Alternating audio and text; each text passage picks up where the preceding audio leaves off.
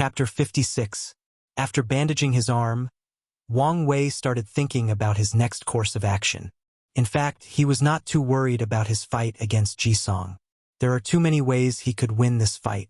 He could meet up with Li Jun and ganged up on Jisong.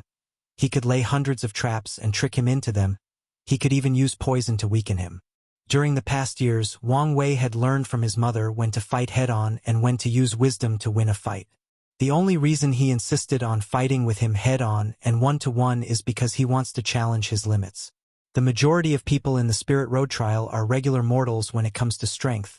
As such, they are forced to use superb techniques to make up for the lack of physical prowess. Only Jisong did not fit into this category. As such, Wang Wei wanted to fight him and see how much he has improved since the beginning of the trial. Furthermore, Wang Wei had a lingering feeling that if he won this fight just and honorably, then something special will happen to him. Something important will be given to him. He does not know where this feeling came from and what will happen, but he knows that his feeling is right. As such, he plans to follow it and see the result. Wang Wei then focused intensely on his finger and a ring randomly appeared on his ring finger. It was his space ring. As this space ring was a soulbind treasure, he could carry it everywhere with it. This was one of the loopholes of the Spirit Road trial. However, there was still one restriction. This magical treasure could not be taken out in the first half of the trial. As the Spirit Road trial was technically under the jurisdiction of Heavenly Dao, no one dares to break its rules, not even the Dao opening sect. That is the reason that Wang Wei had to make daggers out of stone or use the environment around to make things necessary for survival while he had a space ring full of food and weapons. Of course, another restriction was that the weapons smuggled in could not be too powerful, otherwise they will be immediately sealed. In fact, this restriction also applies to treasure discovered in the secret realm during the trial. Even if a participant was lucky enough to acquire a holy or supreme weapon, it would be in a sealed state. Nevertheless, treasures like swords, sabers, or spears are still quite valuable even in a sealed state. The sharpness and indestructible nature of these weapons are enough to give any participants a great advantage in combat. Wang Wei looked inside the space ring and took out 3 paper talismans. He made sure that the talismans were still working properly as they are the main material for the next plan. However, a few breaths after taking out the talismans, Wang Wei noticed a gaze coming out over his head and scanned the talisman over, then disappeared. He knew this must be the safety mechanism left by Heavenly Dao to ensure the rules are followed. For example, if those 3 talismans were powerful attack ones, they would be immediately sealed and there would be nothing Wang Wei could do about it. Thinking about this, Wang Wei felt quite unpleasant for his powerlessness and at the very idea of Heavenly Dao itself. Having someone over your head and telling what you can and cannot do is a very unpleasant thing for someone like him who pursued the path of freedom. However, he still has to put up with it now. At least for now. After checking that everything was in place, Wang Wei began to rest in order to heal the arrow wound on his left arm. Meanwhile, in the southern domain, Jisong was trekking towards the northeast domain to meet with the young master of the Dao opening sect. While he was walking, Jisong started thinking to himself. According to the royal elder brother, the ancient desolate emperor who created the ancient desolate body-refining scripture must have left something important in a secret realm in the Spirit Road trial. In order to acquire that thing, the Dao opening sect needed the blood of someone with the heavy axe physique to open the secret realm. As such, they released the news as bait to attract me. Most likely, there is a trap waiting for me there. Thinking of this, Jisong sneered at this. With his powerful strength compared to body-refining realm second layer, he did not fear anyone. Suddenly, Jisong started thinking about the humiliation he suffered in the Polishing Dao Heart Pagoda. The young master of the Dao opening sect crushed all of his records in that damn pagoda. He had never suffered such failure in his whole life. What made Jisong more angry was the fact that he had greatly benefited from the 4 layers of the trial he had participated in. His will and Dao heart was sublimated after each trial. And yet, he was not allowed to participate in all of them. His family begged the sect to allow him to continue the trial, but they refused without any hesitation. Ever since he failed to experience the remaining 5 trials, he always had a feeling that something was missing from him, like he was incomplete. Ji Song's anger grew more and more as he reminisced of the situation back then. He suddenly clenched his fist and punched the ground. Bang! A spider crack a few centimeters was left in the ground. After releasing his anger, Ji Song continued his journey. It took him more than a month to travel through the central domain into the northeast one. During this month-long journey, many people tried to fight Ji Song, but all of them were forever buried in this trial. Upon arriving in the northeastern domain, Ji Song did not go directly to find Wang Wei as his elder brother warned him to always be cautious. He used the tracking talisman they placed on Wang Wei to map out all the places he had been. Ji Song then noticed that Wang Wei's base has been the same for the past 8 months. He became convinced that the secret realm of the ancient desolate emperor should be around there. Then Ji Song took out a hiding talisman from his soul-binding space ring. In the second half of the Spirit Road trial, the whereabouts of each participant will be shown as long as they approached each other at a certain distance. This hiding talisman is to prevent this from happening. After doing all of his preparations, he tracked down Wang Wei and began to observe him. Of course, Wang Wei was aware of Ji Song's location as soon as he arrived. He had Great Elder Wan Fu modify the tracking talisman so that he can also know the location of Ji Song just as he knew his. So, as soon as he arrived near him, he called him out. "Come out, Crown Prince Ji Song. I know that you are here." Ji Song then removed the effect of the hiding talisman, then said, "My brother was right, your Dao opening sect is indeed setting a trap for me. Isn't that right, young sect master Wang Wei? And yet, here you are here, Crown Prince. Where are the other people? You do not think that you alone is a match for me. Where is that little sidekick of yours? What's his name? Li Jiang, I believe." "Interesting," exclaimed Wang Wei, who looked a little surprised. "Who knew that a brute like you could use tactics such as harassing your opponent by arousing their emotion? Your brother must have spent a lot of time teaching you that." "You! Enough, Crown Prince Ji Song. People like us who aspire to sit at the supreme throne have their own pride.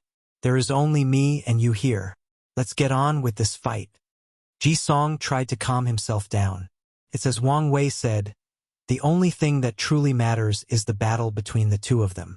As people whose goals and ambitions are to become great emperor most of the time, they can only use their fists to talk and convince each other. Ji Song rushed towards Wang Wei and punched him with all of his strength. Wang Wei, who had entered the mysterious state, moved his head slightly to dodge. However, he heard the sound of wind swaying next to his ear. He immediately knew how powerful this punch was. Wang Wei knew that if he was hit by even one Ji Song's punches, he might instantly lose this fight. Furthermore, although Ji Song's speed was not up to par with body-refining realm cultivators, he was by any means slow. If Wang Wei had not entered the mysterious state, his speed and nerve response might not be a match for Crown Prince Ji Song. No wonder people envy people with special physique. Wang Wei sighed as he knew that this fight might be more difficult than he previously imagined. Chapter 57. Ji Song kept attacking with his powerful punches, while Wang Wei kept dodging them. Sweat was dripping from his forehead. These punches were so powerful that he fears that he might be destroyed if he is hit with just one of them. However, Wang Wei did not immediately attack. He keeps dodging the attacks in order to measure the physical fitness of Ji Song, then creates a battle plan best suited for his opponent. Meanwhile, Ji Song became increasingly more furious as Wang Wei kept dodging his kicks and punches. As such, he mocked, "Is this all you're worth? If you are a man, why don't you fight head-on with me?" Wang Wei smiled, took out his dagger, then said, "You can take out a weapon too if you want. My fists are my weapons. I respect that." After saying that, Wang Wei lunges towards Ji Song.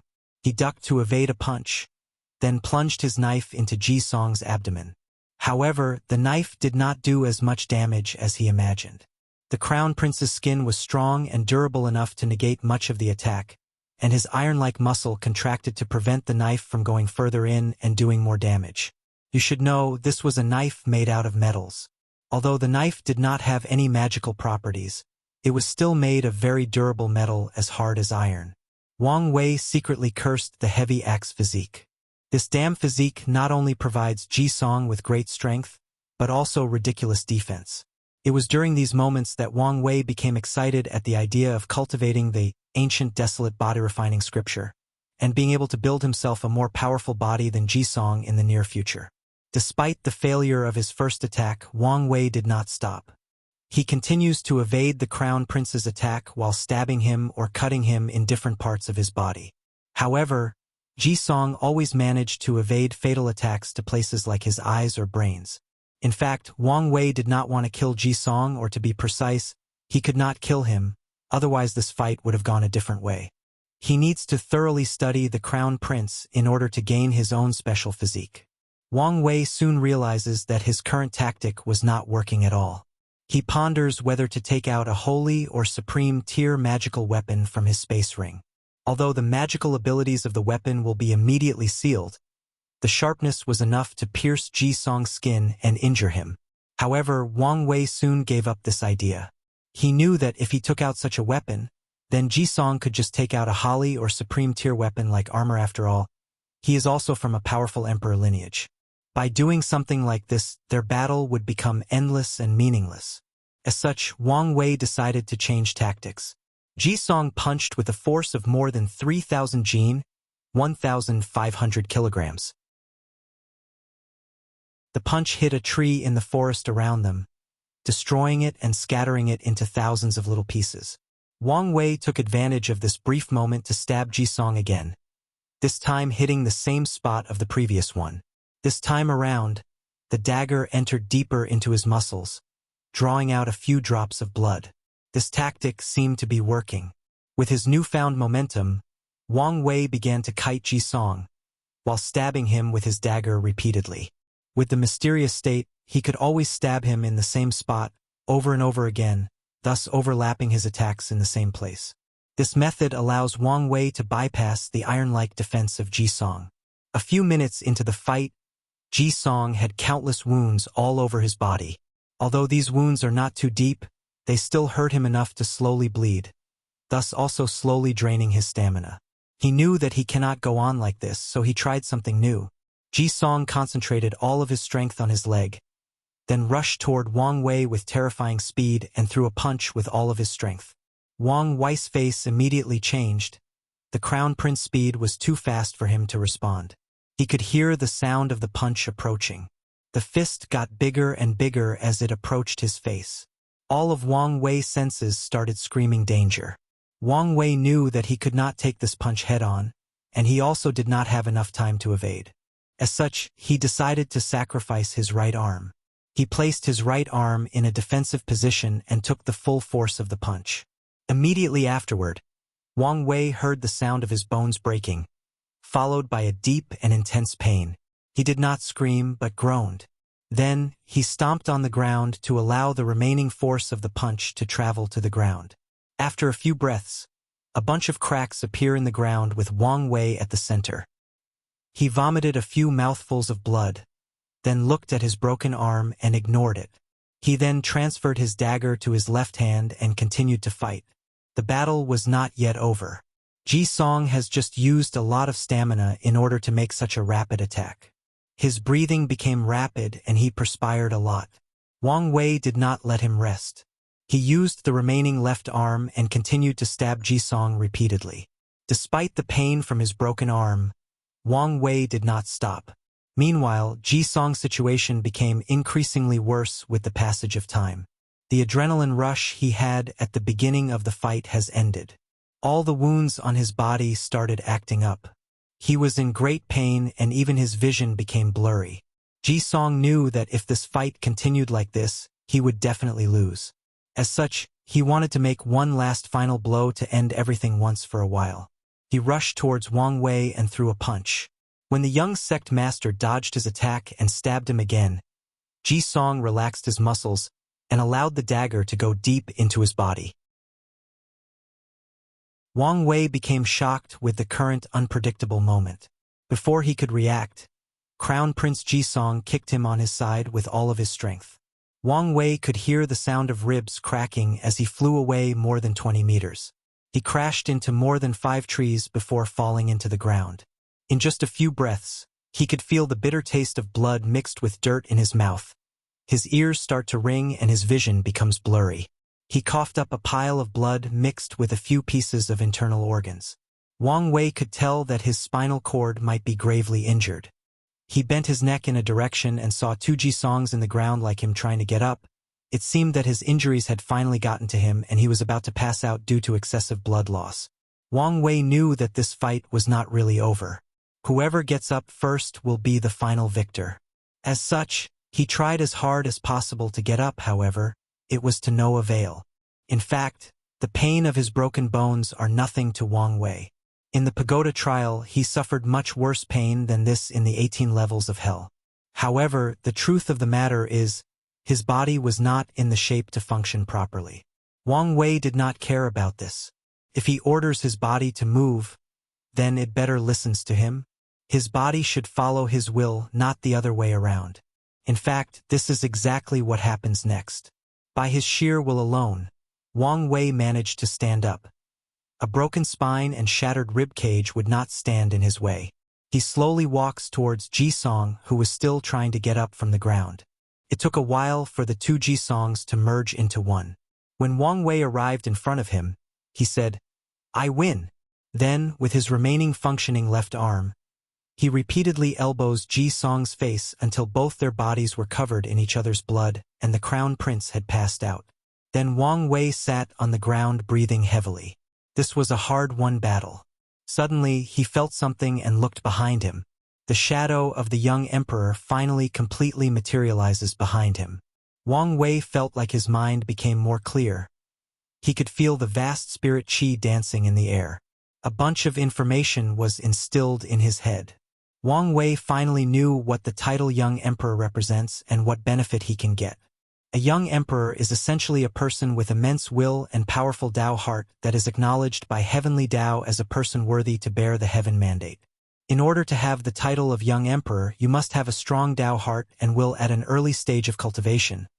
Otherwise, heavenly Tao will not acknowledge it. As cultivators grow more powerful and experience more things in their long life, their will and Tao heart will be tempered, and some of them will reach the minimum standard to be able to accept heaven will. However, if a cultivator reached such a standard at an early stage of cultivation, then he will be rewarded the title of Young Emperor. As for the advantages of said title, there are a few. First, a young emperor will have a great talent for cultivation, followed by a peak purple dragon chi luck. The greatest benefit of which is that each young emperor will have a pseudo-domain-like ability. This is a great deal as only Saint Realm powerhouses can have a domain. As for Wang Wei, his pseudo-domain allowed him to decrease the strength of his opponent between 15% to 50%. This ability is not enough to make it worthy of the name Young Emperor. What is truly heaven-defying is the fact that this ability applies to any cultivator under the Great Emperor realm. That is to say, in front of Wang Wei, a supreme realm true monarch could lose half of his strength. That is truly scary enough. Chapter 58. Wang Wei spent a few minutes contemplating his new power as a young emperor. He became excited as he knew that he had another powerful card up his sleeve during his future cultivation path. Wang Wei knew that the more hidden means he has and the more diversified his hidden cards are, the better chance he has at surviving different situations. The cultivating world is weird and complex. A person can never say they are adept to survive all its intricacies. Wang Wei did not want to be like the fellow transmigrators from his past life that mostly relied on luck to survive most situations. While Wang Wei was distracted by his newfound power, a sudden sharp pain woke him up, reminding him of the terrible shape that his body was currently in. Without hesitation, Wang Wei took out a blood-red pill and swallowed it. This blood regeneration pill was a low-level profound tier pill used by body refining and divine sea realm cultivators to heal. Wang Wei frowned as he noticed the low efficiency of this pill. This probably was the lowest grade pill that he had ever taken in his life, thought Wang Wei. However, he has no choice now since this was the highest level of pill allowed to bring from the outside. According to the speed, it will take him at least 2 months to recover all of his injuries, which was too slow. In his current state, if he encounters another enemy, he will be in grave danger. Wang Wei then made a splint with the scattered wood in the forest for his broken right arm, then took another blood regeneration pill. He walked over to Ji Song's side, took out 3 jade talismans. The first one was a sleeping talisman, which placed the crown prince in a deep coma and prevented him from waking up. Wang Wei placed the second one on Ji Song's forehead or the Naiwen aperture, which the resting place of the soul, while the third talisman was placed above his heart. Then Wang Wei took out a few origin sources as energy to activate them. The second talisman began to scan every part of Ji Song's soul, while the third one scanned all of his Bodis blood, skin, muscle, and blood marrow. Due to the fact that the Crown Prince has not started cultivating yet and has not opened his Naiwen aperture, his scanning process was more brutal than Han Li's. Wang Wei watched as Ji Song started seizing on the floor, then blood flowed out of every gap on his body. Whether it was his eyes, nose, or ears, they were dripping with blood. His body started cramping and twisting in strange ways. Then Ji Song began to scream in agony. However, the first talisman still kept him unconscious. Whether this was a good thing for him or not, maybe only he knew. Wang Wei watched all of this without much reaction, then muttered, "The path of Emperor is a cruel one. If one day you are able to sit up in that supreme throne, then my fate will be at the mercy of your compassion. So, I must be the final winner no matter what." After a few minutes, the talisman located above his heart started to draw a crimson-red drop of blood from Ji Song's body. It was his source blood. This drop of blood contains fragments of the law of power. After the first drop was taken out, soon more were taken from Ji Song's body. However, after the 5th drop, when the 6th one was about to take, a sudden fluctuation came deep from the Crown Prince's body. Then he disappeared. "Void-breaking talisman?" muttered Wang Wei. He was not surprised by Ji Song's disappearance, as he knew that the Crown Prince most likely had life-saving means implanted on him. What caught his attention was the method used. Most powerful factions will use a secret technique that transport their candidates to a secret and secure location, then heal them. However, the Great Zhou Imperial Dynasty used a void-breaking talisman that allows Ji Song to forcibly break out of the Spirit Road trial. You should know that the trial takes place in a separate realm or space created by Heavenly Tao itself. To be able to use force to break out of such a secret realm proves how powerful the Breaking Void Talisman is. Also, how precious it is. The Great Zhou Imperial Dynasty truly placed a lot of care on their Crown Prince. Wang Wei took a jade bottle to carefully store the 5 drops of source blood, then placed the bottle and the remaining 2 talismans in his space ring. Following which, he took another communicating talisman and called someone. "Hey, Li Jun, where are you now?" "Big brother Wang Wei, you finally communicated with me again after more than 2 months. Currently, I'm still in the central domain." "That's not too far. I'm currently severely injured. I need you to come pick me up." Li Jun, on the other side of the communication talisman, had an incredible look on his face. He had gathered information on his big brother and he knew how powerful he was as the hunter, yet he said he was severely injured. Who could do such a thing? Suddenly, Li Jun thought of something, then immediately asked, "Big brother, did you get the information and material you needed?" "Yes, I just finished." Good. Then our plan is one step closer. Don't worry, big brother. It'll be here in 7 days. No, make that 3 days. It'll be waiting then. While Wang Wei was waiting for Li Jun's arrival, a great storm was taking place outside in Falling Leaves City. Somewhere in an inn, first Prince Jisoo, retired Prince Jixiang, and the head of the Imperial Guard, Zhou Fan, were eating and talking in a private room. Suddenly, the void fluctuated and a person instantly appeared in the room. Jixiang was the first to notice the change in the environment and screamed, "Who is so bold?" However, he soon discovered that it was his bleeding nephew that appeared here with the Breaking Void talisman provided to him. He rushed over to check his condition. Immediately afterward, Jisoo and Zhou Fan noticed something and followed. Retired Prince Jixiang scanned Jisong's body with his powerful divine sense, frowned with a cold look in his eyes, then threw a pill in his mouth to stabilize his injuries. Jisoo rushed over and knelt in front of his Jisong. What happened to my little brother? How come he is so gravely injured? Ji Xiang answered in a cold and murderous tone. His soul has been forcibly scanned and searched, and more than 5 drops of source blood have been taken from him. Great uncle, what does that mean? What is going to happen to my brother? It means that Songer is basically crippled. Not to mention the heavy axe physique, even cultivating will be extremely difficult for him from now on. Both Ji Su and Zhou Fan became furious. They could not imagine how the Crown Prince would be so heavily injured while taking part in the Spirit Road trial. According to his current situation, his future seems to be bleak as his path of emperor was permanently cut off. Ji Xiang started to think while he looked at the pale and feeble complexion of his nephew with a look of pity. Then he seemed to have made a certain decision. He waved his hand to wrap Ji Song with his power, then with a swish sound disappeared from the room. The only thing left of him that could prove his previous existence in the room was his last word. I will bring Songer back to see his majesty. Ji Xiang forcibly broke the void easily. The space around him bent according to his will. In just a few minutes, he already crossed countless domains in which the smallest was the size of planet Earth, and arrived in the capital city of the Great Zhou Imperial Dynasty. As soon as Ji Xiang teleported to the city, countless formations were immediately activated and surrounded him. Thousands upon thousands of runes formed an array pattern that surrounded both Ji Xiang and the whole city. Sovereign Ji1 was the first to notice the change. He roared, "Who?" loud enough that the entire capital city could hear him.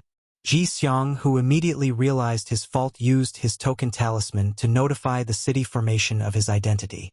Then, he entered the palace and notified Sovereign Ji1 of the Crown Prince situation.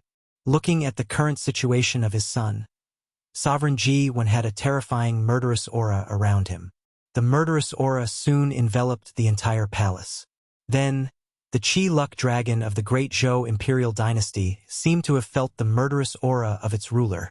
It suddenly roared into the heaven, following which Ji Wen's killing intent was fused with the luck of the entire dynasty.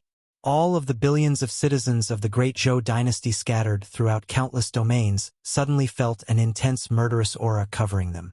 They felt an immense pressure covering them, so they immediately knelt down in worship and fear. They immediately knew that their sovereign was furious and someone was about to usher the wrath of the Great Zhou Imperial Dynasty. Of course, not everyone knelt down. There are many cultivators that are not Great Zhou citizens living in their domain. As arrogant as they are, how could they easily bow to another cultivator? As such, they had to resist the pressure with their own cultivation.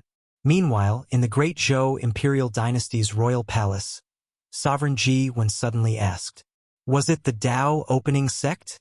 "It is most likely them, Your Majesty," replied retired Prince Ji Xiang. "Do they fucking want an Emperor Dao war? If that is what they want, I will gladly give it to them." Ji Xiang's face immediately became ugly and hastily said, "Your Majesty needs to calm down. This is not the time to act rashly and out of emotion. Furthermore, there is still hope for the Crown Prince." Jiwen calmed down and became excited when he heard these words. "Uncle, are you sure about this? What do I need to do to help Songer?" Ji Xiang looked at his great-nephew and smiled gently. "I will use a secret technique to sacrifice all my cultivation in order to repair Songer Foundation. In that way, not only will Songer be healed, but his foundation will dramatically strengthen. It is possible for him to have one of the most powerful heavy axe physique in history." Sovereign Ji Wen's face immediately changed and became gloomy. "Uncle, if you do this, you will also die afterward." "Haha, it's all right. This old man has lived for a long time. It is about time to leave the future for the next generation." Sovereign looked at Ji Xiang with complicated eyes. On one hand, he wished he could save his son, while on the other, he did not want his Great Zhou to lose a powerful true monarch. In the end, he sighed and finally said, "They'll be counting on you then." A few breaths after this, Ji Xiang disappeared with the unconscious Ji Song, preparing to do the last good deed in his life for the dynasty.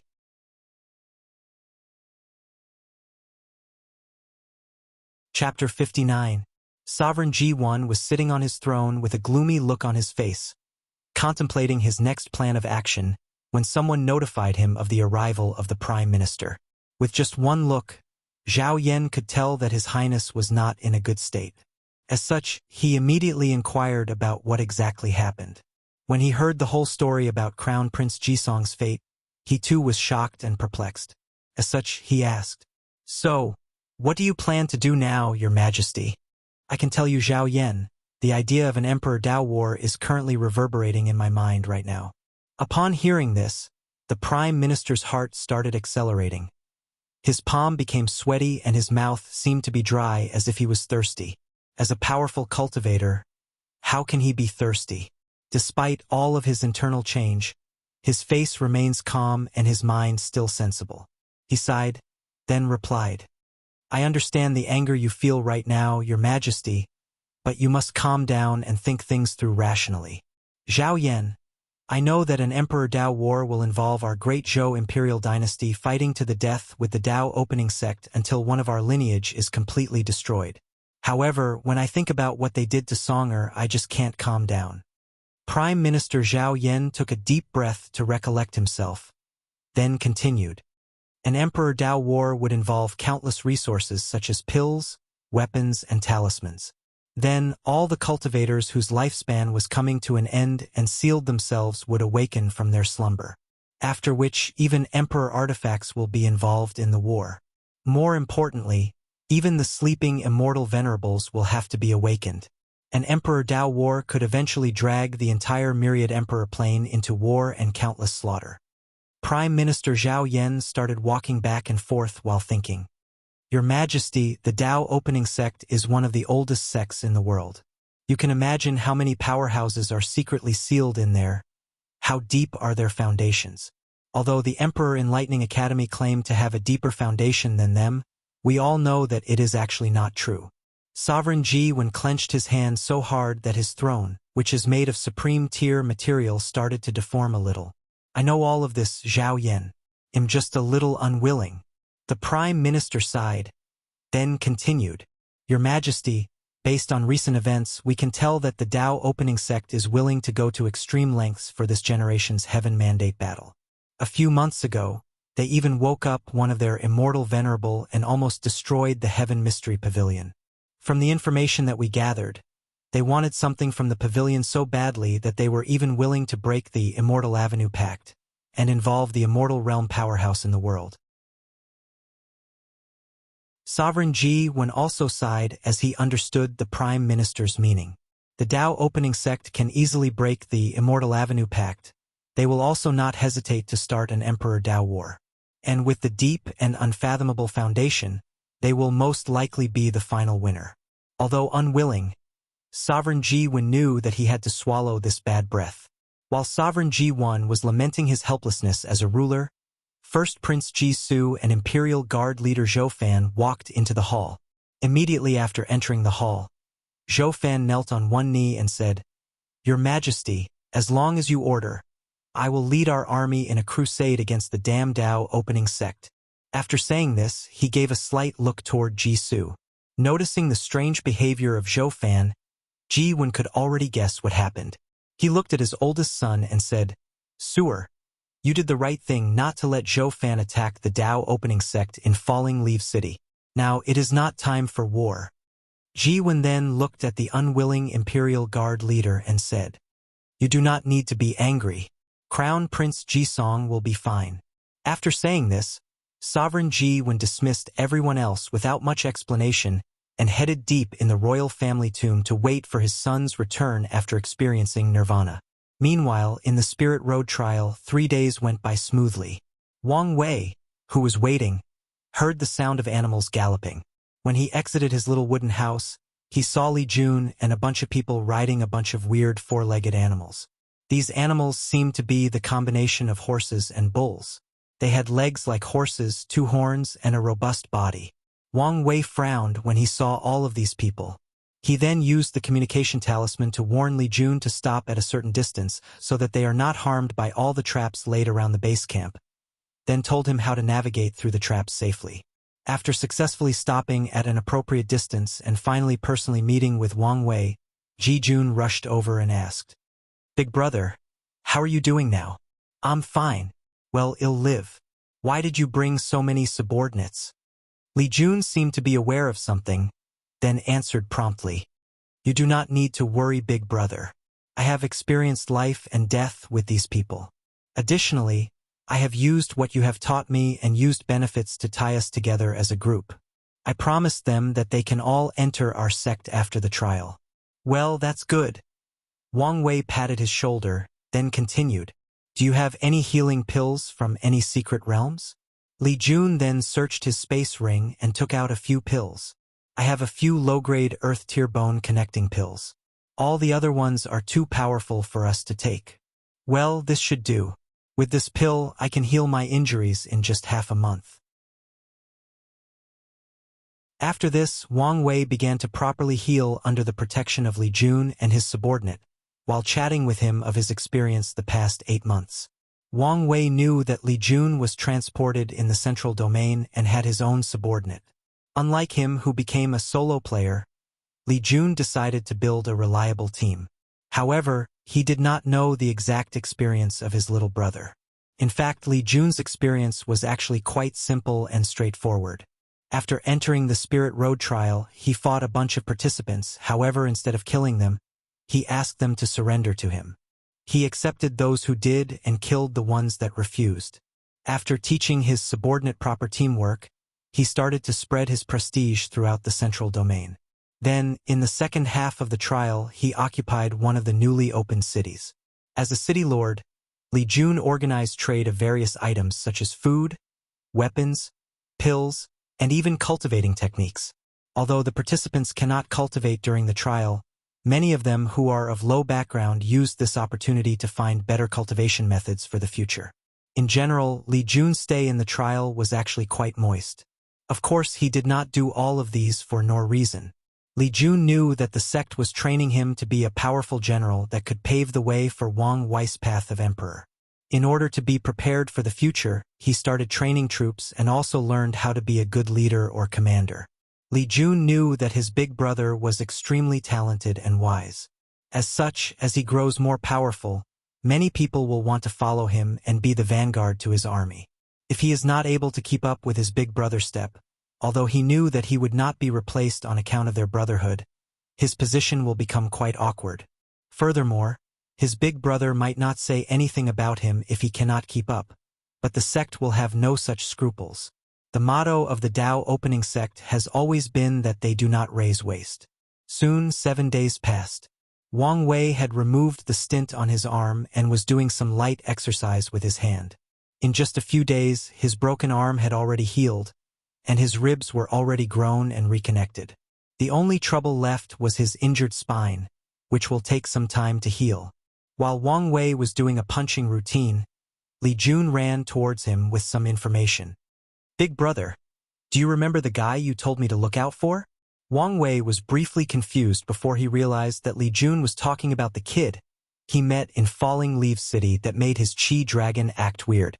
Wang Wei then motioned him to continue.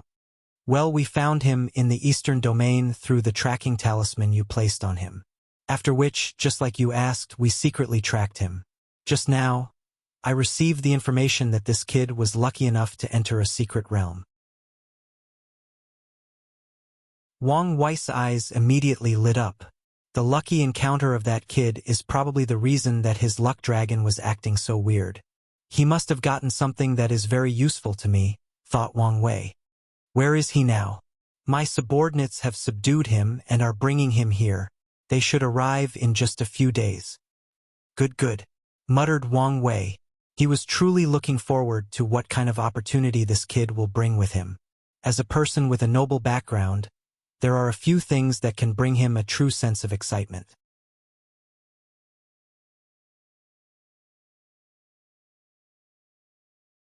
Chapter 60. Wang Wei spent a few days continuing healing as he waited for Li Jun's subordinate to bring the kid named Wu Ming to him. Luckily, he did not have to wait long, as 5 days later, a new group of people arrived at his base.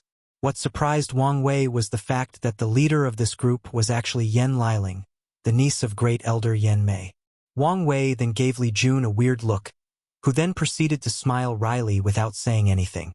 Since Li Jun did not mention it, Wang Wei ignored him as this involved his privacy. However, given the complex political situation in the sect, Yan Liling's presence was in fact no accident, and Li Jun should be aware of this. Soon, Yan Liling brought Wu Ming in front of Wang Wei and Li Jun. The kid was tied up with rope, various friction marks could be seen all over his body. Despite his current situation, he did not stop trying to break out of the rope. After dismissing Li Jun's subordinate, Wang Wei looked at the tied-up kid and said, "Wu Ming, right? You could either take out all of the things in your space ring, or we can kill you and take it out ourselves. You have 5 breaths to decide." After saying this, Wang Wei, Li Jun, and Yan Liling looked at Wu Ming on the ground without saying a word. It only took him a few moments for him to succumb to the pressure and emptied out his newfound space ring. Then, the 3 of them started to look at the materials taken out. There were countless jade bottles, a bunch of rusted weapons, and a thick book. Li Jun opened a few bottles to check the medicine inside. However, all of them were either rotten with a pungent smell or turned into powder the moment they were exposed to the air. Suddenly, Yan Liling said, "This is a body-strengthen pill, this one a sea-expansion pill, and a soul-nourishing pill." After that, she continued to name most of the pills in the containers simply based on the smell alone.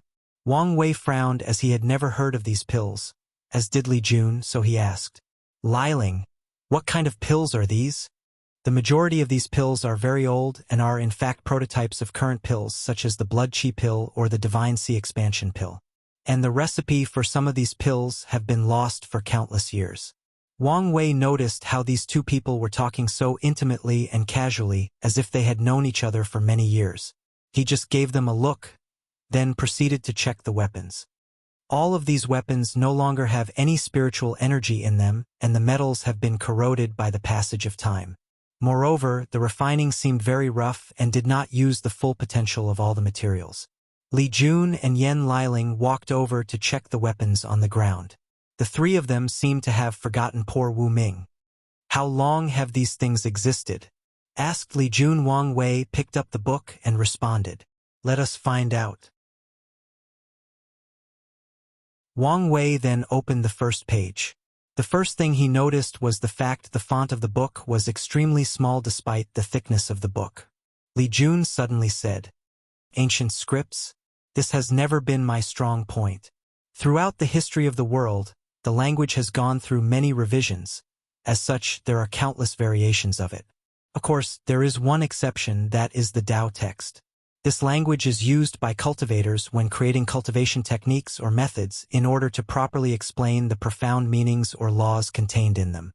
As such, the Tao text is probably the oldest language in existence in the Myriad Emperor world.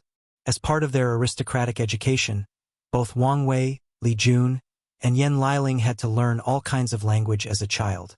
The language class is necessary as it is a way to enlighten young children of the ways of the world, and to prepare them just in case they one day enter a very old secret realm and can translate the things they received in there. Wang Wei began to translate the text and read it out loud. "If you are reading this, it means that you are my descendant and my plan has succeeded. From now on, our lineage finally has an heir. Before I begin to explain my story, I would like to curse all 18 generations of Shihai's family. I hope all of your relatives and descendants, both direct and distant, to die a painful death and never reincarnated. As for you, Shihai, I hope you are castrated, then raped by more than 10,000 men for 10,000 years." After reading there, Wang Wei paused due to being speechless. How much hatred does this guy have for this Shihai? Suddenly, Yan Liling said, "Isn't Shihai the real name of Emperor Haiyuan, the formation ancestor?" "That can't be right," answered Li Jun. "The formation ancestor was a great emperor from the ancient emperor era. Are you telling me this book is this old?" Wang Wei frowned and started thinking. The history of the Myriad Emperor plane is very long, spawning billions of years. As such, it is divided into 9 eras: the Chaos Era, Primordial Era, Beginning Emperor Era, the Void Era, the Ancient Emperor Era, the Incense or Faith Era, the Devil Era, the Middle Emperor Era, and the New Emperor Era. Wang Wei knows that there is very little information left about the first 4 eras except for the fact that there were countless powerful primordial gods and innate lifeforms in the primordial era. However, the majority, if not all of them, are now extinct. As for the beginning Emperor era, all the information available is that a human referred to as the Heaven-Opening Emperor became the first great emperor of the entire world, thus starting the era of the great emperor reigning supreme. As for the Void era, Wang Wei knew that there is absolutely no information about it, even from the secret archive of the sect. He once asked his grandfather, and he told him that most cultivators came to the conclusion that something happened in the Void era that basically erased the entire world's history. The furthest information that still remains about the world's history started from the ancient Emperor era to the current new Emperor era. After taking a brief moment to think about all of these things, Wang Wei said, "Well, no, if he is talking about the same person. More importantly, why does the owner of this book have so much hatred for this so-called Shi Hai?" After saying this, the 3 of them continued to read on. It turned out the owner was indeed talking about Emperor Haiyuan, the ancestor of formation. To be exact, this book or journal explained in detail a story about love, envy, and betrayal between 2 sworn brothers. The owner of the book, named Wu Yihu, is in fact the ancestor of Wu Ming, was in the same sect as Emperor Haiyuan, who was known as Shi Hai before crowning himself Great Emperor. They both studied formation. Due to the Void era, civilization had basically returned to zero. As such, many things were either incomplete or starting over. For example, the Tao of formation. During that time, the Tao of formation was not as systemic as today. There was no division such as profound, earth and heaven, etc. In fact, there were not even as many different kinds of formation as today. In order to fix the situation, the cultivators of that era knew that they needed someone to prove the Tao and become a great emperor with the Tao of formation. Such a person would be granted the title of formation ancestor and leave a lasting glory for future descendants. As such, a worldwide race began. Many cultivators began to study runes and formation in order to be the first to prove the Tao. In fact, the situation was the same for other occupations like alchemy, weapons refining, and talisman. Everyone wanted the title of ancestor. Then came Wu Yi and Shi Hai, sworn brothers who entered the same sect to study formation. Shi Hai had an unparalleled talent for formation, while Wu Yes was quite mediocre. However, Wu Yi was a hard-working and very dedicated person. More importantly, he was very clever, a true genius in his own right. As such, he was not discouraged by his lack of talent. He hoped to find a way around this problem. And he succeeded in doing so. Unfortunately, this was the very reason that led to his eventual downfall. That and his unwavering trust in his sworn brother, Shi Hai.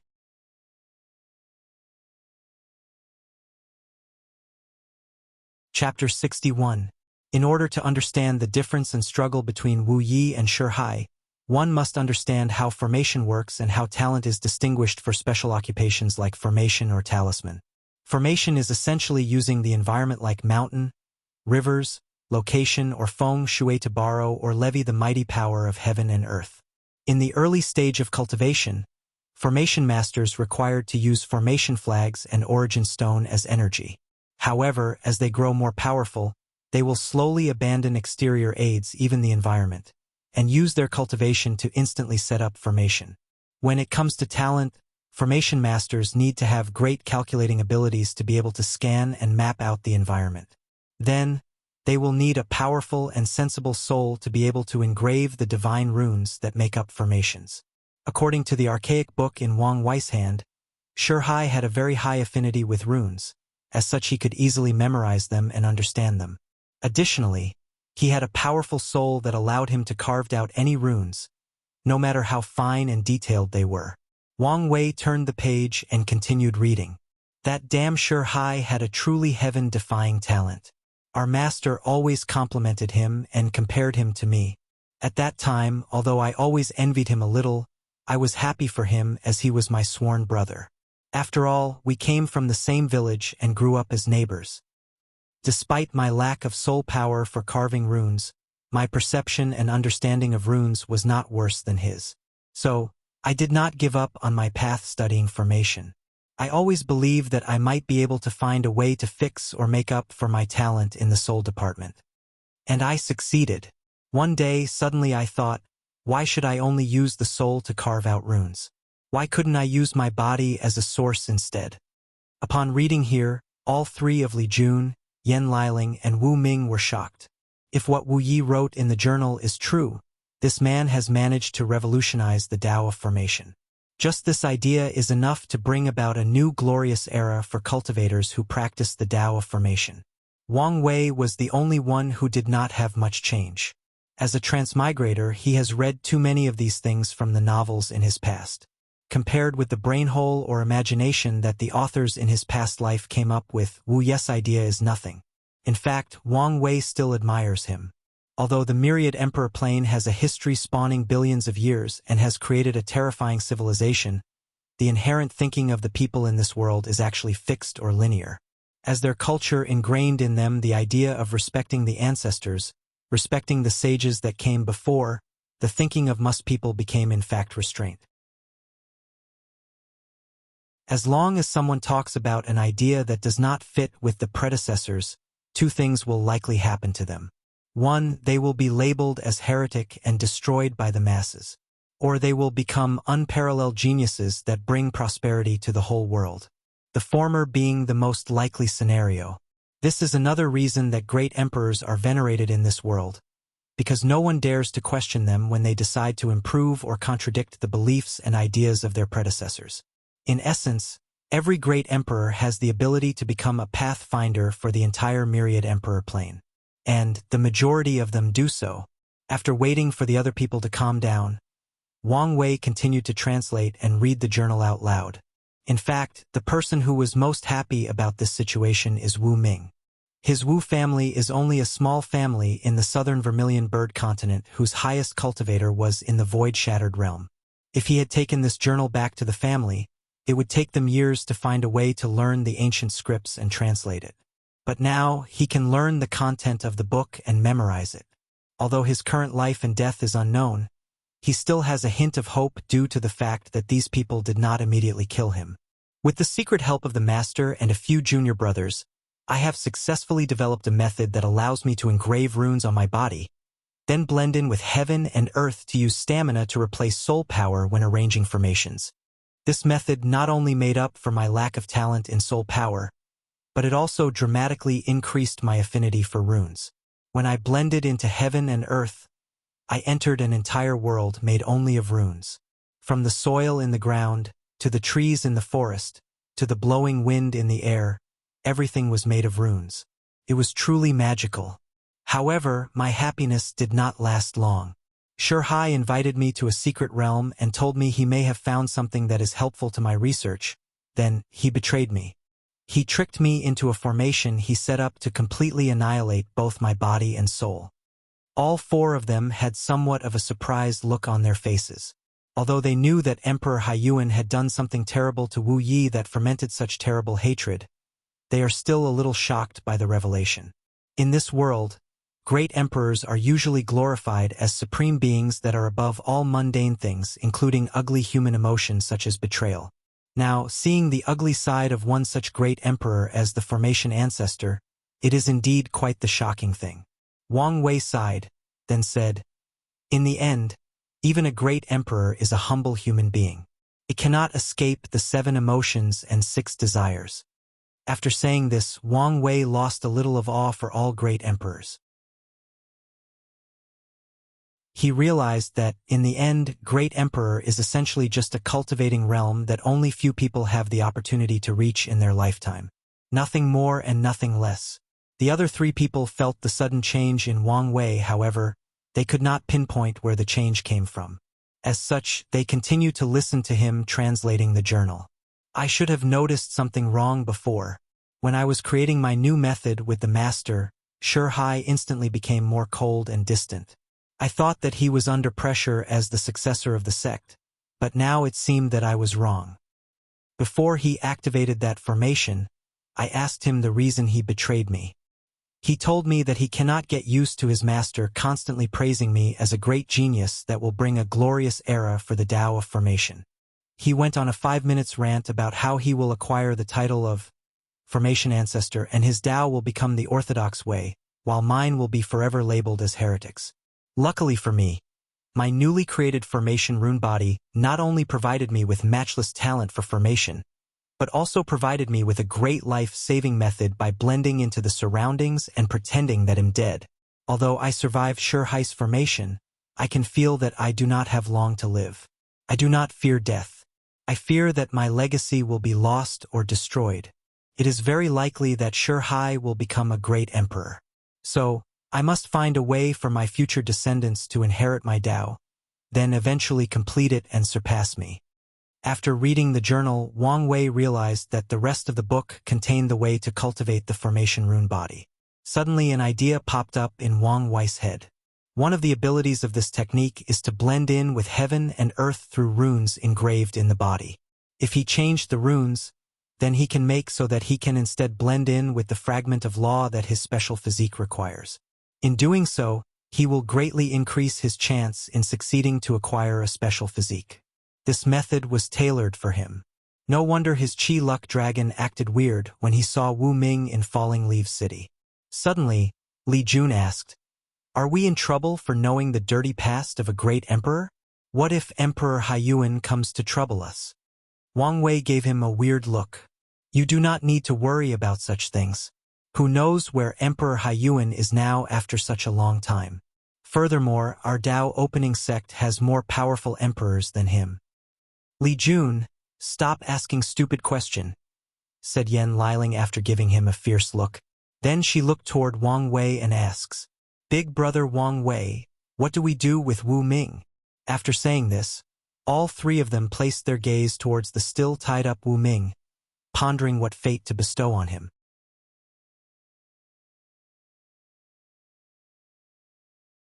Chapter 62.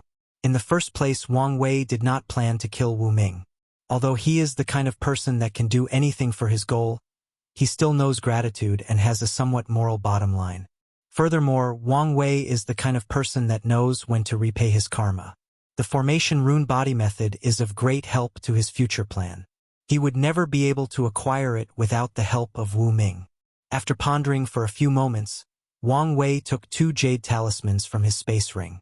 In the first talisman, he copied the entire book left by Wu Yi, including the journal part of it. Then, in the second part, he recorded some ideas he had after reading about the formation rune body. He provided Wu Ming with a few ideas that he thought about or read about from his past life. For example, instead of using the runes to just increase talents, why not carve an entire formation on your body and treat yourself as the formation itself? If someone could decompose an emperor formation and slowly build in his body, then he could use the slight power of a great emperor. This idea can also apply for alchemy, talisman, and weapon refining.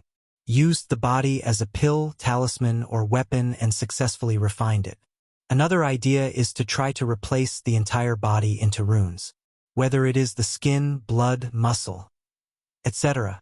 In fact, Wang Wei wanted to mention the idea of replacing every single cell in the body with runes.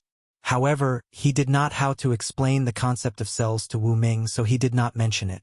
After doing all of this, Wang Wei returned the original book and the other talisman to Wu Ming.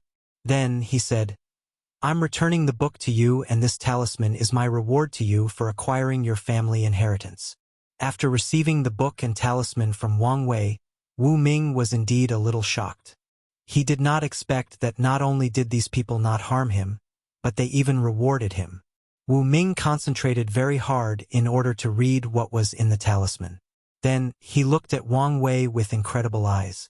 "Why are you giving me such a precious thing?" asked Wu Ming. "The formation rune body is of great importance to me. This is just me repaying the karma I owe you. But, young Master Wang Wei, you could just provide me with some material. Or, you can just kill me in order not to have to pay karma. You are thinking too much into it. These are just ideas. Whether you or family can realize them and make them come true is unknown." Both Li Jun and Yan Liling were confused by Wu Ming's behavior. They inferred that their big brother Wang Wei must have given him something very valuable for him to act in such a way. Wu Ming did not think the same way. The ideas in this talisman are way more valuable than his ancestor's book. Just look at what happened to Wu Yi. A future emperor was willing to kill him just for his genius idea. And yet, this talisman contained countless of such heaven-defying ideas. Wu Ming did not continue to say anything. He knelt in the ground and kowtowed 3 times towards Wang Wei. In fact, Wang Wei did indeed do something amazing, although he did not know it yet. The ideas he just randomly made eventually created a new profession known as totem warriors. The idea of using runes on the body will eventually create a glorious era for professions like alchemy, formation, talismans, and weapon refining. When the first totem warrior managed to prove the Tao, then the era will reach its peak. This emperor will also be the first one of the Wu family, and a direct descendant of Wu Ming himself. Suddenly, Wang Wei thought of something. Then he reminded Wu Ming, "You better be careful when you leave here. If I remember correctly, Emperor Haiyuan had created the Origin Rune Palace in the southern Vermilion Bird continent. This place is considered the origin of formation by countless cultivators.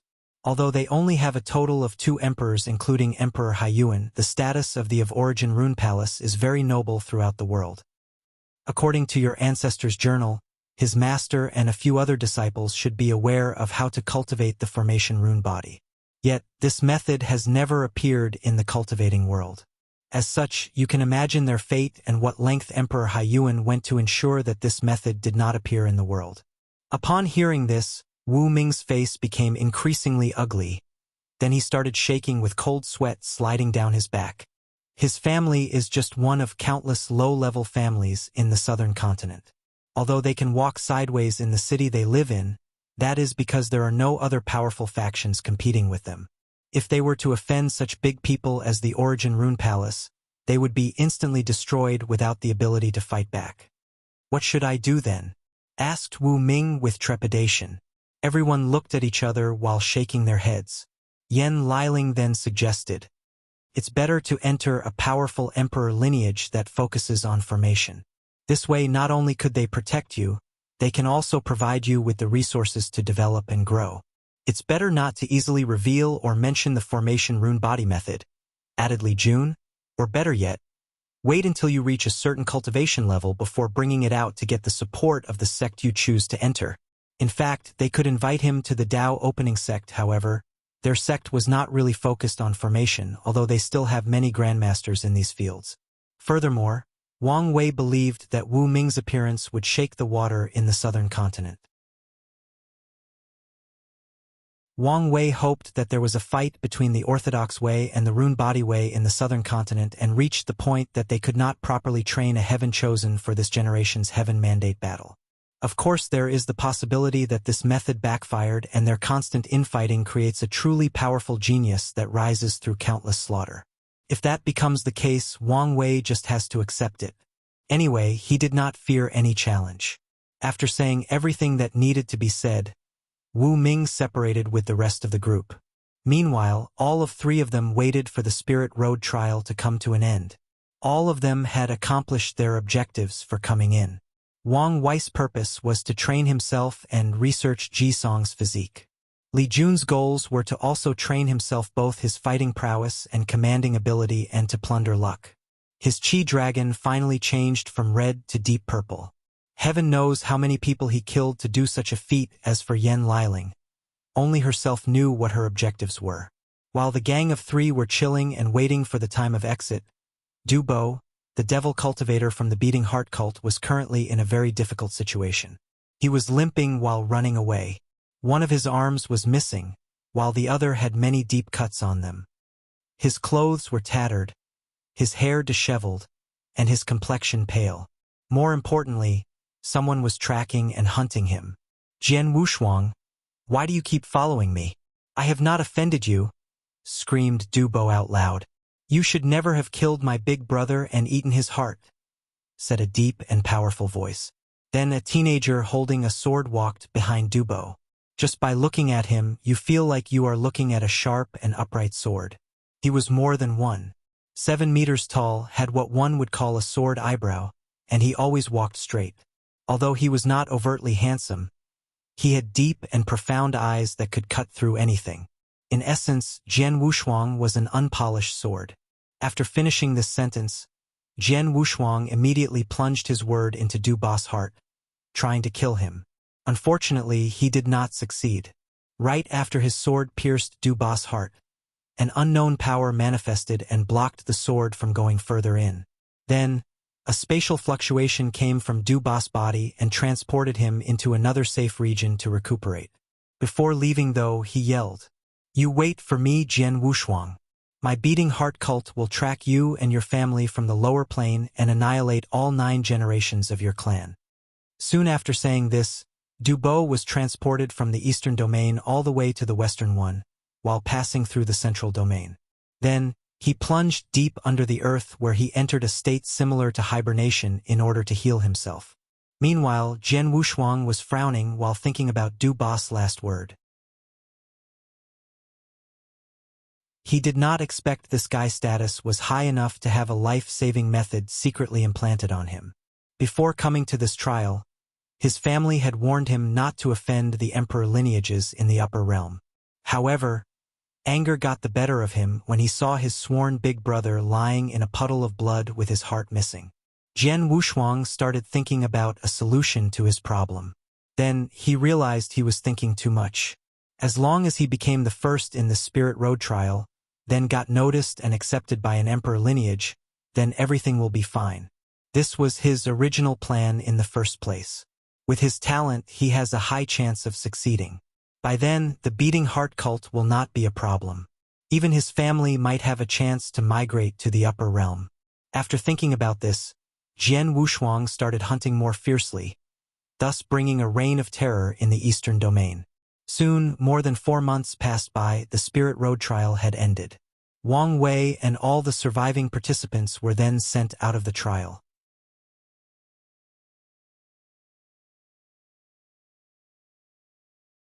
Chapter 63.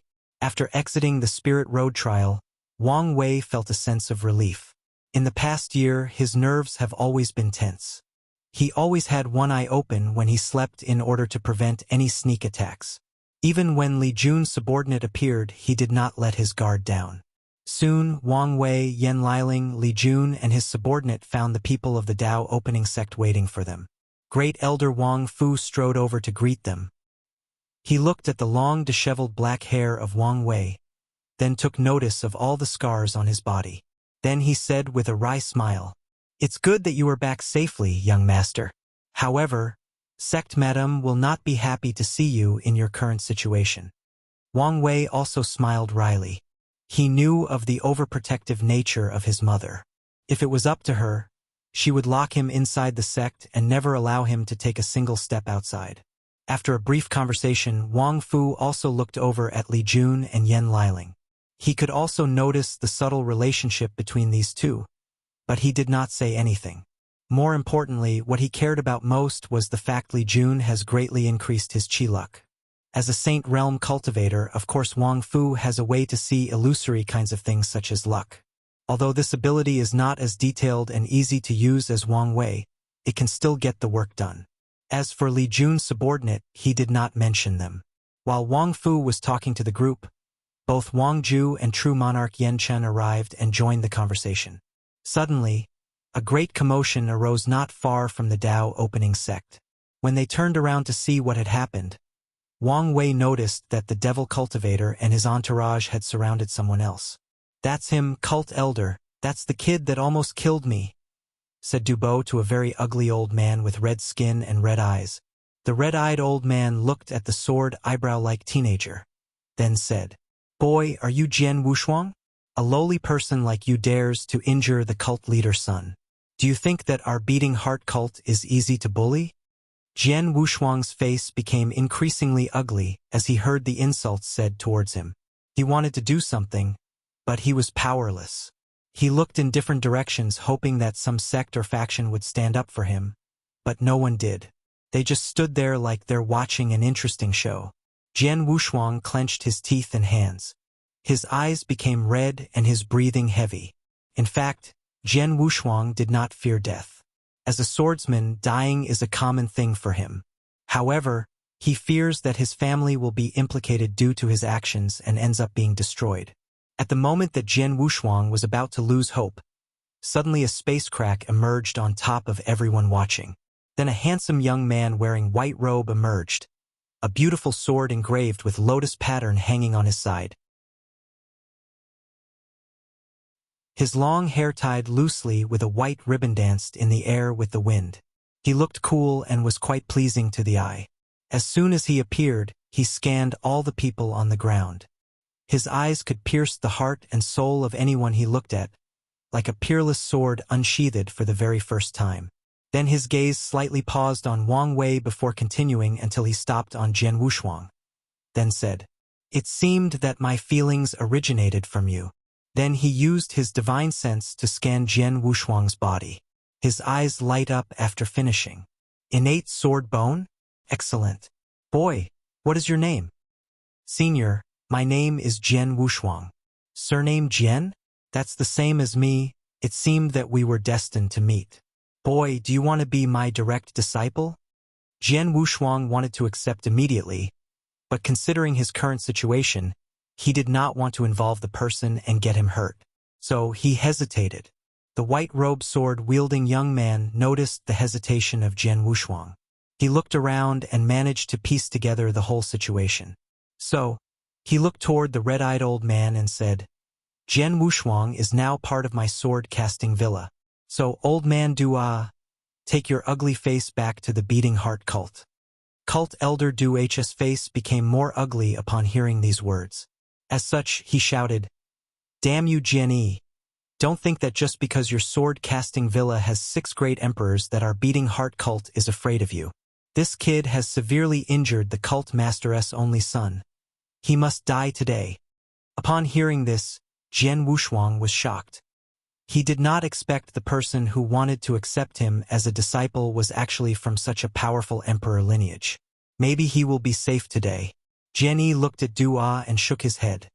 "You devil cultivators are like mad dogs, always trying to bite someone even when you know you are outclassed. Very well then, let's settle this with our fist." After saying this, the two of them instantly disappeared and started fighting above the atmosphere. Meanwhile, Li Jun became excited as he heard that the two of them were about to fight. So, he said, "Are we about to witness 2 Saint Realm cultivators fight?" Then, both Wang Wei and Yan Liling looked at him as if his brain had problems. Immediately, Li Jun knew the reason why. The two were in fact fighting far above in the air, almost leaving the atmosphere. A height that mortals like them could not even see, let alone reach. Additionally, the shockwave from their confrontation was enough to kill most of the people here. Li Jun then became dejected, so he asked, "What exactly is an innate sword bone anyway?" So Wang Wei explained, "The innate sword bone is actually someone born with the ultimate talent for cultivating sword Dao. This talent is in fact compared with the number 15 heavenly physique, the exquisite sword heart physique, and it might even have surpassed it." While Wang Wei and his groups were leisurely chatting, everyone else waited with bated breath. In fact, the people most worried were in fact Jian Wushuang and Du Bo, as their fate can be determined based on the result of this fight. Many people thought that the fight might last quite a while, but they were wrong. A few minutes into the fight, everyone felt a majestic sword will in the sky. Then they saw a burning meteor falling straight down in their direction. Before most people could react, a boom sound enveloped everyone. Then the earth started shaking. The meteor had landed not far from Falling Leaves City. A massive cloud of dust in the shape of a mushroom was formed in the place of the landing. Then the ripples spread out. A massive impact traveled in all directions, and it destroyed everything on its path. Mountains, rivers, and forests. Countless animals exploded into pools of blood. One of the waves headed in the direction of the Spirit Road trial participants. If this wave of impact hits Falling Leaves City, not to mention the participants, the entire city will be instantly destroyed. Of course, such things will never happen, not with true monarch Yan Chun here. As a Dao protector, how could he let his young master die by the impact of a fight? As such, he lightly waved his hand, and the waves disappeared. There were no fancy tricks, No spectacular visions, no powerful force, just a wave and everything returned to normal. In fact, it was not just the wave heading in the direction of the city that disappeared, but all of them in every direction. This is the power of the Supreme. Compared to Saint, the difference is like an ant and a vast galaxy. Supreme Realm cultivators are the people closest to the Tao. After true monarch Yen Chen's wave of the hand, the cloud of dust had settled down. In the middle of it, there lies cult elder Dua, throwing up clots of blood, and his clothes filled with cuts. It became difficult to distinguish his skin with his blood. He struggled to get up, then took out a talisman from his space ring. He used his cultivation to activate it. Then he and Du Bo instantly disappeared without a single trace. As for the other people he came with, he did not care for their life and death. A few breaths after he left, Jian Yi appeared. "Hey, run away really fast," muttered Jian Yi. Then he walked over to the Tao opening sect side. He cupped his hands, slightly bowed. "Thank you, true monarch, for taking action and protecting my disciple. You do not need to thank me. I'm just doing my job to protect the young master. Nevertheless, I'd still like to express my gratitude." After saying this, Jian Yi looked over at Wang Wei. What a powerful soul, this kid is not simple, he thought to himself. "Young master Wang Wei, tell your father for me that our battle is not over.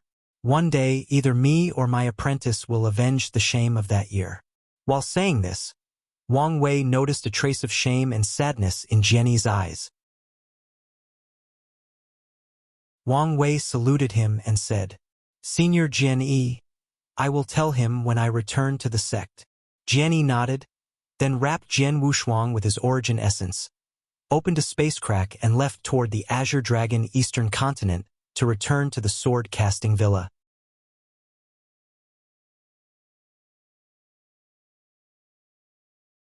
Chapter 64. After Jian Yi and Jian Wushuang left, Wang Wei and the people in the Tao opening sect boarded the void boat and returned to their own domain.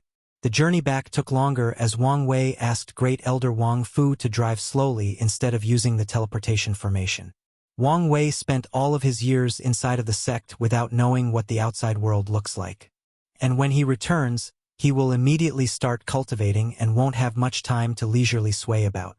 And heaven knows how many years it will take before he has a chance to go out again. It was not just Wang Wei who felt the same way. Both Li Jun and Yen Liling and their newfound subordinate were enjoying the voyage back home. The void boat entered invisible mode while the entire group were observing all the places that they passed by. They watched the daily life of mortals and how it differs from cultivators. Mortals in this world should have abundant food due to the high amount of spiritual qi in the environment. Yet it is not the case. Most mortals barely have enough food to eat. One reason is due to the fact that they do not know how to properly cultivate the land. This knowledge is secretly in the hands of the nobility. However, even the so-called mortal nobility's way of cultivating the land is quite primitive. Another reason for the struggles of mortals is the fact they are extremely exploited by the kingdom they live in. In this world, there are two types of kingdoms or constitutional monarchy. The ones headed by mortals and the ones headed by cultivators like the Great Zhou Imperial Dynasty. In a cultivating monarchy, the lives of the people are actually quite good as their rulers need the people's livelihood and happiness to increase the dynasty's luck. As such, the ruling dynasties will ensure that its citizens are safe and have enough food, clothing, and some wealth.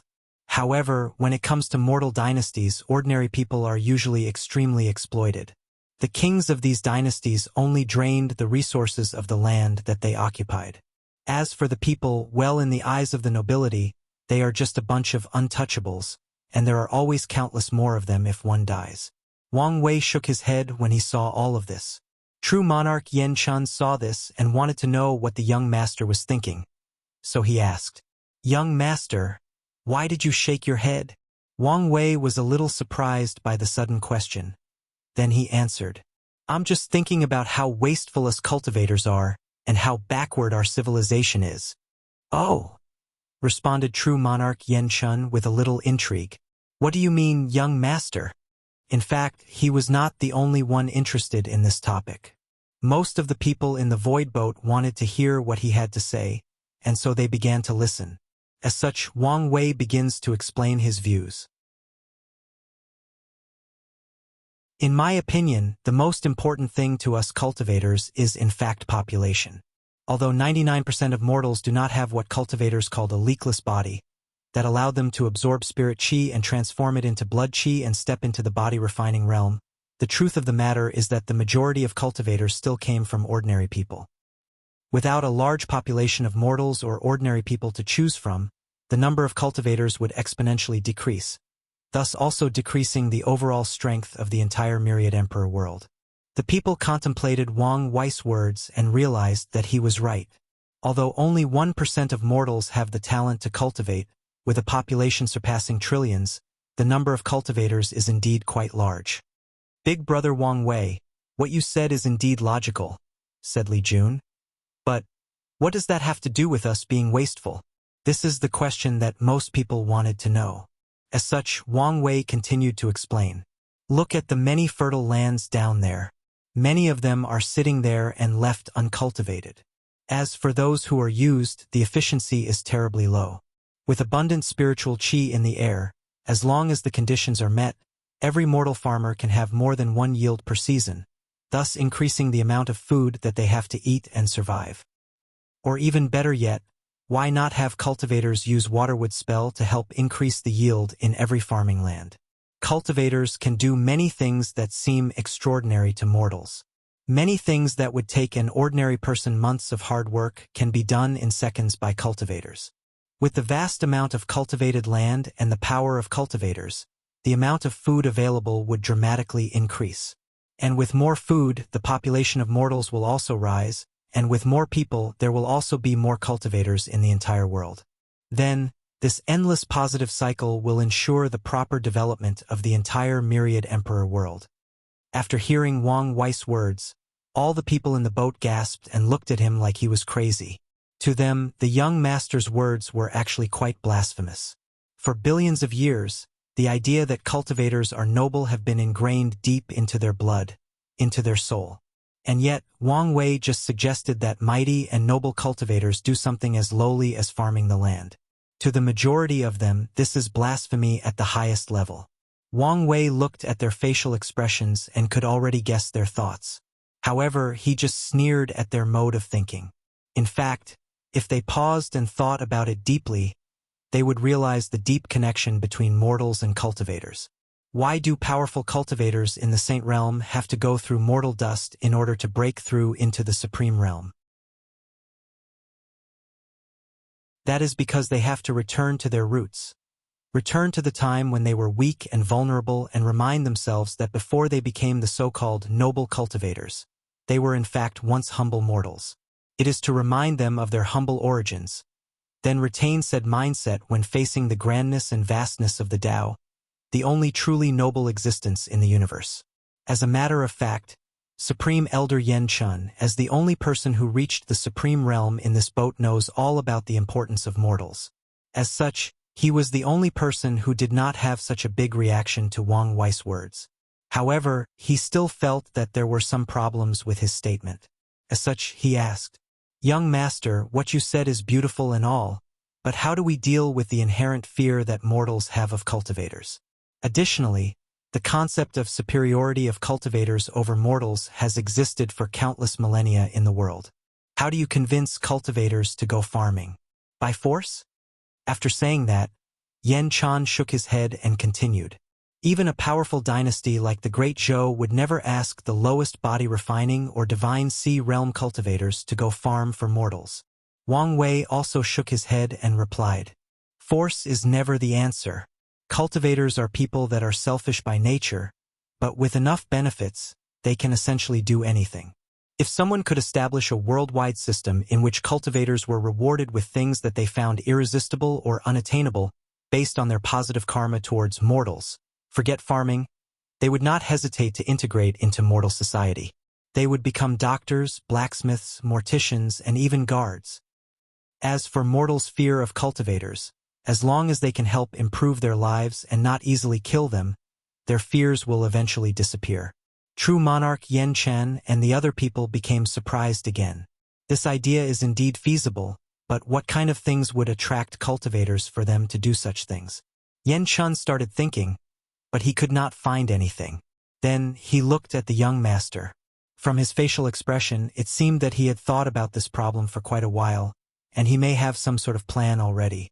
Thinking about the possibility of such a thing becoming a reality, true monarch Yan Chen's mood became agitated. Their Tao opening sect would reach unimaginable heights in the world in terms of prestige and glory. Furthermore, they would be the one that benefited the most from such a system. While everyone was marveling at the possible future described by Wang Wei, Yan Liling was the first to calm down and asked an important question. Big brother Wang Wei, how do you deal with the problem of resources? With the increase in cultivators, the amount of resources used will also increase. It will be a matter of time before things like medicines, ores, and origin sources are all used by such a large number of cultivators. Yes, she was right. With the young master's plan, the consumption of resources will become a huge problem.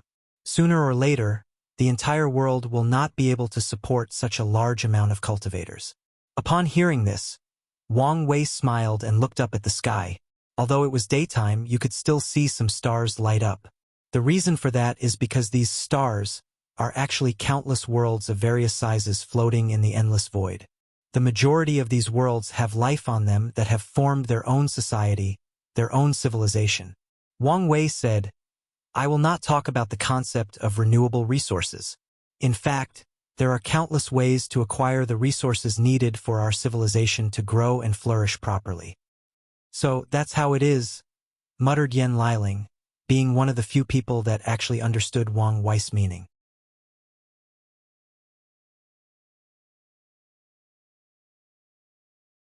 Chapter 65.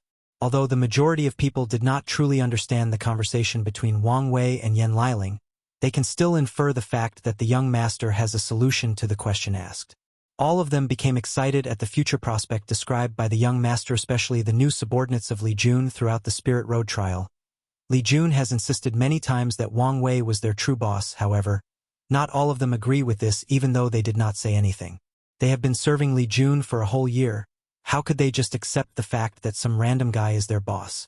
However, now, although their minds have not changed, a seed of hope has been planted in their hearts. Maybe if they follow the young sect master, they could one day change the entire world, that their deeds will be forever recorded in the annals of history. While most of the crew was slowly losing their grip on reality, true monarch Yan Chen warned Wang Wei. Young master, you better not easily say these words in public until you reach a certain level of strength. The cultivation world has been stagnant for countless years, and that is because the majority of people want it like that. And some radical people will go through extreme length to maintain the current status quo. After saying this, he looked at the other crew members and continued. That goes especially for all of you. If something goes wrong, the young master has the sect to protect him, but none of you have such ability. So, for your safety, better forget you ever heard any of this. After hearing the Supreme Elder's warning, the people nodded and swore to keep their mouths shut. In fact, true monarch Yan Chen considered erasing the memories of the crew. However, considering the fact that the young master's word has just brought a new level of cohesion to this group that has just been created, he did not do so. Wang Wei just smiled and nodded to Supreme Elder's Yan Chen words. These words he just said were just random thoughts he had long ago after reading about the world from the library. He decided to turn them into plans only after seeing the situation with his own eyes. As such, Wang Wei knew that his plans had many flaws before being able to be executed. More importantly, without becoming a great emperor, all of the so-called plans are nothing but empty words. The voyage back home has been going on for a whole week. One day, Wang Wei decided to take a walk, so he asked Great Elder Wang Fu to stop the boat and went exploring on his own. Of course, Wang Wei could guess that true monarch Yan Shan was secretly protecting him, but he did not say anything about it. With his current mortal strength, there are millions of things that can easily kill him. As such, he needed such protection. Wang Wei walked around a nearby village and enjoyed the sight of nature. There was a small forest full of planted trees. Weeds of grass grew wildly in the outskirts of the town. The air in the atmosphere smelled sweet and gleeful, just like waking up to the sound of Grandma's home cooking on a Sunday morning after hours of work. At first the villagers were afraid of him due to his clean and expensive robe, but when they realized that he was the kind of person that is easy to talk to, they invited him into the village and even offered him the little food they had saved. Some bold aunties even presented their daughters in front of Wang Wei, asking him if he was interested in getting a new concubine. Wang Wei accepted their gratitude and stayed for 3 days in the village. On the 4th day, Wang Wei had a whim and decided to plant a tree near the village. After planting the seed, he watered it with spiritual water, which is just water that has spiritual qi in them, for the next 10 days. In the process, Wang Wei watched as the roots absorbed the spiritual water and firmly planted itself in the ground. Then, the roots slowly start to grow high and tall. Wang Wei watched as this seed, under his care, grew up into the strongest and firmest tree in the entire area. He watched as the tree grew up able to withstand any wind and rain. He watched as the tree grew to be the tallest of trees in the entire village, able to shelter anyone who wishes from the sundering heat of the sun. Although Wang Wei only spent 10 days with this tree, he hoped that it survives the long years and keeps on growing, so that one day, if he came back, he will see it again. Before leaving the village, Wang Wei had Great Elder Wang Fu set up a feng shui formation deep underground of the village. The purpose of this formation is to bless the village with good luck and fortune. With this formation, the crops of this village will always be fruitful, the villagers will be healthy and live long lives. Additionally, the villagers will also be able to easily gather wealth without arousing the jealousy of other people. In general, it will be easier for them to find success and happiness in their future endeavors. After doing this, Wang Wei left the village and headed straight back to the sect through teleportation formation. After arriving home, Wang Wei was received by his mother Yu Yan, who almost smothered him with a hug. After releasing him, Sect Madame Yu Yan took a good look at him, then touched his face. "Why are you have become so thin? And what is with all these scars all over your body?" After saying that, Yu Yan turned to Great Elder Wang Fu and said through clenched teeth, "Wang Fu, I thought you were supposed to protect your nephew. But look at him now, he's basically half dead." Great Elder Wang Fu became speechless, then said with a wry smile, "Sect Madam, there is nothing I can do once he enters the Spirit Road trial." Yu Yan just snorted at him and continued to ask his son if he was missing any limbs and needed to be healed immediately. Wang Wei smiled wryly too at his mother. He is 16 years old now, not counting the age from his past life. According to the standard of this world, he was technically an adult, yet his mother still treated him like a child. Thankfully, he was not the only one, as Li Jun was receiving the same treatment from his mother on the other side. Despite his embarrassment, Wang Wei did not mind his mother's behavior. In his past life, he did not enjoy the love of a mother as he was an orphan. Although later he was adopted by a family that treated him as if he was their own, it was not the same thing in the end. After a few minutes of scrutinizing every part of his body, Yu Yan and Wang Wei returned to the Wang family mountain, while Li Jun also returned to the Li family mountain. Yan Liling left with Great Elder Yan Mei in the direction of Punishment's Hall. As for true monarch Yan Chen, he returned to the Supreme Elder Cottage to discuss his concern towards the young master's mysterious soul and his ideas about the future he mentioned during the return trip. When he arrived home, Wang Wei met his father. Unlike Yu Yan, Wang Tian just patted his shoulder and asked, "Did you get everything?" Wang Wei nodded and handed over all the things he got from Ji Song to his father, including the formation rune body method. The sect master quickly scanned the contents, then said, "Good, good. Be prepared. In a month, the sect will have everything prepared and you can begin." Wang Wei had a sigh of relief. After so many years of planning, everything will soon come to fruition. Then, he suddenly asked, "What about Li Jun? His soul might not be able to survive the baptizement of the fragment of law."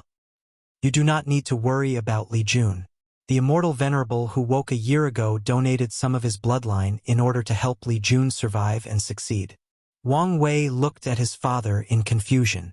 Although he could guess that the immortal was powerful, he did not know what his bloodline had to do with Li Jun's success rate. Seeing the look on his son's face, Wang Tian explained, The first emperor cultivated by the Li family was known as the Battle Maniac Emperor, and he cultivated the Tao of fighting. The immortal venerable who woke up this time was from the Li family. As such, his bloodline contained the power of the Battle Maniac Emperor.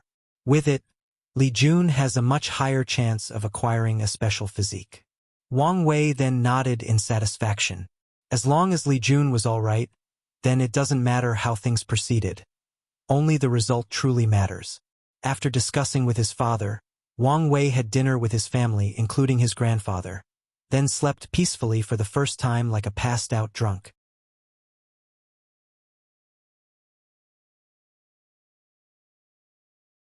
Chapter 66. The next day, Wang Wei woke up feeling fresh and alive. He took a deep breath, feeling a vast amount of spiritual qi entering his body and washing away all of his pain, worries, and fatigue both physically and spiritually. A few minutes later, a maid knocked on the door signaling Wang Wei that his bath had been prepared, and so he followed her to the washroom. Inside was a gold basin filled with very clear water. However, the water was shining brighter than polished diamonds. It also exudes an intoxicating scent that could attract lost travelers from thousands of miles away. "What is this?" asked Wang Wei, to which the maid answered, "Young master, this is holy spring water. With it, all the injuries and dark wounds you suffered during the Spirit Road trial will be healed as if nothing ever happened." Wang Wei looked at her and said, "I know this is holy spring water. I also know that this is a precious material used when making healing saint pills. I also know that even a sip of it is enough to save any dying cultivators in the void-shattering realm and lower. What I'm asking is, why is it being used for me to shower?" The young maid lowered her head and explained, "Young master, it was the order of the sect madam." Upon hearing this, Wang Wei's corner of the mouth started twitching. Although he knew that his mother could go a little overboard when it comes to him, he did not think that she would go that far. My father must be crying somewhere right about now and secretly cursing her for being too wasteful, thought Wang Wei. Meanwhile, the maid who saw that Wang Wei was not going into the bath immediately knelt down and cried, "Young master, please go into the bath, otherwise later I will get into trouble with the madam." Seeing her like this, Wang Wei sighed, then nodded to her. Then, she got up and undressed him, then started to wash his back and hair. During his bath, Wang Wei watched as all the scars in his body vanished one by one. Additionally, he felt like a heavy burden had been lifted from his body. He became more light and nimble. The ache he felt sometimes on his back was gone. The holy spring water was truly a miracle. Wang Wei felt like he had just acquired a brand new body. It was like he was just a newborn baby taking its first breath in the world. After his bath, Wang Wei called Wang Ju to inform him of what important news he needed to know during the past year. It was through her that he knew that Ji-song had already recovered and is already in the body-refining realm's 6th layer. Although a little surprised, Wang Wei thought it was a normal thing considering the deep foundation of the Great Zhou imperial dynasty. However, he also guessed that they must have paid a steep price to help him recover so quickly. After reading about Ji-song, he looked at other news of things that happened. Suddenly, he thought of something and asked, "Wang Ju, do you know the origins of Yan Liling?" "I've never heard of Great Elder Yan Mei having a niece." As such, Wang Ju explained, "Yan Liling is the heir trained in the Yan family secret world." Secret world. Young master, each family in the sect has a secret world that houses the main bloodline. The secret world served as a backup plan to preserve the family bloodline in case something were to happen to the ones outside. It also served as a way to train an heir for the family outside in case their descendants are mediocre. For example, Li Jun is the rightful heir of the Li family. However, he was about to be replaced due to his low talent. However, since the young master intervened and proved that Li Jun was worth training, he was accepted as the heir of the Li family. As for the Yan family, since Great Elder Yan Mei did not have children, one person was chosen from the countless children in the secret world. "Oh," said Wang Wei, "since Yan Liling became the Yan family's heir, she must be very talented." Indeed she is. She has an extremely terrifying talent for pill refining. Without starting cultivating, She can use earth fire to make top-grade profound tear pills. That is indeed a terrifying talent, said Wang Wei. Then he thought, no wonder in the Spirit Road trial, she could identify all of these ancient pills by just smelling them despite the fact they were all rotten, expired, and even some of which were lost throughout history. Then Wang Wei asked, what about the Wang family? Do I have to pay attention to these people in the secret world? No need to worry, young master. With your talent and what you have accomplished in the past years, your status as heir is 100% guaranteed. Well, that's good. Anything else to report? Yes. The elders said that 1 month later, everything will be ready and you can begin. Wang Wei just nodded as his father already told him. So he motioned her to get back to her work and notified him if something important happened. 1 month later, Great Elder Wang Fu brought Wang Wei to a secret location by passing countless teleportation formations. He was quite dizzy with all of the teleportation and did not have a single clue to where he was. Wang Wei found himself in an extremely large room with countless upper echelons of the sect.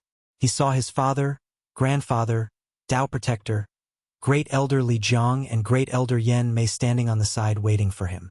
Great Elder Li Jian of the Alchemy Hall was holding 2 bottles of pill, as they were more precious than his life. Great Elder Yan Ji of the Formation Hall was helping someone setting countless formations in the entire room from the ground to the ceiling. They were everywhere. It turns out this woman called Li Fon was one of the supreme elders in charge of analyzing the information the sect got from Han Li's dissection.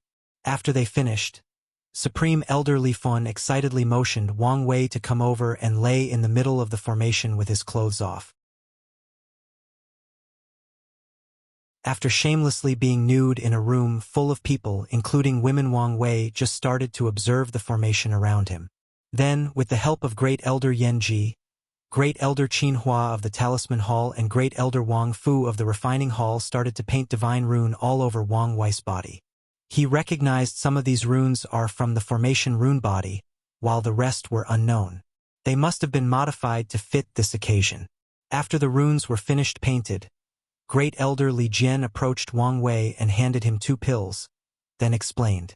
This pill is the Vitality Protection Pill, which will protect vital parts of your body like hearts, brain, and organs. The second pill is the Soul Protection Pill, which will ensure that nothing happens to your soul in case of an accident. Wang Wei took the 2 pills and swallowed them. In only a few seconds, the pills dissipated from into his bloodstream and spread to all parts of his body. After everything was ready, another Supreme Elder who was responsible for Han Li appeared in front of Wang Wei holding a gray-white turtle shelf. His name was Xin Dong. What is this? He asked, to which true monarch Xin Dong responded. This is called the 8 trigram turtle shell. We borrowed it from the Heaven Mystery Pavilion. I thought the sect was supposed to get a cultivation technique from the Heaven Mystery Pavilion. Since there was a better option, we went with it instead. This 8 trigram turtle shell is actually an immortal artifact that allows its user to summon the river of fate itself and peep into the fate or secret of myriad things. After saying that, true monarch Xin Dong looked at the artifact with admiration and a little greed in his eyes. Then he continued. It was forged by a great emperor as reward to the Heaven Mystery Pavilion for helping her during her rise. And the pavilion used it as their luck-condensing treasure. If it was not due to the power of the immortal venerable, they would never allow us to borrow it so easily. Borrow? Asked Wang Wei. Yes, borrow. As in you eventually have to return it and more. Wang Wei could guess the gist of things. The sect must have made a deal with the Heaven Mystery Pavilion that he could use this treasure, and one day in the future, if he manages to prove the Tao, then he has to not only return it but also pay off the karma of borrowing it. And if Wang Wei fails to become a great emperor, then the Tao opening sect will have to pay his debt off. Of course, that is if they want to. With the massive chi luck of the sect, they can ignore such little karma if they wish to.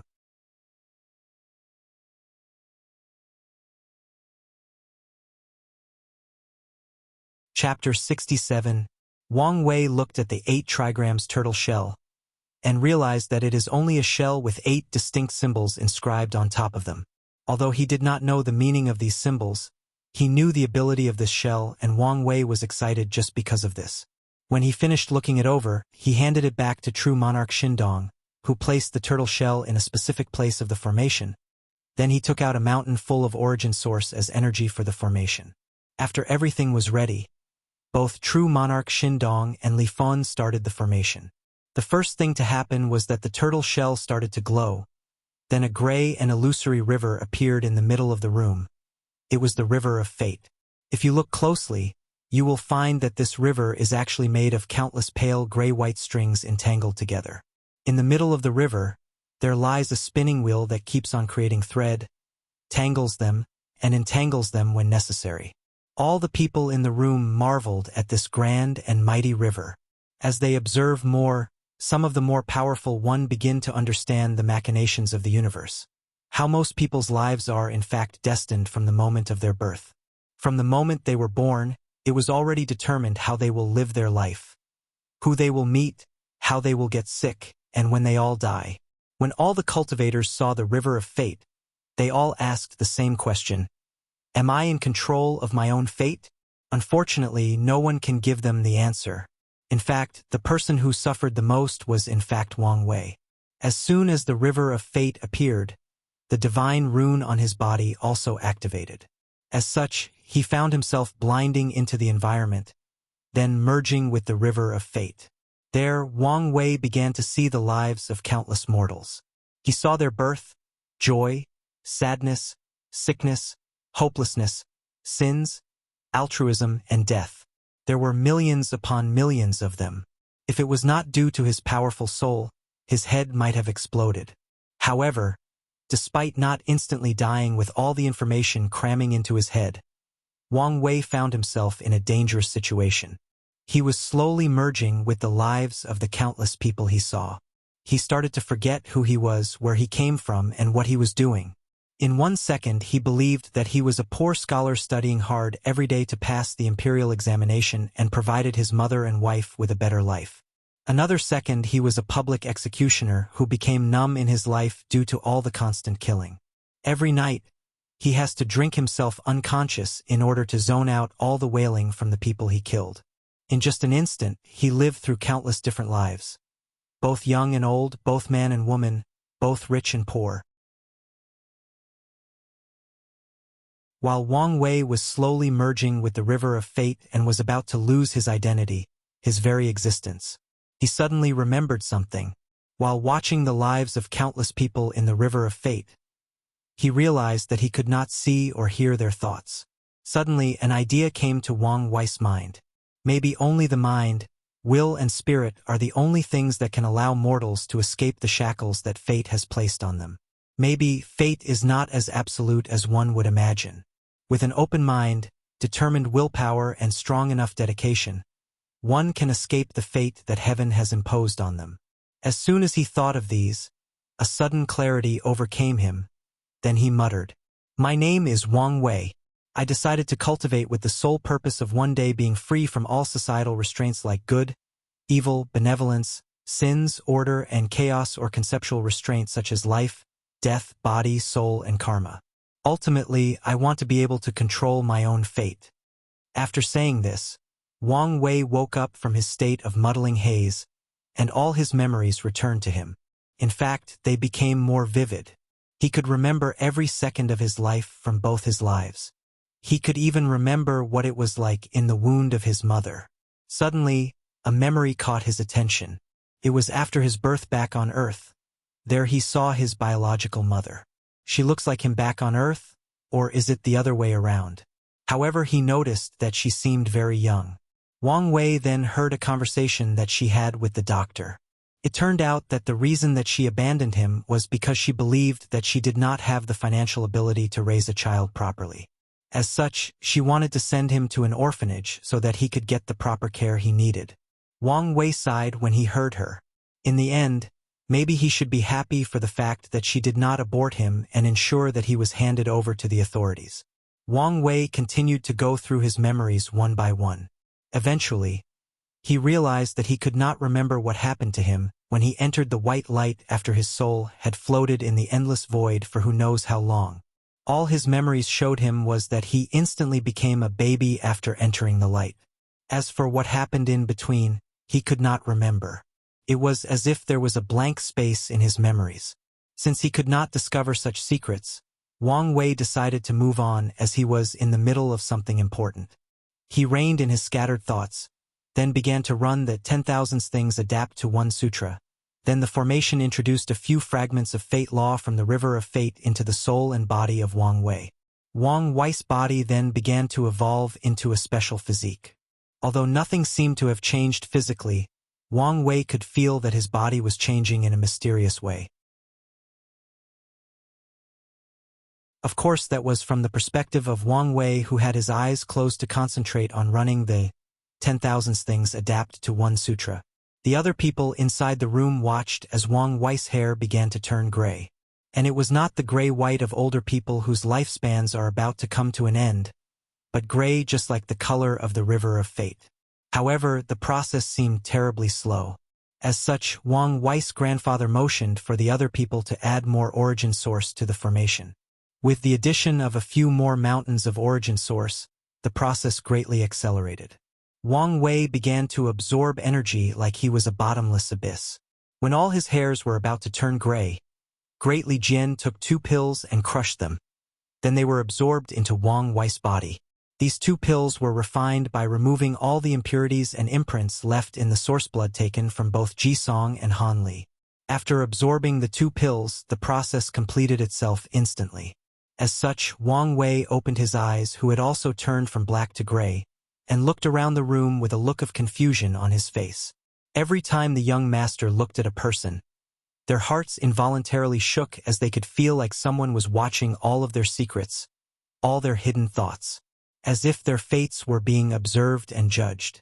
It took Wang Wei a few minutes to regain his bearings. Then he sensed something and looked up at the ceiling. In fact, he was not the first person to sense it, as the 4 supreme elders already did and were discussing the situation. Heavenly tribulation? Asked Wang Wei's grandfather, Wang Chong. It seemed to be so, responded Supreme Elder Li Fan. What? Father, you mean that heavenly tribulation is coming for Wire? What should we do now? Calm down. How can you be a sect master if you panic in such a situation? Although we did not plan for this, this may not be a bad thing. If Wire can pass the tribulation, maybe there will be other benefits. Worst case scenario, we intervene and forcibly stop the tribulation. Everyone pondered Wang Chang's words.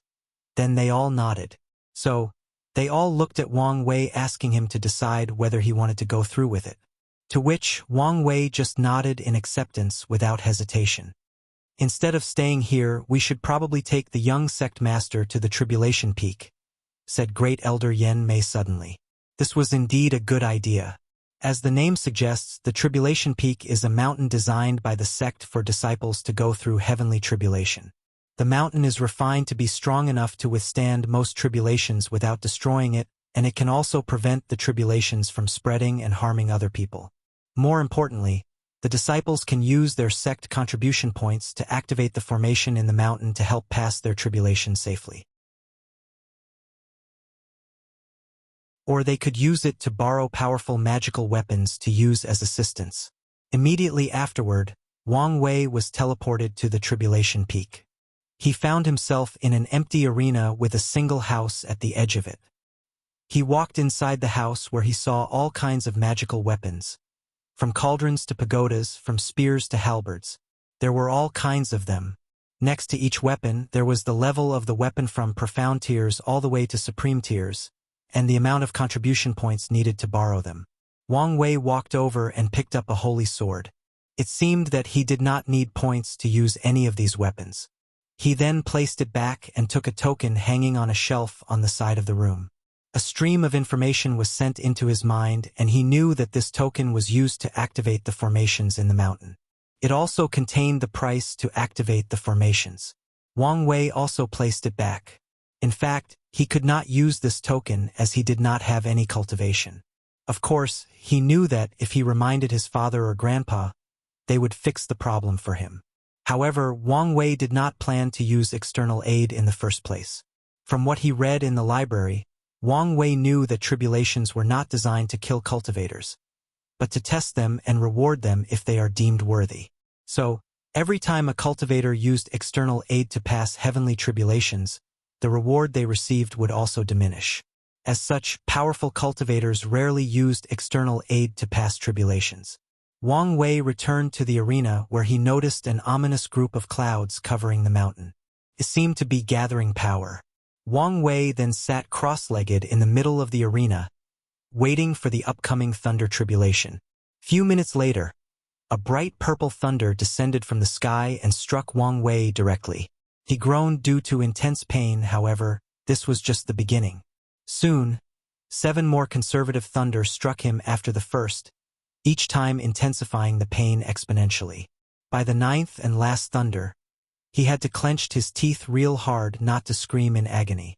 In fact, Wang Wei's real problem was not the pain, but his body that was slowly falling apart. As the thunder struck him one after another, his skins were burned, thus looking and smelling like burning charcoal. His heart almost stopped on many occasions due to disruption of electrical rhythm by the lightning. He even felt that his brain was about to be cooked. However, he still persisted until the last thunderstrike. The last strike was different. For one, the pain and suffering it brought Wang Wei only lasted a few breaths, following which an unknown qi started to swim through his body and heal all of his injuries. His skin became smooth like jade, his heart beat regularly, and his brain seemed to become more active. Additionally, Wang Wei felt that something was added to him, something was gifted to him. And he was right. Soon after he passed the tribulation, massive amounts of purple qi and clouds enveloped the entire myriad emperor world. This was an auspicious sign that covered the entire world. After that, a gigantic scroll appeared in the sky with the word Heavenly Physique List written on the top. The moment that list appeared, all the cultivators in the world felt something, stopped what they were doing and looked in the sky, and they saw a list with names on it. Heavenly Physique List 1. Absolute Chaos Physique Lin Fan 2. Heavy Axe Physique Ji Song 3. 7 Emotions 6 Desires Physique Suya 4. Fate Puppeteer Physique Wang Wei 5. Yin Yang Eyes 6. 5 Elements Balance Physique Zhen Biu. All the cultivators in the world were shocked by what they saw. Throughout the years, the Heavenly Physique list has remained the same and never changed. Some information suggests that this list existed since the Primordia era, and there have never been any record of it changing. And yet, today, some guy called Wang Wei managed to do so. All the cultivators in the world started to search for who this person was, and soon information about Wang Wei started to circulate in the hands of all the factions of the Myriad Emperor world. Years later, many people will label this day as the beginning of the glorious times of this generation's Heaven Mandate battle.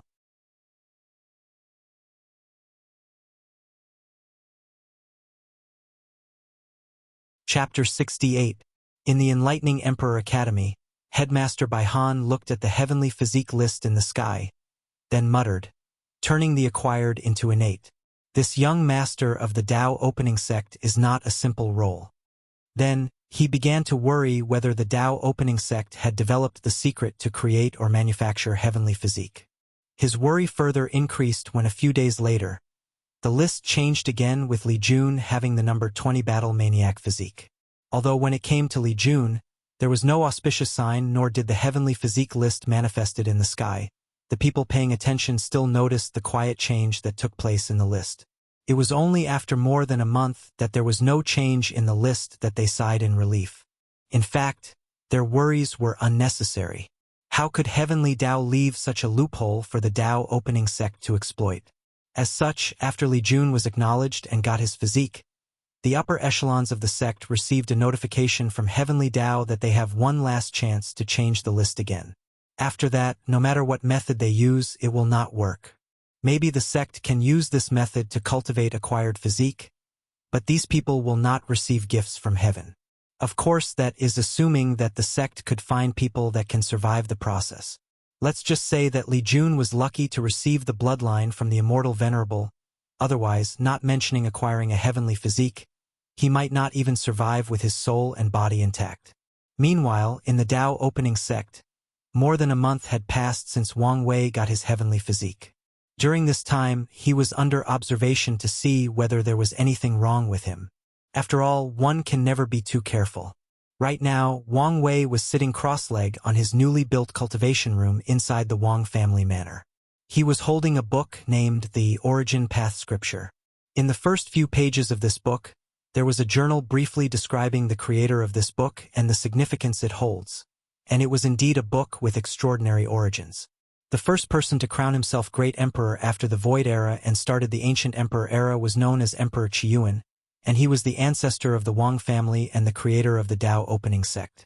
According to the account of this book, Wang Wei's ancestor, who was previously called Wang Chishan, was one of the many lost cultivators in that period of time. After the Void Era, there was actually no cultivation technique or method. As such, every cultivator was in a race to create a new one, just like the race for the title of ancestor. However, this race happened way before the time of Emperor Haiyuan. Wang Chishan lived in that era, and he was also one of the heaven-chosen trying to rebuild the cultivation civilization, and he indeed succeeded. Wang Chishan was a man of great luck. In one of his adventures in a secret realm, he acquired a treasure that allowed him to freely shuttle between worlds, whether it was the lower plane of the Myriad Emperor world or the worlds in other communities. While traveling in these worlds, Wang Chishan learned all kinds of cultivation methods. Whether it was martial arts, qi cultivation, battle qi, soul cultivation, or profound energy. After learning of these methods, Wang Chishan could have just brought them back to the Myriad Emperor world and spread them, or even just one of them. However, he was an ambitious man and decided to create his own system by combining all the other systems. With the help of his two sworn brother and sister, Li Ming and Yan Ai, he used martial arts and qi cultivation as the basics, then added a few other systems to create the Origin Path Scripture. Then, Wang Chishan spread his new origin system throughout the world, amassing a large amount of merits from heaven. With an overwhelming prestige, he proved the Tao and proclaimed himself Emperor Qiyuan. It is the reason that the sect he created is called Tao Opening Sect, because Emperor Qiyuan opened the Tao for all beings in the world. It is also the reason that the Tao Opening Sect can be considered the most powerful sect in the world. Not only can they be considered one of the oldest sects in existence, they have also gathered tremendous amounts of luck because of their ancestors. As long as cultivators continue to use this system, the luck of the sect will not be damaged. Wang Wei sighed at how lucky he was to be born in this powerful sect. As far as he is concerned, in his past life, he did not save the country. So how could he be so lucky? Wang Wei shook his head to remove these distracting thoughts. He then continued to learn from the Origin Path Scripture. In the past months, his father had explained a lot of the things he did not understand, so right now he was just doing revision to ensure safety. He closed the book after finishing, then he began to do a bunch of strange movements that looked like yoga while reciting a bunch of mantras. After repeating this action 3 times, Wang Wei suddenly felt the spiritual qi in the air enter his body and blend in with his blood, creating a form of energy. In the cultivator world, this is referred to as blood qi, and it is the sign of entering the body-refining realm first layer. The blood qi felt like a part of Wang Wei's body, and he could control it like it was just another limb attached to his body. He gathered the blood qi in his body and threw a punch in the air. He could hear the sound of the air whistling during his punch. He frowned as he estimated that his punch had about 4,000 jin, 2,000 kilograms of strength. This number is actually twice that of the typical 2,000 jin of regular cultivators, and this should be the result of his newly acquired physique. This number is quite good, especially compared to Han Li's 2,700 jin. However, compared with Ji Song's more than 3,000 jin of strength without cultivating blood qi, Wang Wei's number cannot be said to be heaven-defying. As such, he was not really satisfied. However, he soon stopped thinking about such meaningless things. He knew that the heavy axe physique would give Ji Song an advantage in the body-refining realm. However, the same cannot be said for the Divine Sea realm. In this realm, cultivator's strength is not determined by the number of jin. Furthermore, he still has the opportunity to make up the gap and exceed it as long as he successfully cultivates the ancient desolate body refining scripture. Soon, more than 6 months passed. Wang Wei had already reached the body refining realm 9th layer. At this stage, he had about 36,000 gene, 18,000 kilograms of strength. This was in fact very fast, as even heaven chosen of the caliber of Wang Wei will take at least 2 to 3 years to reach the 12th layer of the body refining realm. And some will take more than 5 years in order to set a solid foundation for the future. Of course, the reason he was so fast is because of all the medicinal residue left in his body throughout all the years. All the milk he drank from the Saint Level 6 colored cow ever since he was a baby was for a reason. The reason that he stopped cultivating was because he realized that he needed a real challenge to temper himself. Half a month ago, he easily swept all the body refining cultivators in the sect in a competition. It was quite boring due to how easy it was, however. He needed to do so to start establishing prestige in the sect for his future position as Sacred Son. But now he needed a real challenge, and he knew where he could get one. That was the Battle Tower. This was a trial created by the Battle Maniac Emperor to train the fighting ability of the whole sect. In there, he left all his insights of the Tao of fighting from the body refining realm all the way to the Great Emperor realm. Technically speaking, Wang Wei could use this trial even if he becomes an emperor. However, all great emperors are arrogant people who have cultivated their own Tao. As such, they would not be interested in someone else's Tao unless used as a reference. Most likely, the Battle Maniac Emperor left this level of the trial in order to find a way to fight with another great emperor, or for other people to become enlightened from his Tao. Wang Wei walked to the edge of the Wang clan mountain and jumped over.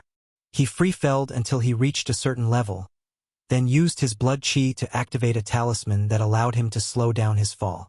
Wang Wei landed on one of the giant chains that bind the floating mountain together, then headed in the direction of the battle tower.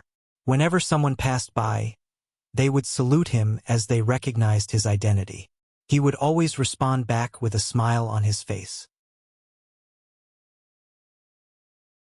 With his new gray hair and eyes, he became even more handsome. As such, his popularity with the female disciples in the sect has increased dramatically. Adding to that his polite and easygoing nature, he is the definition of a walking heartthrob. Too bad Wang Ju is not here, otherwise she could just fly me there, muttered Wang Wei after finishing talking to a female disciple. Well, since she entered seclusion to break through the divine body realm, I guess I'm on my own for a while. Without noticing the passage of time, Wang Wei soon arrived at his destination. He looked at the more than 90 Zhang Tower with excitement. He can finally have a good fight.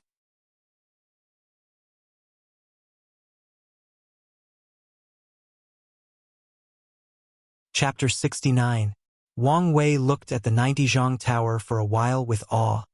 Then he entered without hesitation. The battle tower was one of the few places in the sect that did not require contribution points. This rule was set in order to encourage disciples to train and hone their fighting skills. As the tower is divided into different difficulties, disciples are in fact rewarded with a certain amount of contribution points for passing a certain level. After entering the tower, Wang Wei found himself alone in a separate space in a fighting arena, and there was someone else waiting for him. He could tell that this person had the same 9th layer of body refining realm as him.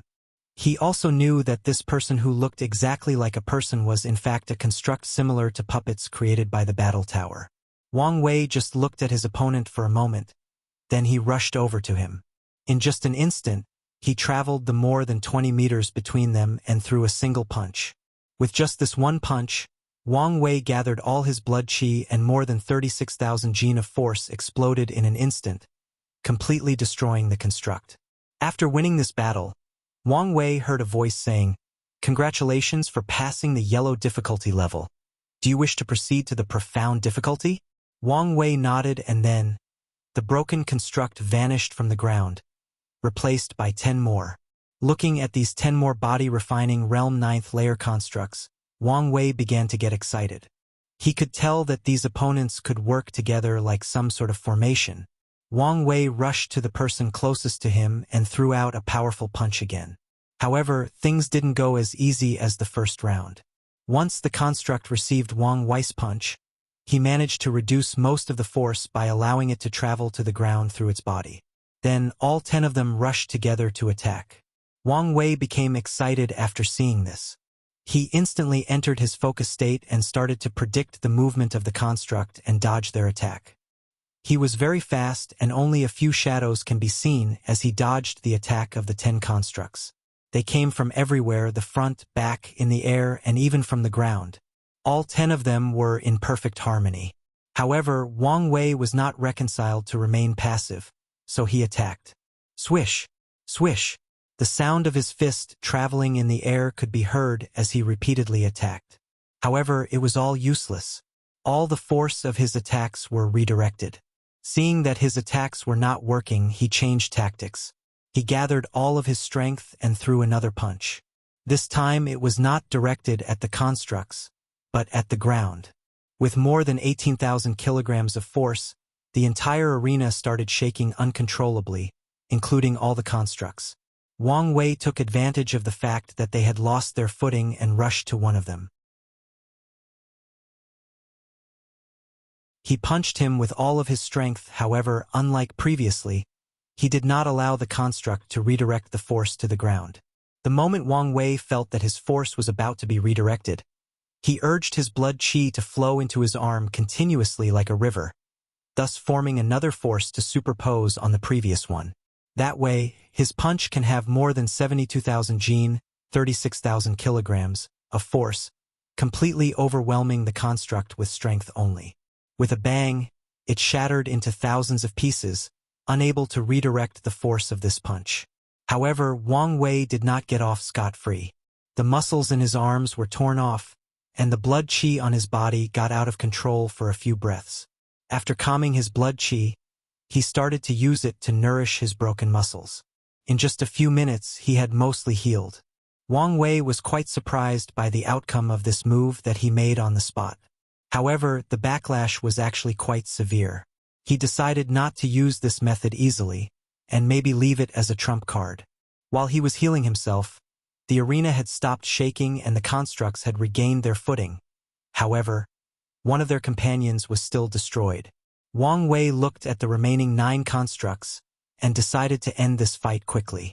With a swish wound, he rushed to the nearest construct who went on the offense by throwing a punch. Wang Wei dodged the punch, then reached out his right hand to hold the head of the construct. Following a cracking sound, he crushed it. Afterward, he threw the destroyed construct on the ground like trash and rushed to his next target.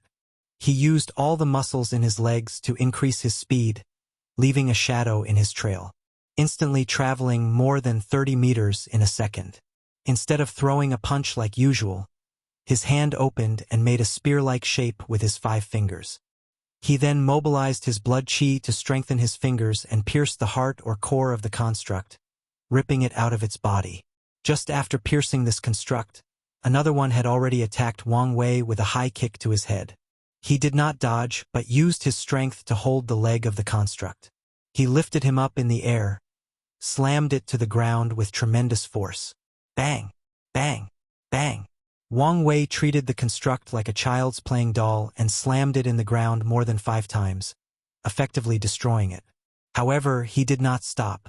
Instead, he rushed to the remaining construct and used the one in his hand as a weapon to destroy others. He used the construct in his hand as a hammer, smashing all the remaining constructs. With this savage method, he passed the profound difficulty level. After the fight, Wang Wei stood there breathing heavy with a pale complexion. His blood qi had run out. Wang Wei looked down at his hand and clenched it. He could feel that his strength was reduced to nothing but a 1,000 jin without blood qi. He frowned and muttered, "My body is really weak. Without blood qi, cultivators in the body refining realm are weakening exponentially." Wang Wei guessed that it might be the same with higher levels of cultivation.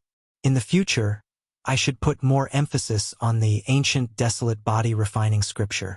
That way, if I encounter a situation where I could not use the qi in my body, I can still have sufficient battle strength, thought Wang Wei. Afterward, he sat cross-legged, took a sip of holy spring water from his space ring to heal his torn muscle, then took a blood qi recovering pill. Looking at the pill in his hand, Wang Wei suddenly realized that the origin path system created by his ancestor is somewhat similar to martial arts from his past life. In the body refining and divine sea realm, cultivators cannot directly use or absorb the spiritual chi of heaven and earth. They cannot even absorb spiritual chi from origin stone until they reach the divine altar realm. For example, now, in order for Wang Wei to replenish his blood chi, he has to take a pill. Even when cultivating, the yog-like pose he does and the mantras were to allow him to passively absorb spiritual chi from the environment. Wang Wei guessed that the reason his ancestor designed it like this was to lower the threshold for cultivating this system. As long as someone has a leakless body, a body that can hold energy, he or she can start cultivating the origin system. And in the process, the person can step by step build an affinity with spiritual energy and be able to properly sense it and control it by the time they enter the divine altar realm. Although the origin system is not all-encompassing like some martial arts system that can be used by anyone who has a body both weak or strong, it is more complete and more powerful in the later stages. No wonder the myriad emperor plane is so powerful, thought Wang Wei. With this origin system, the number of cultivators in the world would be terrible. As they fight and kill each other for the heaven mandate, the whole world in general or the entire civilization will advance or strive through battle and conflict. Suddenly Wang Wei realized the true nature of great emperors. An emperor is actually like a goo insect king. This world is like a giant cage raising poisonous gus. All the cultivators fight and kill each other, and the winner, Goo King, can have leadership over the others, can have ultimate power and freedom to leave the cage. If you are not the final winner, all that awaits you is death. Whether it is at the hand of the Goo King, or at the hand of other goo insects, or worse, due to sickness and old age. With the invention of the origin system, the world has created a perfect method to properly train powerful cultivators. Wang Wei guessed that the entire world might receive some sort of benefit or reward for training a great emperor. As for what it is, he cannot guess. Maybe one day, if he manages to sit on that throne, he will know the answer. After resting for 1 hour, Wang Wei recovered both his injury and blood chi. As such, he entered the earth difficulty in the battle tower.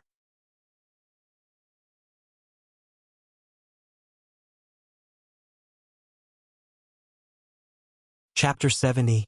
In the earth trial, Wang Wei found himself in a jungle full of trees all around. However, the place he stood was flat and barren in a 100 meters diameter. He then started to marvel at this space. Wang Wei knew that every disciple who entered the tower would have its own trial. As such, he guessed that the battle-maniac emperor must have used space law when creating the battle tower. After a few breaths, Wang Wei noticed more than 50 meters from him was a giant tiger. It was more than 5 meters in height and a length of more than 7 meters. It had luscious blue fur and tiny scales underneath. Wang Wei recognized that this was a Tier 1 demon called Blue Fur Scale Tiger. It was a demon with a low bloodline and known for its defense. Wang Wei carefully observed the tiger and started to review the knowledge he had learned about demons in the library. In this world, animals can gain sentience by cultivating, and they are known as demon beasts. Unlike cultivators who use the origin system, they seem to have their own cultivation method that mainly relies on bloodline. The more powerful the bloodline, the more powerful a demon beast is. As such, they are classified in terms of tier from Tier 1 to Tier 9, referring to body refining realm to supreme realm. There is no Tier 10, as that is the realm of the great emperor. Who dares to call an emperor a Tier 10 demon beast? The demon race can also fight for the heaven mandate. Throughout their history, they have cultivated many powerful demon emperors. While Wang Wei was observing the tiger, it was also observing him. His fierce eyes looked down on Wang Wei as if looking at a prey. His mouth opened, showing his long razor-sharp teeth, while saliva dripped down from its mouth. It has been in captivity for many years and has fought many weak cultivators. Once in a while, if he is lucky, he could kill some of the people he fought and eat them. He likes the flesh of cultivators the most. It is more chewy and tasty, although the portion is always small. Wang Wei suddenly felt a terrible killing intent from the tiger. He knew that some unlucky disciples would be killed in the earth's difficulty level before they could admit defeat and be saved by the tower. He was not intimidated. On the contrary, his blood began to boil and he became more militant. Sometimes he wondered whether he had the fighting madman bloodline of the Li family. Well, considering the fact that the three families of the sect have intermarried countless times, it is not impossible for him to have some of the bloodline of the Li family. Removing the distracting thought from his mind, Wang Wei rushed to the tiger and punched him. More than 36,000 gene of force came out with the help of his blood qi. The blue fur scale tiger was not going to be outdone by a puny human. He raised one of his paws and swatted Wang Wei like he was a fly. This trick usually works for these work cultivators. Unfortunately for this tiger, things did not go as he planned. Today he met his match. Wang Wei's punch hit the tiger paw. A bang sound was created when their strength collided. None of them had any reaction or move. Their strength was evenly matched. The tiger was surprised, while Wang Wei was excited. He finally found someone who can fight with him. As such, he did not stop. Bang! Bang! Bang! With each punch, the air trembled lightly, the ground under his feet cracked, and his blood began to boil. This is the fight he wished for. Head-on, man-to-man, fist-to-fist until one person was left standing. He rushed to the tiger and continued to punch it. With each attack, his muscles trembled with excitement. His heart started to race, and his adrenaline kept rushing to his head. While Wang Wei was having fun with this battle, the blue fur scale tiger was furious. His pride was provoked as this tiny human had similar strength as him. The tiger rushed toward Wang Wei and used his teeth to attack instead of his claws. His massive teeth took a bite directly at Wang Wei, who woke from his state of excitement at the sudden attack. His first instinct was to punch the teeth of the tiger, but when he noticed his bleeding hand, he changed his mind and rolled in the ground to the side to evade. Then, he jumped backward more than 20 meters, effectively distancing himself from the tiger. It was at this moment that he noticed that his hands were bleeding with many deep cuts on them. His muscles were shredded and his bones were visible. It was as if a dog chewed on it like a toy. Then it dawned on Wang Wei how stupid his behavior just now was. With his weak body, how could he go toe-to-toe with a demon beast like the blue fur scale tiger, who is known for its defense and sharp claws? Although blood qi provided him with strength, speed, and endurance, the defense was quite ordinary. The reason for that is the fact blood qi can only be used inside the body, but not outside. As such, blood qi cannot be put on top of the skin as a form of protection. Only when cultivators break through to the divine sea realm and blood qi turn into origin qi will it have this ability. Realizing his mistake, Wang Wei decided to change tactics. However, he was not happy. He realized that his favorite fighting style is to fight head-on and punch his enemy to death. If one punch is not enough, then 2 punches. If that is not enough, continue punching until the enemy is either dead or incapacitated. His desire to cultivate the ancient desolate body refining scripture once again increased. Unfortunately, this scripture requires a cultivation at the divine altar realm when cultivator can freely use the spiritual qi of heaven and earth to cultivate. Wang Wei immediately opened his space ring, took out a bottle and poured a few drops of holy spring water on his trembling hand. In less than 5 seconds, they were back to normal. He then looked at the tiger with a fierce look, signifying how bad his current mood was. He rushed towards it, jumped more than 5 meters and kicked it in his eyes, going for a killing blow.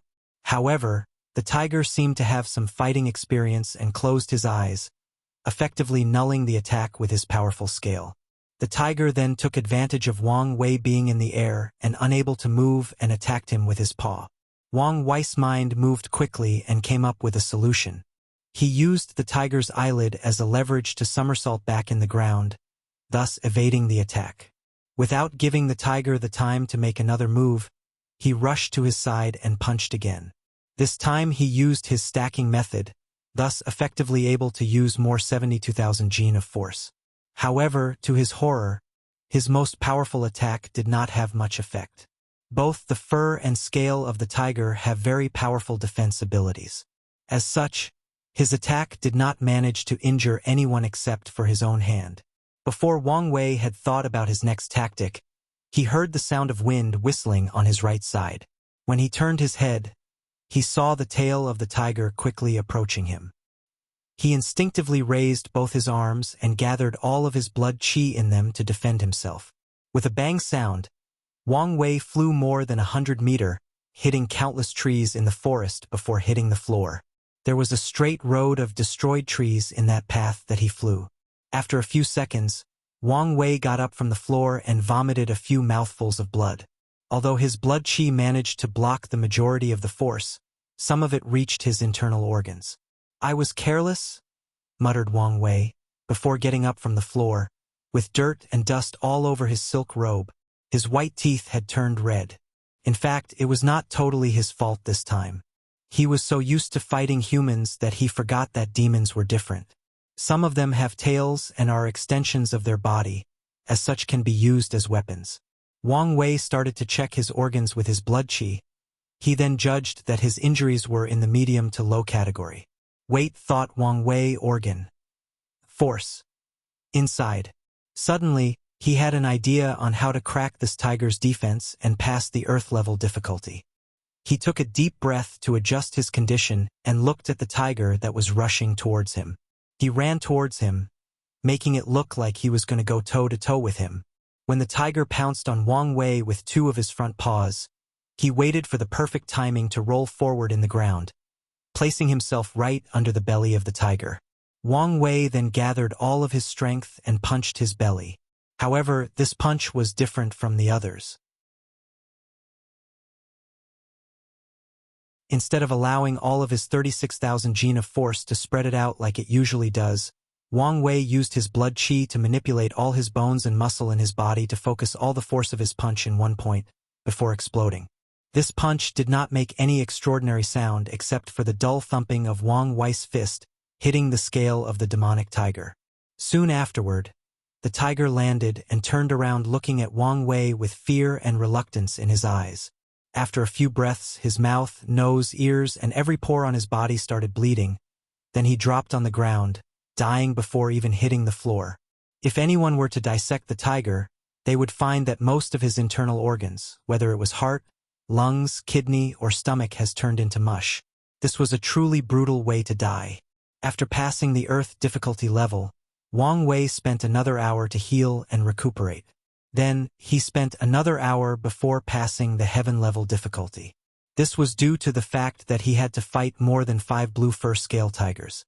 Outside of the battle tower, Wang Wei stood there with broken clothes showing his 8-pack abdominal muscles, and his scattered and disheveled long gray hair rested on his back.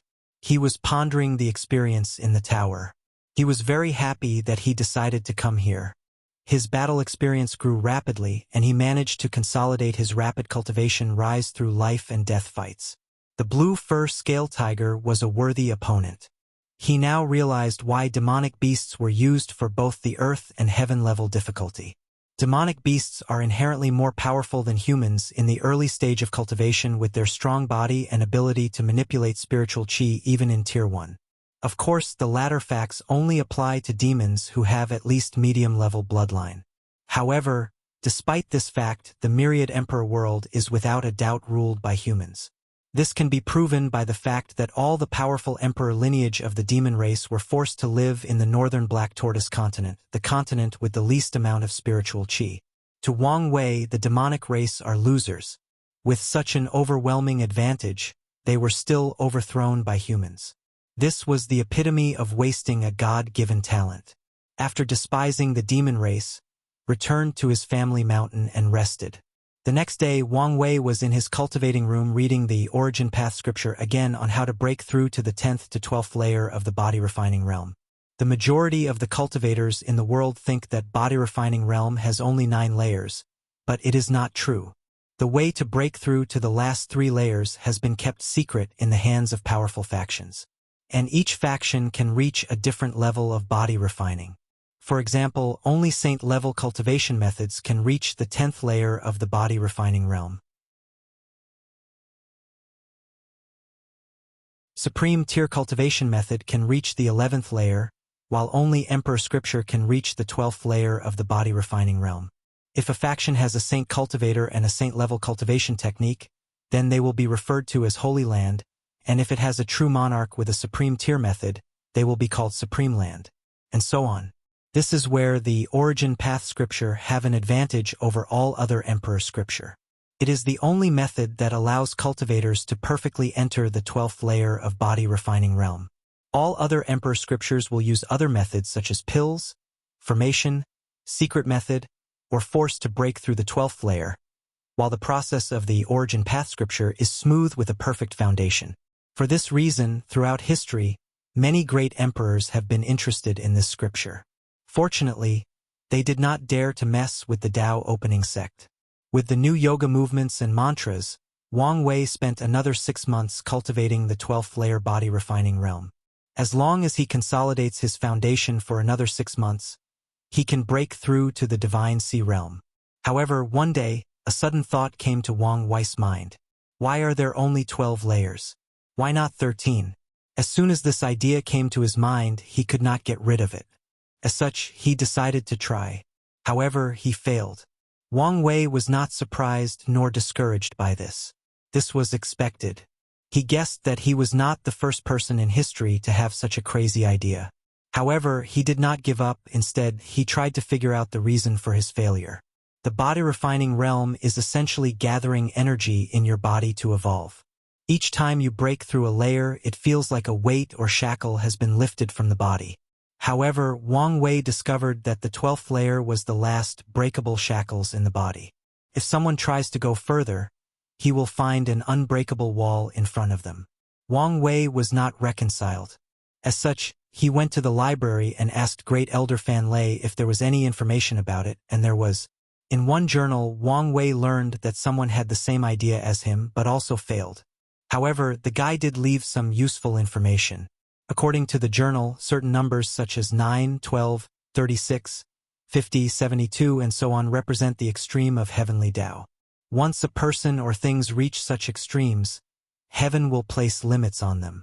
The person believed that is one the reasons that the Tao opening sect could not cultivate another emperor despite all the methods and resources used.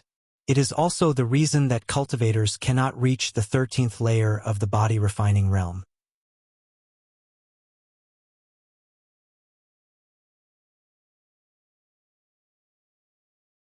Chapter 71. The journal did not stop there and had many bold ideas and theories.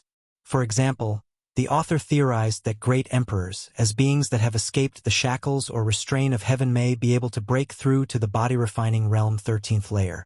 However, by that time it was too late. Or to be precise, it is meaningless. Great emperors are at an entirely different level of existence. Even if one was willing to give up their cultivation and restart over, the benefit that they would receive is quite minuscule as their foundation has already been set. Additionally, if an emperor helped another person to achieve the body refining realm 13th layer, it would also be detrimental. The author of the journal theorized that the process of breaking the barrier of the 13th layer would most likely be a baptizement of the will, soul, state of mind, and Tao heart. It is a process of defying heaven, of going beyond the limits of perfection. It is the process of reaching transcendent perfection. If someone else were to help you achieve this process, then all you would have is the power without the state of mind or will. Of course, many people would still be willing to just have the power if given the chance. After reading the information in the library, Wang Wei was shocked. He did not expect that an idea he had on a whim would have so many implications. However, he became more determined to succeed. Upon returning to his mountain, Wang Wei spent the next month thinking about how to break the barrier of the 13th layer. In the past month, he barely ate or washed himself. If it was not for the fact that his cultivation prevented his body from smelling weird and musty, heaven knows what he would look like after this month. As for food, he mainly consumed pills to sustain himself. When his mother found him after a month, she wondered who was this beggar that had intruded into his son's cultivation room.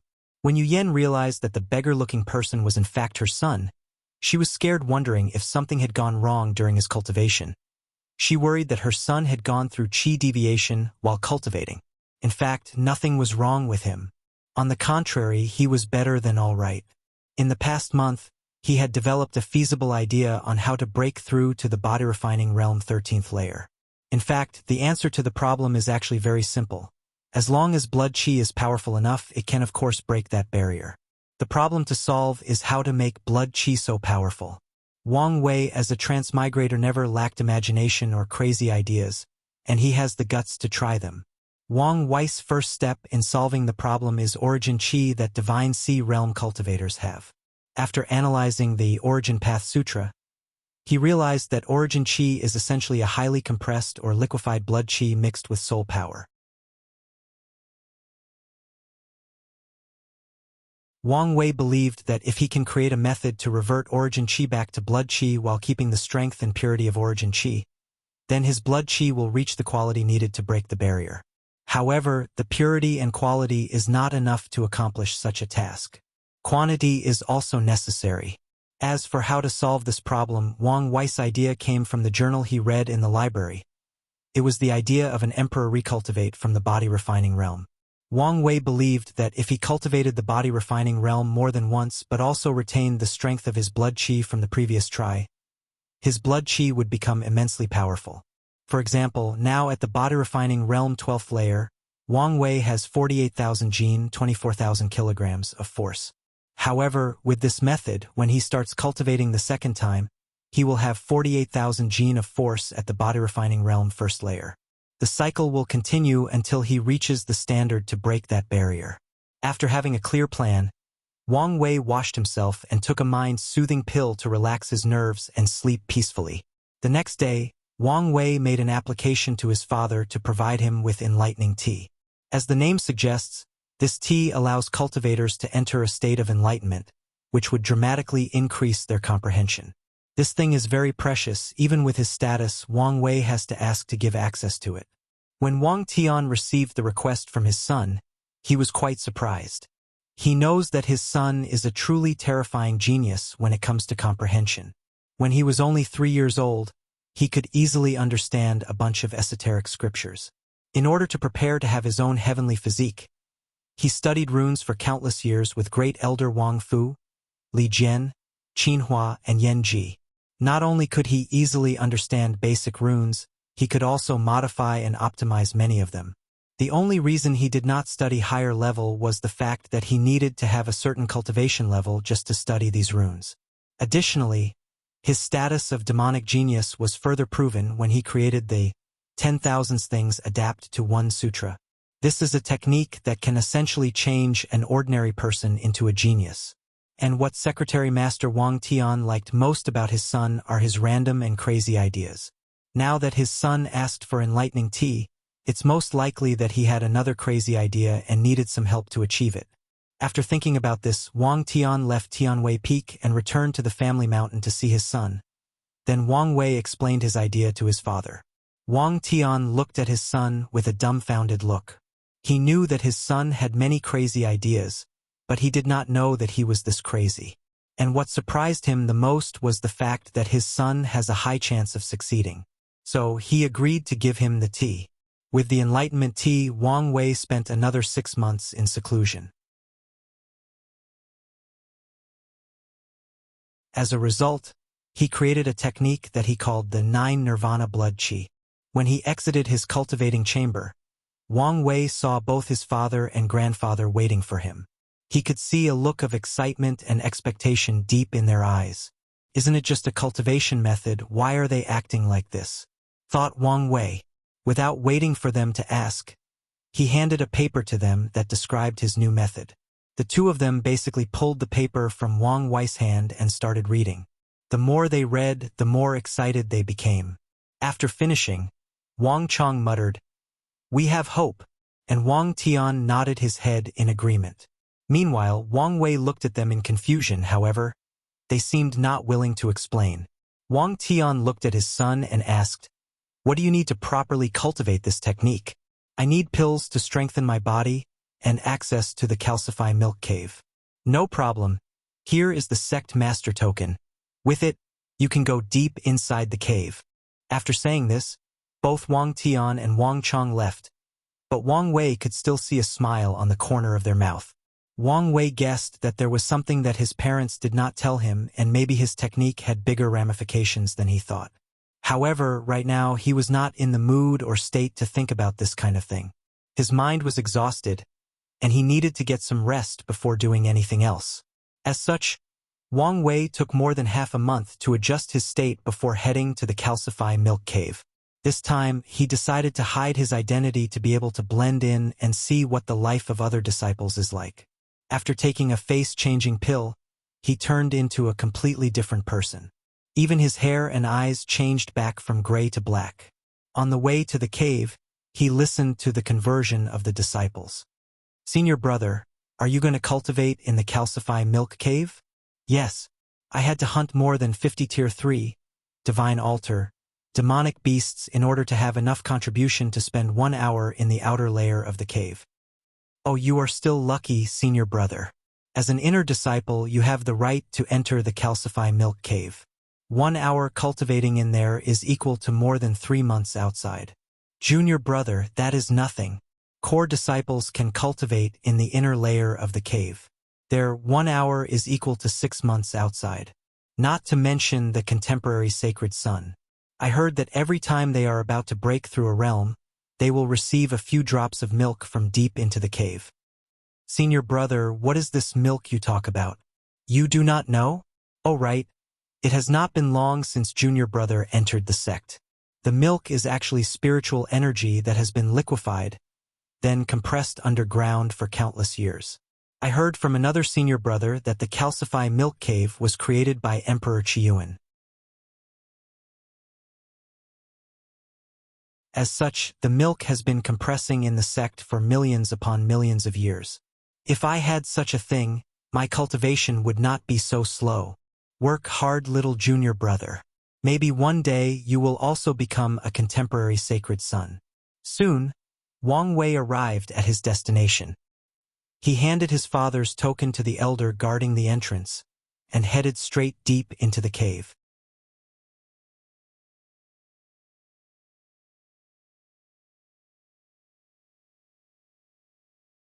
Chapter 72. Deep inside the cave, Wang Wei took a deep breath. He could feel the vast spiritual qi washing his body. He did not have to sense spiritual qi, interact with it, or control it. Just by breathing, the spiritual qi will enter his body, slowly nourishing it. Wang Wei looked down at the lake in front of him. There was a liquid lying inside. It was milky white and sparkling. He could see why it was called milk by the sect. However, Wang Wei could only look without touching. With his cultivation level, he would immediately explode if he drank even a single drop. Only people breaking through the supernatural realm can drink this thing, and at most 1 or 2 drops. Wang Wei moved his eyes from the milk to get rid of the temptations. He only came deep in this cave because he needed the vast amount of spiritual qi to cultivate his 9 nirvana blood qi. As such, he found a place next to the lake and sat cross-legged, starting to meditate to enter the best state before beginning. Wang Wei never does anything rashly. The first step to cultivate the 9 nirvana blood qi is actually to break through to the divine sea realm and reach the peak of ocean of origin. Wang Wei concentrates all of his blood qi above his navel, where his dantian is located. After concentrating all the blood qi, he recited the mantra from the Origin Path Sutra. Boom! Wang Wei heard an exploding sound. Then he could see a drop of liquid in his dantian. He knew that his divine sea was opened. As such, he continued to liquefy his blood qi and turn it into origin qi. Right now, Wang Wei has entered the first stage of the divine sea realm, the Lake of Origin. Just like the name, his origin was vast as a lake. It could travel smoothly to all parts of his body, even his skin. After making his breakthrough, he started to check his divine sea. According to the Origin Path Sutra, his divine sea should be purple, but it was gray instead, just like his hair. Wang Wei guesses that it was probably due his fate puppeteer physique. After checking that everything was okay, Wang Wei continued to cultivate. In just half a month, he cultivated the second stage of the divine sea realm, the River of Origin. After another month, he had reached the Ocean of Origin, which is the last stage of the divine sea realm. In fact, with the rapid rise of cultivation, Wang Wei's foundation was quite weak. However, he knew that he had to repeat the process of cultivating more than 9 times. During the process, he will strengthen his foundation to a horrible level. As such, he was not so worried. After reaching the peak of the Divine Sea Realm, Wang Wei began to cultivate his own 9 Nirvana blood qi, trying to revert origin qi back into blood qi. And how did he accomplish that? Simple, by exploding his Divine Sea and returning it to the state it was before he broke through, a state similar to the seed of an unopened small world. Meanwhile, Wang Wei also has to guide all the origin qi to nourish his body instead of ravaging it after the explosion. The process took longer than anticipated. It took him more than 3 months. However, he did succeed. Wang Wei stood up, threw a punch with all his blood qi, determining that he had about 48,000 gene of force. However, he was now in the first layer of the body refining realm. Wang Wei could not stop laughing. Then he spent less than half an hour punching the air before the little amount of blood qi he had ran out. He took some time to meditate before taking a few body-strengthening pills. In order for his body to be able to hold such pure and powerful blood qi, it needs to be stronger. Otherwise, he could not continue his cultivation of the 9 Nirvana blood qi. After seeing the effect of the pills, Wang Wei continued to cultivate. In a blink of an eye, 3 years passed by quickly. Wang Wei never left the calcify milk cave, but only cultivated inside. In the past 3 years, he had managed to go through all 9 nirvanas of the 9 nirvana blood qi. As such, he had cultivated to the peak of the Divine Sea Realm and back more than 9 times. Right now, he was in the 12th layer of the body refining realm, and his blood qi had a force of more than 400,000 gene, 200,000 kilograms. With this strength, he could probably fight against cultivators in the Divine Altar realm. After running the blood qi throughout his body, he was ready to attack the 13th layer, and he had a feeling that he would succeed. However, just when he was about to hit that barrier, Wang Wei's intuition kicked in again. A feeling of deep dread overwhelmed him, warning him that there would be dire consequences if he broke that barrier. Wang Wei had always believed his intuition, so he took the warning seriously. However, he was not about to give up so easily. Reaching the 13th layer of the body refining realm is not just about cultivating for him, nor about achieving something that other people had never done before. For Wang Wei, it is about his pursuit. As a person who desires to be free and unfettered, to eventually control his fate, how could he allow people to place shackles on himself? Even if it is heaven itself. To Wang Wei, the only person allowed to place limits on himself is only himself. And that is only if he wished it to be so. So, no matter what, he must break through to the 13th layer. After his intuition warned him of the coming danger, Wang Wei took out a talisman and notified his father. By the time he exited the cave, both his father and grandfather were waiting for him. "What's wrong, Wire? Did you fail?" hurriedly asked the sect master. "No, father. However, right when I was about to succeed, I felt a warning of extreme danger. That's why I called you." Upon hearing this, Wang Tian started thinking. He did not take his son's word lightly, as he knew cultivators can sometimes sense dangers ahead of time. After thinking for a while, Wang Tian started to use his finger to calculate the secrets of heaven. As Saint Realm Powerhouse, he has his own way to know the ways of heaven. Although he is not as good as people specialized in divination like the Heaven Mystery Pavilion, he is skilled enough to know certain things when needed. However, Wang Tian could not find the reason for the threat on his son. As such, he looked at his father. Maybe with his cultivation level of supreme, he could find the answer. Wang Chong also started calculating the secrets of heaven after his son failed. After a few minutes, his face became ugly, and he said with gritted teeth, "Divine punishment." Wang Tian's face changed when he heard these words. "Father, are you saying that Heavenly Tao will release divine punishment to prevent Wang Wei from reaching the 13th layer of the body refining realm?" Wang Chong just nodded. Wang Tian took a deep breath, then his face changed and became fierce. A supreme sword intent radiated from his eyes, followed by a terrifying killing intent. "Father, go call the other supreme elders. I will call all the Saint Realm cultivators available in the sect. The whole sect will enter lockdown, and then we will open the Emperor formation. Be prepared to wake up both the Emperor artifacts and the Immortal Venerables. I want to see who dares to stop my son." Wang Wei looked at his father in shock. This was the first time he had seen him so fierce, aggressive, and majestic. It was at this moment that he recalled that his father was actually a very famous heaven chosen in his generation. He had heard many rumors about his legendary exploits. It's just that, every day Wang Wei saw him as a loving and smiling father that is usually controlled by his wife. In the family, if you had to ask who had the least amount of authority, it would be his father without a doubt. Wang Wei sighed and refused to admit that he secretly worshipped his father. He would never admit that he worshipped the guy that kept begging his wife to sleep in the main bedroom when he did something wrong. Suddenly, Wang Wei thought of something, and he whispered something in his father's ears. Immediately, Wang Tian's eyes lit up, and he nodded. After Wang Tian's order, the whole Dao opening sect started moving. All the disciples returned to their home and closed the door. 9 supreme elders including Wang Chong came out of the cottage, and about 36 Saint Realm cultivators also came. Wang Wei managed to recognize a few people like Great Elder Yan Mei, Li Jiang Wang Fu, and all the people who helped when acquired his heavenly physique. Even his mother Yu Yan was there. Wang Wei was not surprised by this. Of all the saint presents, beside his father, I doubt any of the others could actually win her in a fight. And when it comes to scheming, all the people of the sect combined might not be a match for her. Among the 36 saints, Great Elder Longbo was also there. A few minutes ago, he heard about the sect master's call. At first he was not planning to go, however, one of his close advisors provided him with an excellent idea. So, he showed up to have the opportunity to execute it.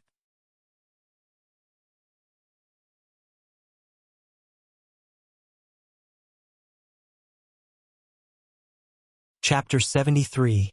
Under Sect Masters Wang Tian's order, the whole sect began to mobilize. All the disciples returned to their cultivating mountains, all the supreme elders, great elders, and elders stood in different positions to activate the Emperor formation. A beam of energy came from all the mountains in the sect heading straight into the sky, then they connected together. Following which, countless interlocking runes formed a dome-like shape at the intersection of points of energy that covered all the floating and non-floating mountains of the sect. The formation essentially covered the entire Dao opening sect. After everything was ready, Wang Tian motioned his son that he could begin, and Wang Wei did so. After sitting cross-legged in the floor, he adjusted his state in just a few minutes, then began to attack the 13th layer barrier. The first assault did not do anything to the barrier, however, Wang Wei did not stop. He continued to gather all his blood qi to attack it. On his 51st attempt, a crack finally appeared on the barrier. As soon as the crack appeared, vast ominous clouds manifested on top of the sect. One could tell that these dark clouds were brewing something dangerous. All the faces of the upper echelons of the sect changed. Although the sect master warned them that divine punishment was coming, all of them thought it was just the sect master being overprotective of his son. What is divine punishment? That is thunder used solely to punish great emperors. That's right. Divine punishment thunder exists solely for the purpose of killing or punishing great emperors. Throughout the history of the myriad emperor world, there have been countless emperors who are not so friendly to their homeland or emperors who have accomplished certain tasks that the world would be considered quite detrimental to itself. And with their devastating power, they could essentially destroy the world if given them enough time. As such, Heavenly Tao developed a mechanism to either kill, warn, or punish these emperors. Sometimes, divine punishment will succeed, but other times, it will fail catastrophically. It all depends on how strong the emperor is after all. However, no matter how weak an emperor is, it will still be the most powerful being in the entire plane. As such, the level of divine punishment thunder can be imagined. Upon seeing the dark clouds that were spreading throughout the entire domain that the Dao opening sect occupied, Sect Master Wang Tian's face became more serious. Open 2 more emperor formations, he yelled towards Great Elder Yan Ji of the formation hall. Wang Tian did not want to leave anything to chance. After his order, more energy beams came out of the mountains and 2 more layers of formations were added to the original dome-shape protection. All the true monarchs and saints pour their origin essence into the formation to maximize its effect. Meanwhile, Wang Wei was already on his 123rd attack on the 13th layer barrier. Although there were many more cracks on it, it was still far from being destroyed. Suddenly, Wang Wei felt a life or death danger on top of his head. His eyes opened and looked in the sky, seeing a 10,000 meters long black thunderbolt dropped from the sky. From that bolt, Wang Wei felt the power to annihilate everything, including all matter, energy, time and space. Anything that stood in the way of this thunder would have only one fate waiting for them: annihilation. A feeling of dread suddenly intruded deep into Wang Wei's mind, telling him that he is insignificant in the face of the wrath of heaven, that he should give up on his endeavor, otherwise all he knows and comes to love will come to an end. And the feeling did not stop there. It kept increasing as it wished to devour all of his mind and soul, wanting him to kneel down and acknowledge the errors of his way. Wang Wei found himself slowly fading away, slowly succumbing to this feeling. He knew that as long as he stopped and gave up, everything would end. He did not have to suffer. Suddenly, Wang Wei found himself in an imaginary space, half kneeling in the ground with a gigantic eye looking down on him from above. The eye gave off a vast and supreme feeling, like all things in existence are just tiny ants in front of it, like he was the noblest of existence and everything and everyone should bow to it. Maybe I should just give up, thought Wang Wei after seeing the mighty power of that eye. After all, I have already tried my best. It's okay to just give up now, or maybe I can just try again later when I'm more powerful. After thinking about this, Wang Wei decided to finally kneel and give up. However, just when his right knee was about to hit the floor, a memory suddenly appeared in his mind. It was the memory of the 9th pagoda trial. This gigantic eye reminded him of the gigantic hand that he had to face. They had the same pride and conceit that all things are below them, that they can determine the life or death of everything and anyone. After thinking about this, Wang Wei suddenly became angry. He did not concede to the gigantic hand. Why would he concede to this eye? Suddenly, the image or shadow of the young emperor appeared in the back of Wang Wei. This time, it was quite different. It had gray hair and eyes like Wang Wei. He was sitting on a multicolored throne with countless gray strings attached to his hand. Each string signified the fate of a person, and the shadow was in control of these strings. Suddenly, the young emperor image stood up from his throne, looked at the gigantic eye, and roared, "Who dares to stop me from pursuing my own way?" The roar shook the entire imaginary space. Then the space started to tremble, then cracked all over before being destroyed in a massive explosion. The eye in the sky let out an unwilling roar. However, even it could not withstand the power of the roar that could shake the heavens, install fear in the devil, and make gods kneel. Following which, Wang Wei woke up from the imaginary space with a look of fear in his face. He knew that imaginary space was not just an illusion, but someone or something was trying to affect his will. If he knelt down in that space, then he would never be able to break that barrier in his life. For the rest of his life, he would live with a bind and shackled mind. Wang Wei secretly praised himself and the elders for creating the pagoda trials.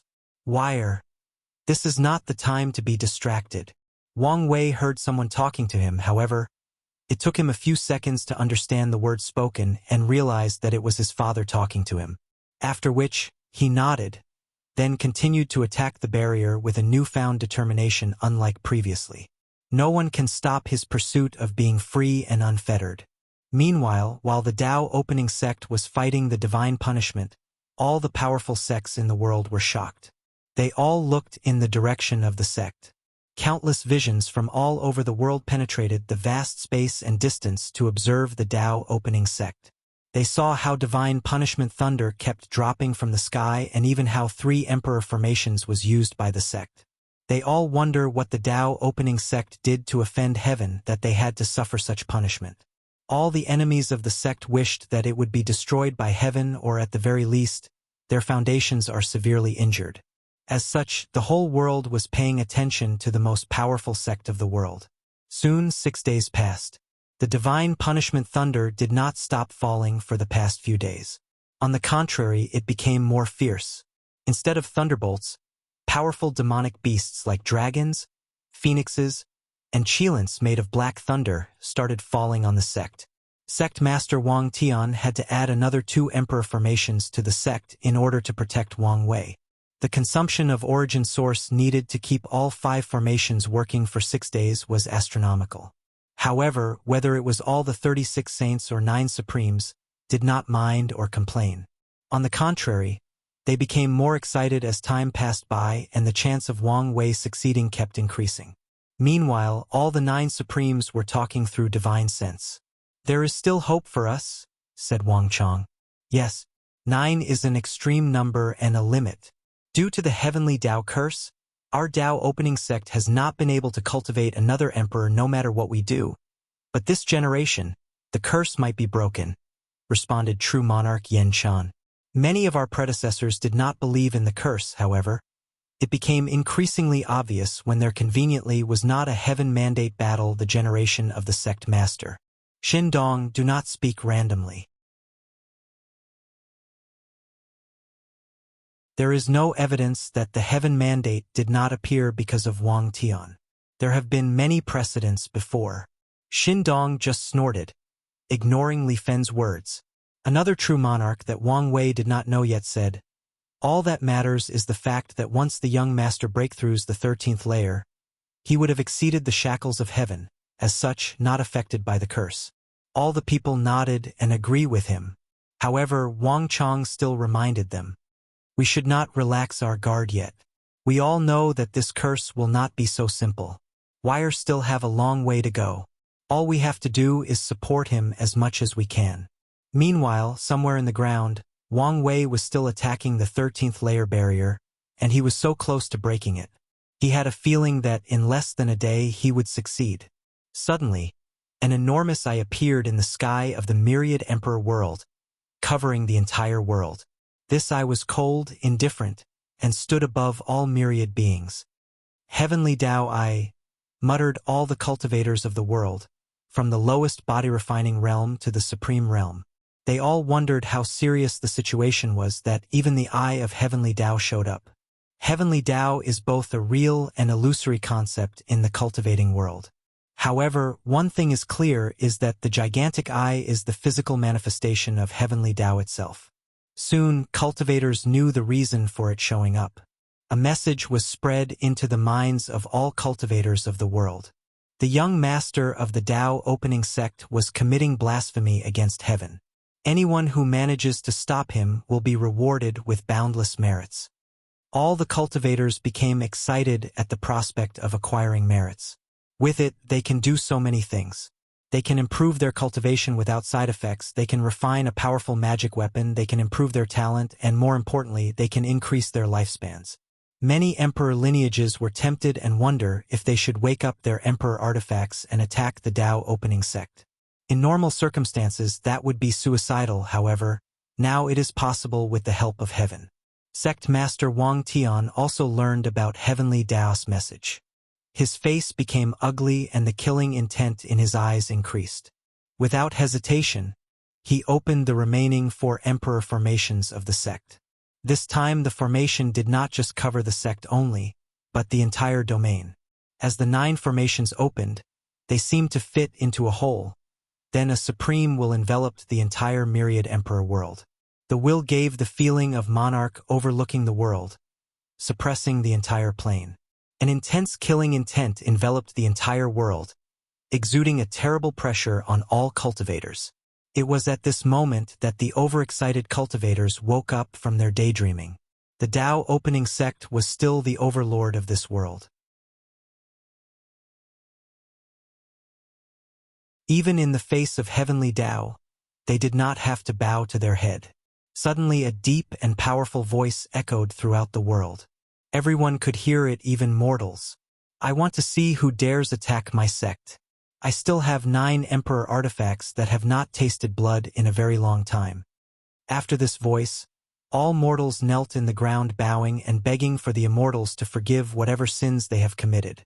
Meanwhile, all the cultivators became shocked again. Many of them recognized this voice as the one that forced an entire generation to bow to him. Unfortunately or fortunately for them, he was unlucky. After that, they finally remembered the fact that the Tao opening sect still had 9 emperor artifacts that have not been used. The majority of them removed the stupid ideas they had in their mind and decided to just watch how everything unfold. However, there were a few that were unwilling to give up such an opportunity. Their fate was instant destruction the moment they approached the sect's domain. Meanwhile, on the 7th day, Wang Wei finally succeeded in breaking that barrier and reached the 13th layer of the body-refining realm. Upon his success, Wang Wei felt like a heavy weight had been lifted from his shoulder, like he freed himself from drowning and was able to breathe more easily. Suddenly, his gray eyes lit up, and he found himself floating in a void-like space. There were countless strings attached to him with different sizes. Then one of them was suddenly cut. After this one was gone, Wang Wei discovered that he could now control all the other strings. However, when he reached and was about to do so, he suddenly woke up from the void space. He then tried to enter that space again, however, he did not succeed. He could probably guess that it is not the right time yet, or he was currently too weak. After Wang Wei finished his breakthrough, the divine punishment also disappeared. All the cultivators in the world could feel the unwillingness of the heavenly Tao I when it left. Meanwhile, no one in the sect noticed that Great Elder Long Bo took something off from the final thunderstrike before he left.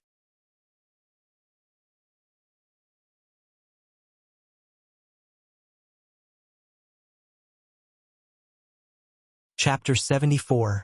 After his breakthrough, Wang Wei returned back to the Wang family. His father, mother, and all the supreme elders were looking at him like he was a rare animal in the zoo. In fact, they were just excited, and they were also checking whether something was wrong with Wang Wei.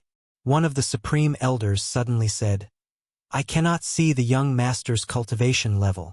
It was then that they all noticed that they indeed cannot feel the cultivation level of Wang Wei even if they use their powerful divine sense. It's not just his cultivation level, I cannot even feel his presence.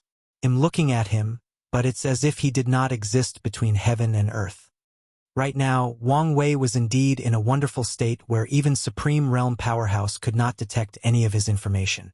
Another Supreme Elder started calculating in his finger, then said, "Not just that, I cannot calculate any information from the young master. I cannot even observe his chi luck." Upon hearing this, even Wang Wei was shocked. He activated his eye's true sight and found that his dragon of luck became black and illusory. What's more, he can see many strings attached to him, however, they were none on the Supreme Elders. No, to be exact, it seemed like he could not see the strings. Intuition told Wang Wei that the strings existed, but he was just too weak to see them or he did not have the right method.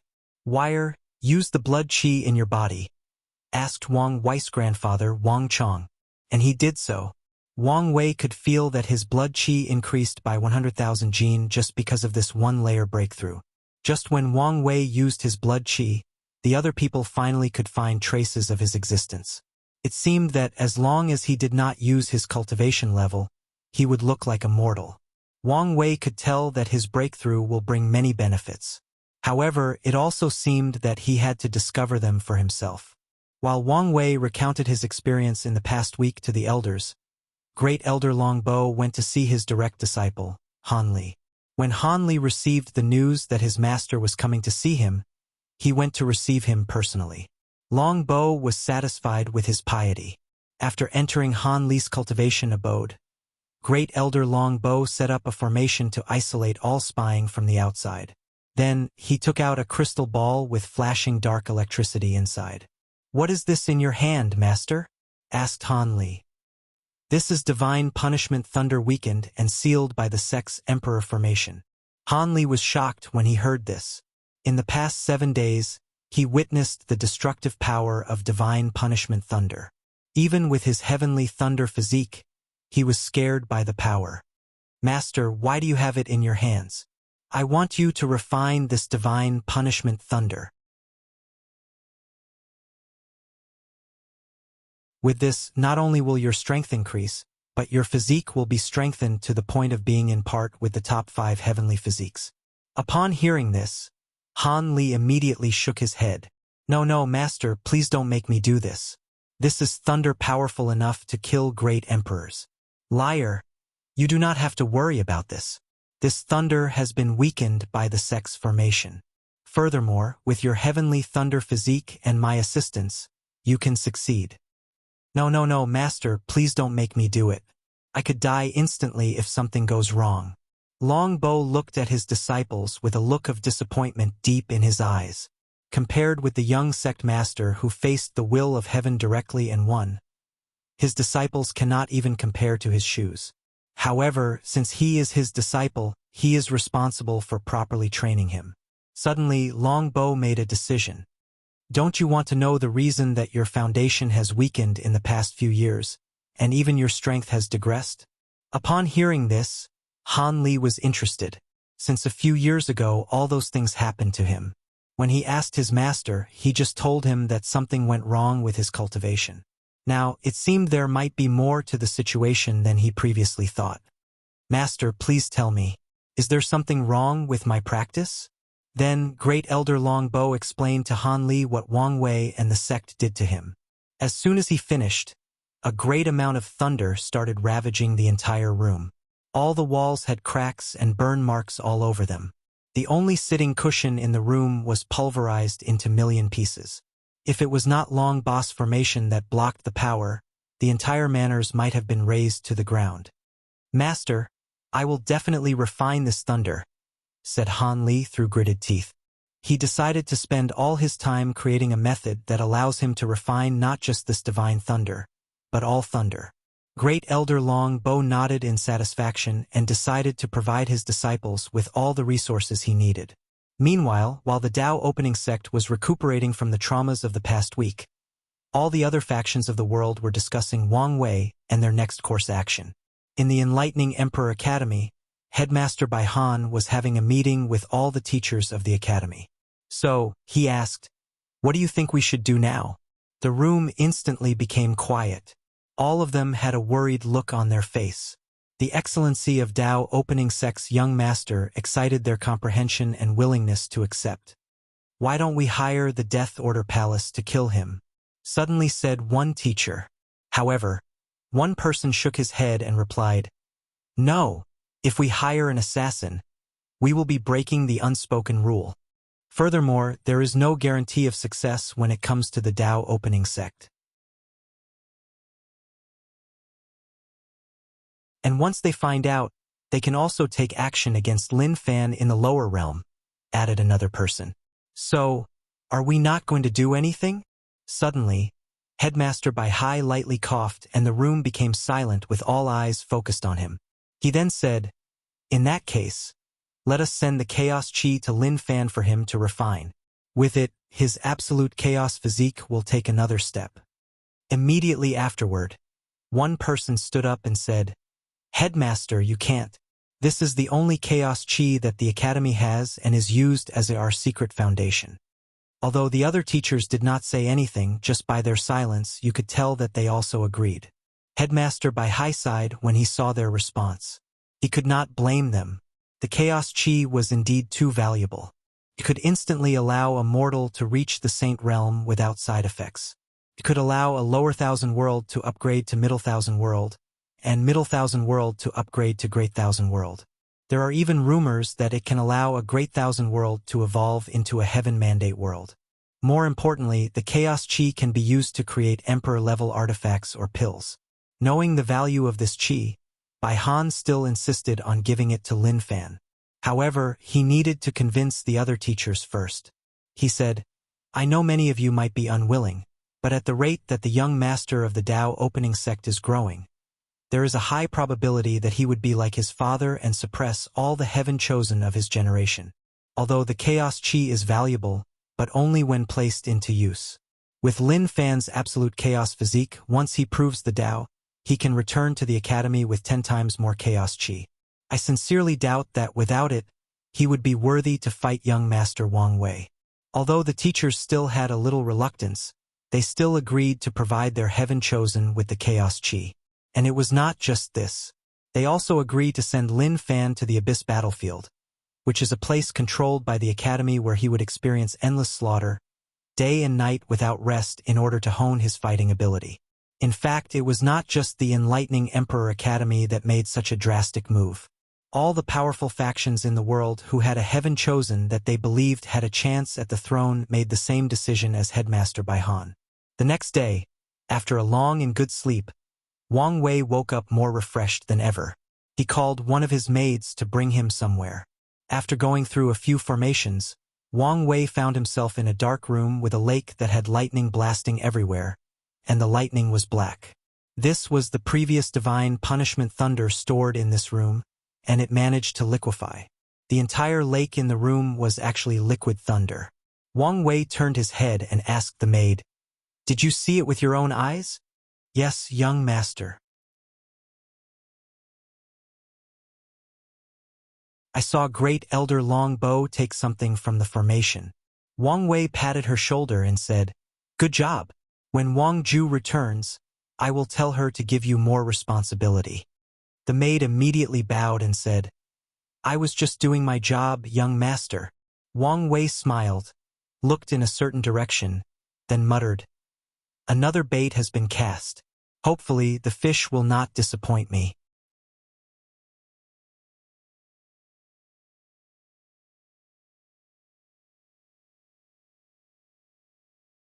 Chapter 75.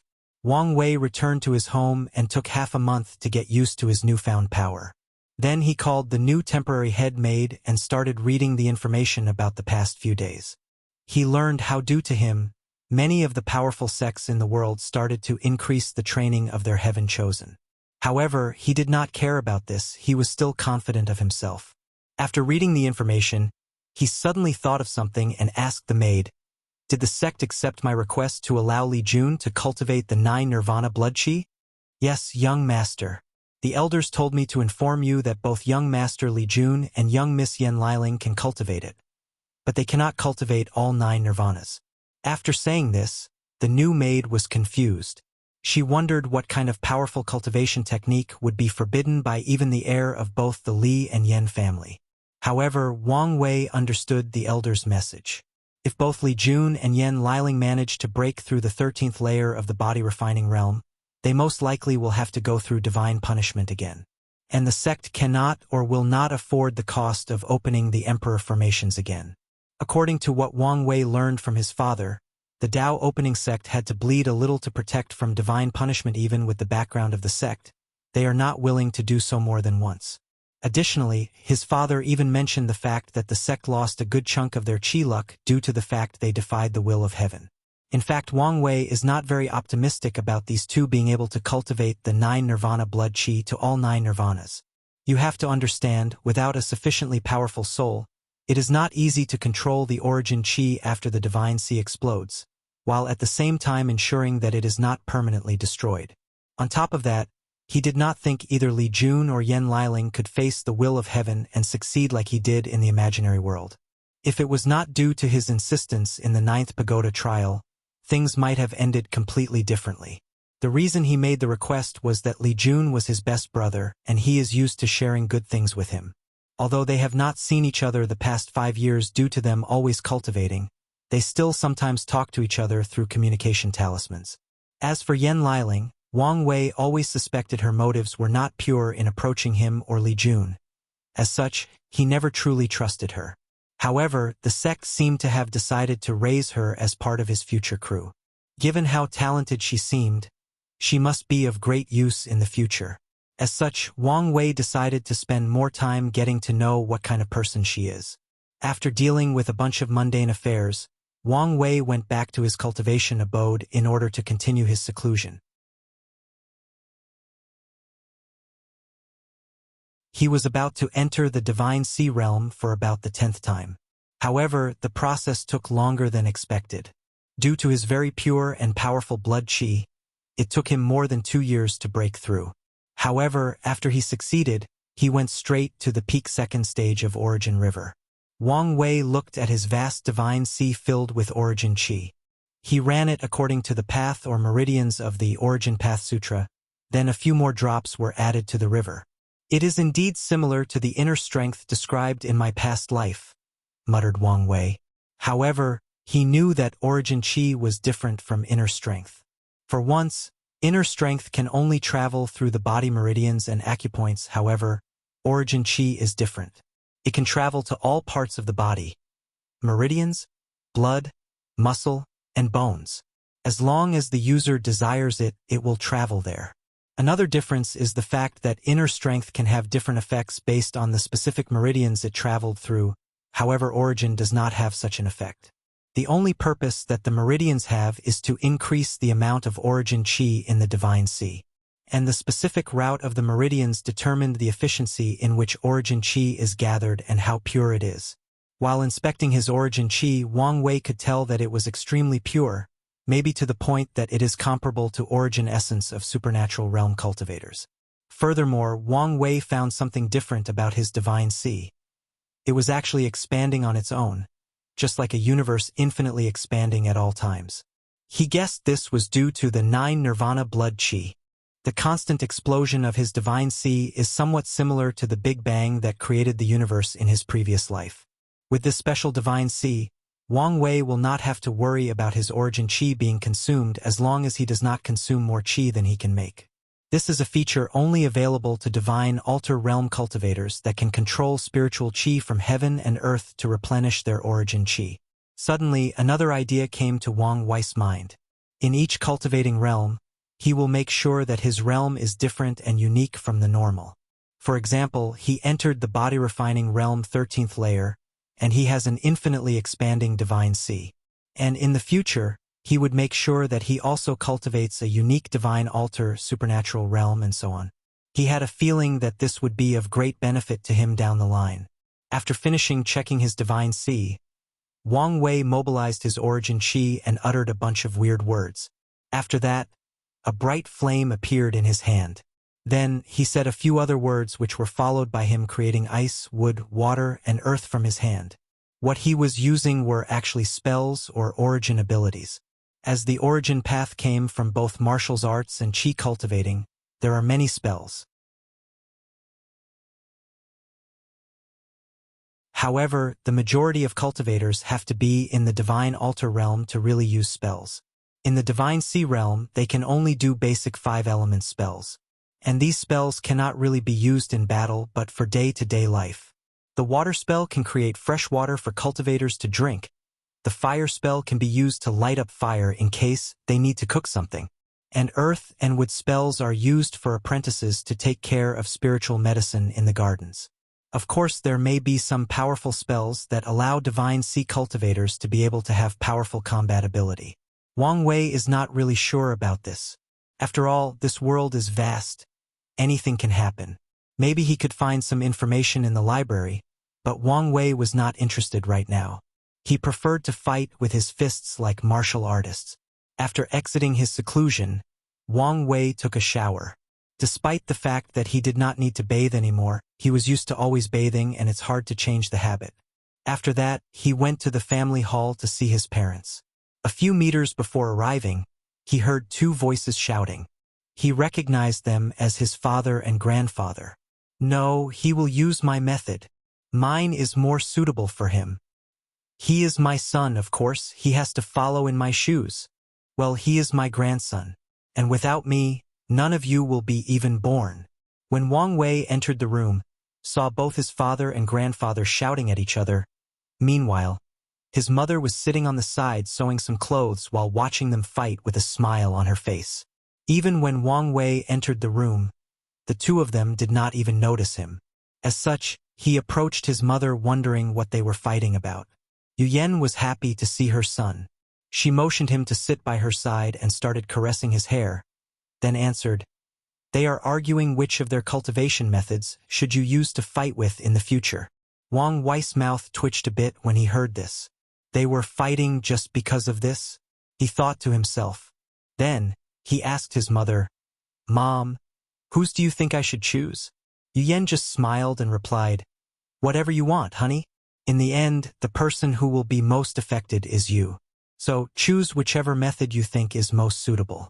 And if both of them do not fit, there are plenty of cultivating methods in the sect." After hearing this, Wang Wei nodded and kept watching the 2 of them fighting while chatting with his mother. After a few minutes, Yu Yan seemed to be tired of their constant bickering. As such, she lightly cleared her throat using her origin essence. thus echoing her voice throughout the room. Suddenly, the two of them stopped and looked at her. Yu Yen smiled and said, "Apologies. I had something stuck in my throat. While I have your attention, why don't you both let Wire decide what technique to use after reading both of them?" Both Wang Tian and Wang Chong looked at each other, nodded, then handed a jade talismans to Wang Wei containing their own created cultivation methods.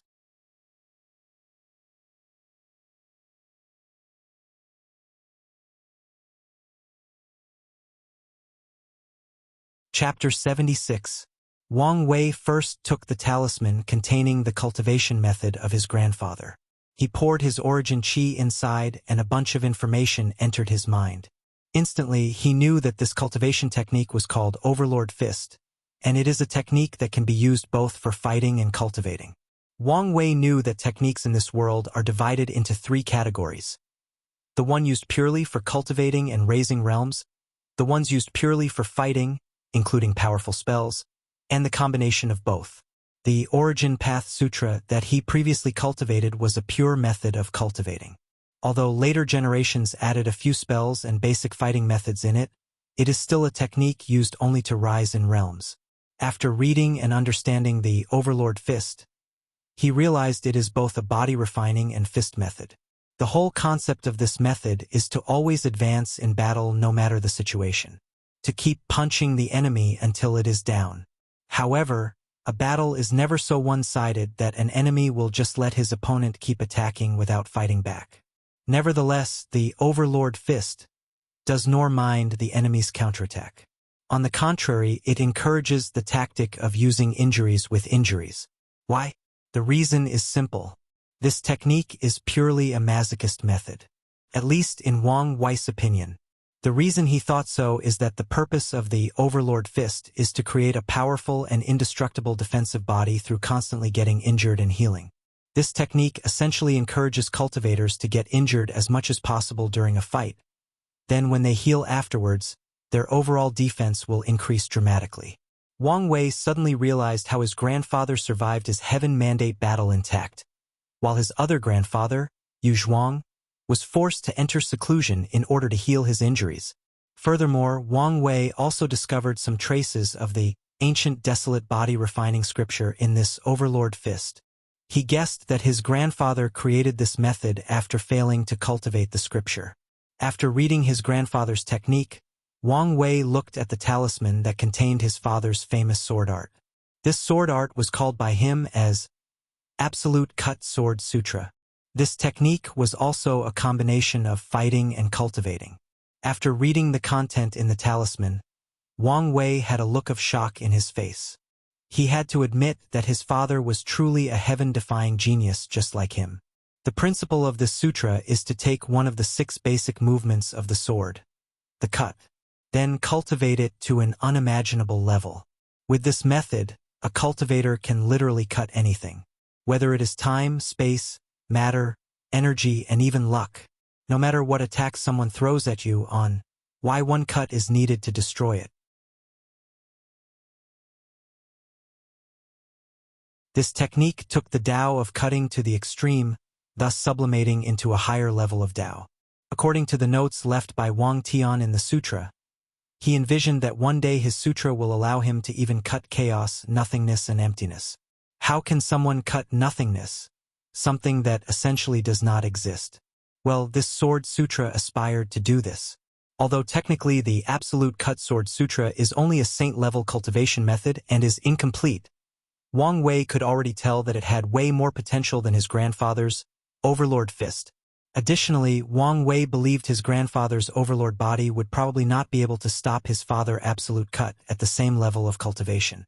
He also believed that only by cultivating the ancient desolate body refining scripture to a very high level would he be able to stop his father's sword, and a fight between them would probably be very intense.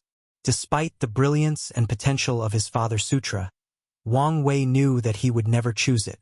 The reason for that is that in order to cultivate this technique, a person has to dedicate their entire lives to the way of the sword. You have to love the sword, practice the sword constantly for years without stopping, blend with sword until you and it became one. The sword has to become one of your arms. It has to become another extension of you. Without this will and determination, no one can successfully cultivate the Absolute Cut Sword Sutra. And even if one did, the power of the sutra would reduce dramatically. To Wang Wei, this way of practice seemed like slavery to him. The sword cultivators seemed to be enslaved by their sword. For him who pursues to be free and unfettered, how could he be enslaved by an object? In his opinion, swords are nothing but objects or tools used for a purpose. As tools, they should follow orders and do as they are commanded. Asking him to treat a sword on equal terms as him? He could never do such a thing. Although Wang Wei knew that certain magical weapons will have soul and intelligence when they reached a certain level, he did not care. If one of his weapons acquired intelligence, he would respect it as a living being, but he would still be the one in charge, otherwise he would rather erase said intelligence. Despite the fact that Wang Wei decided that he would not cultivate the Absolute Cut Sword Sutra, he still decided to learn from it. He hoped to one day create a sword move that allows him to cut fate whether it is his own or others. After hearing his son's decision, although disappointed, Wang Tian was not that surprised. Over the years, he had noticed that his son did not have the heart of a swordsman. He did not have the same joy and happiness he himself had when he first started practicing the sword. While Wang Tian was sulking, his father on the other hand had a wide grin on his face. He praised his grandson for having good taste unlike his son. That night, throughout dinner, Wang Chong could not stop smiling. In fact, Wang Wei was not planning on cultivating the Overlord Fist either, just using the fighting move in them. He had the utmost confidence in himself that he would be able to cultivate the ancient desolate body refining scripture. As such, he did not really need the defense capabilities of the Overlord body. However, he did not tell this to his grandfather. Let the old man be happy for a while. At night, Wang Wei went to cultivate, while Wang Tian accompanied his wife. However, he was still in a sullen mood. Suddenly, he said, "Honey, why don't we try to have another kid?" Yu Yan looked at her husband, then replied, "Are you still unhappy that Wire did choose your sutra? From the way he behaved from childhood, you should have expected this long ago." "I know this, but I just wanted to try. I thought maybe I would be lucky and he would change his mind." Yu Yan looked at her husband speechlessly, then shook his head. "Not to mention how difficult it would be for our cultivating level to conceive another child. How do you know whether he or she will love the swords as much as you do and decide to inherit your swordsmanship?" "I do not know. However, it's worth a try." "As you wish." After that, the lighting formations were turned off, and the beautiful process of creation took place inside this room.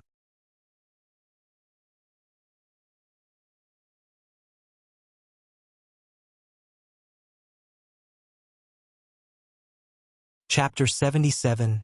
Wang Wei stood in front of the 90 Zhang battle tower again, entering for the second time. However, this time he was going to face people in the Divine Sea realm.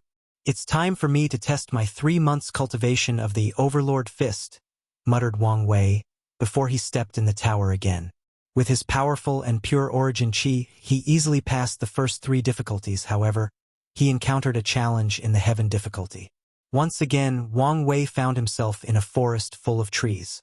However, the internal space for Divine Sea cultivators seemed more vast as he could observe mountains and lakes around the forest. Wang Wei was still surrounded, but this time he faced 10 Tier 2 demonic beasts instead of 5 Tier 1. However, he was not surprised by the fact that the number was doubled. He knew that the tower became increasingly more difficult as one gets higher. Additionally, in the Earth difficulty, he also had to face 2 demonic beasts instead of the only tiger he fought previously. Wang Wei observed his opponents for this trial. It was composed of 2 swift-winged wolves, 3 solid earth boars, and 5 fierce fire lions. Each of these demonic beasts had a fierce light in their eyes, looking at Wang Wei like their prey. However, soon it will be known who is the hunter and who is the prey. Wang Wei mobilized his origin chi into his legs, which light up the color gray, and instantly rushed to the closest solid earth boar. His figure left more than 3 shadows behind him when he moved. Boom! A powerful punch hit the face of the boar. Affected by the tremendous force, the boar vomited a mouthful of blood and flew more than 20 meters before hitting the ground. He did not get up afterward. Seeing the state of his companions, the other two Solid Earth boar became angry, then immediately activated the power of their bloodline. Soon afterward, a thick armor made of earth enveloped the remaining two boars. It was not just them, all the remaining demonic beasts activated their bloodline abilities. The 5 fierce fire lions opened their mouth and 5 fireballs shoot out of their mouth in the direction of Wang Wei. However, he did not back down or evade. Instead, he stepped forward and punched. Lion Fist, a lion head image made of origin chi, appeared on the right hand of Wang Wei. When this punch touched the 5 fireballs, a lion roar echoed throughout the jungle, signaling that the king of the jungle was patrolling his territory and all animals should bow to it. Boom! Boom! Boom! Wang Wei's single fist instantly destroyed all the 5 fire attacks, resulting in a massive explosion. A huge fire of more than 500 degrees Celsius spread throughout the forest with Wang Wei at the center. However, he was completely unarmed. A gray layer of energy enveloped his entire body, protecting him from the heat. With his powerful origin chi, it is quite easy for him to withstand such temperature. While the smoke from the fire was obscuring the sight of all the demonic beasts, he instantly rushed in the direction of the wolves. As they had the highest level of mobility, he deemed them the most threatening of the groups. In just a few seconds, Wang Wei traveled a few meters and reached in front of the more than 10 meters tall wolf. He jumped in the air and threw another punch. Following the sound of a lion roaring, the head of the swift-winged wolf exploded, splashing blood and brain matter all over. It did not even have the time to react. The other wolf on the hand was always on alert. Seeing that his companion was killed, the other wolf opened his mouth and spewed out a 20 meters long wind blade to kill his opponent. Wang Wei immediately mobilized his origin chi and chopped the wind blade into 2 parts right down the middle. He then rushed toward the last remaining wolf. He threw another punch. However, this time it was the image of a tiger that appeared in his hand instead of a lion. The tiger exuded a terrible killing intent, demonstrating its status as heaven and earth's most perfect killing machine, the most powerful hunter and predator. This was a move from the Overlord Fist known simply as Tiger Fist.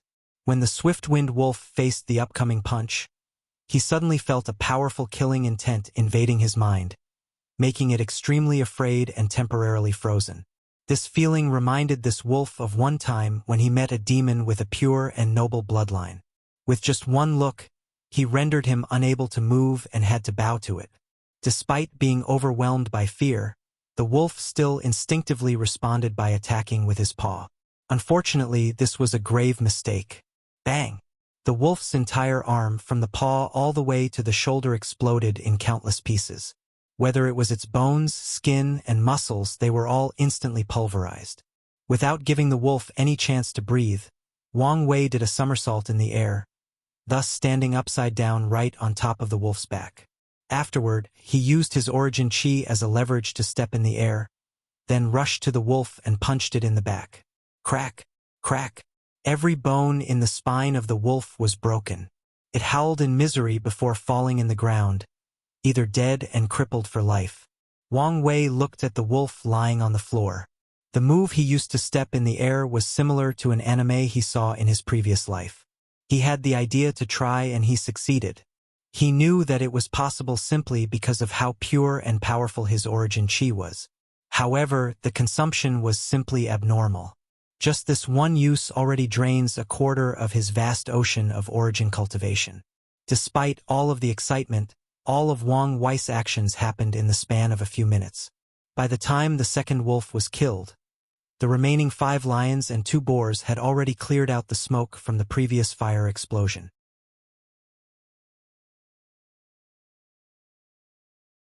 They all surrounded Wang Wei, hoping to find a flaw that they can pounce on and kill him in one fell swoop. Although they knew that they were not his opponent, they knew that if they did not kill this cultivator, they would be the one killed. Wang Wei looked at these demonic beasts. All of a sudden, an impulse came over him. He gathered the power of his body-refining realm 13th layer and his infinite divine sea and merged them together. A sudden will manifested from him and directly hit the 7 demonic beasts. Then, they all vomited large mouthfuls of blood and fell in the ground, whining in pain. It seemed that they were still alive. Wang Wei was surprised and confused about what happened. He walked over and checked the condition of these beasts by pouring his origin chi into their body. He discovered that their bloodline core was destroyed, essentially destroying their cultivation. Could this new ability be able to destroy other people's cultivation just by looking at them? Muttered Wang Wei. If that was the case, that would be truly heaven-defying. However, he could guess that this ability probably had drawbacks. For example, the person must be weaker than him by a large margin. However, even if that was so, this ability can be used to prevent being encircled by a bunch of people using mob tactics. Furthermore, as his cultivation grew higher and developed more unique realms, unique divine altar and supernatural realm, this ability will also grow more powerful. Let's call this ability true will from now on, said Wang Wei out loud. Now that these demonic beasts were incapacitated, he had passed the heaven difficulty level. He sat cross-legged, took out a profound tier divine sea replenishing pill to refill his origin chi. Cultivators in the first 3 realms of cultivation can only use profound tier pills, otherwise they would not be able to bear the medicinal strength. 3 hours later, Wang Wei finished recuperating and left his meditation state. Right now, he was in perfect shape for the next difficulty, the Emperor difficulty. There, Wang Wei will have the chance to fight and learn from the sect's great emperors at the same level of cultivation.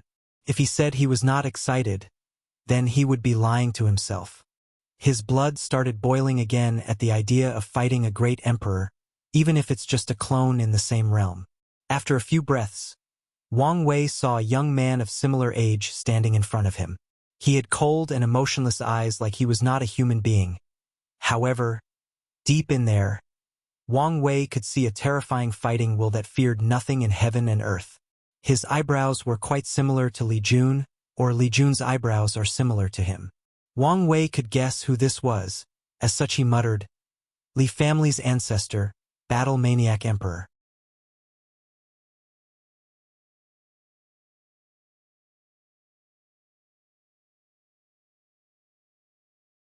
Chapter 78. Wang Wei observed the young Battle Maniac Emperor for a while and could guess that it was a clone left by the real Battle Maniac Emperor in the tower to teach future disciples of the sect. While observing, Wang Wei recalled the information he learned about him through the history classes he had to take. In fact, Wang Wei admires the Battle Maniac Emperor quite a bit. Among the 3 ancestors of the sect, he admired him most because of his determination. According to what he knew, all the other sworn brothers and sworn sister of his ancestor Wang Qishan, also known as Emperor Qiyuan, also became great emperors. After Wang Wei's ancestor became emperor, he washed away the karma from his other 2 sworn siblings, giving them the chance to fight for heaven mandate in the following generation.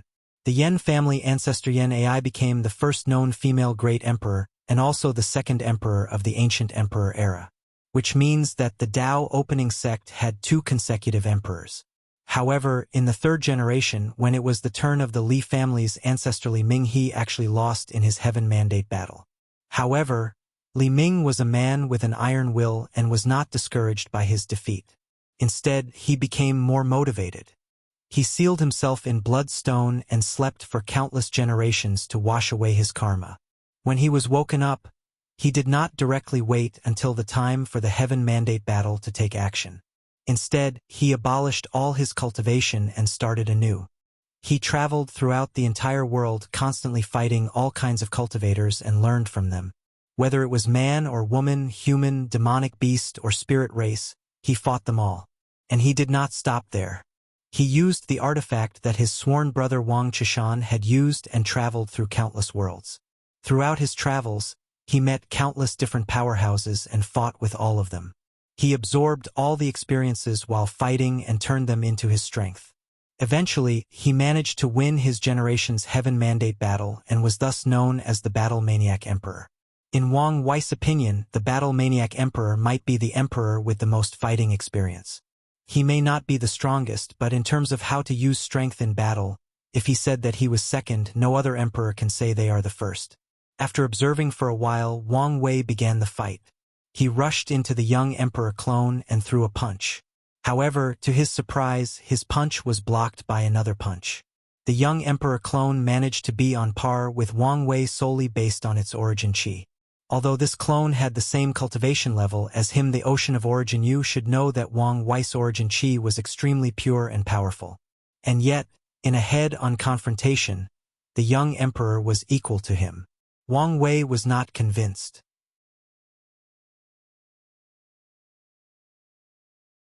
As such, he threw more punches. The sound of lion and tiger roaring echoed in the arena. The air trembles each time their fist clashed together. The ground cracked due to the force generated by their fist. However, none of them, whether Wang Wei or Li Ming, moved from their spots. They were still equal in strength. Wang Wei frowned, then started thinking. He knew there must be a reason for the young battle emperor maniac to be equal with him.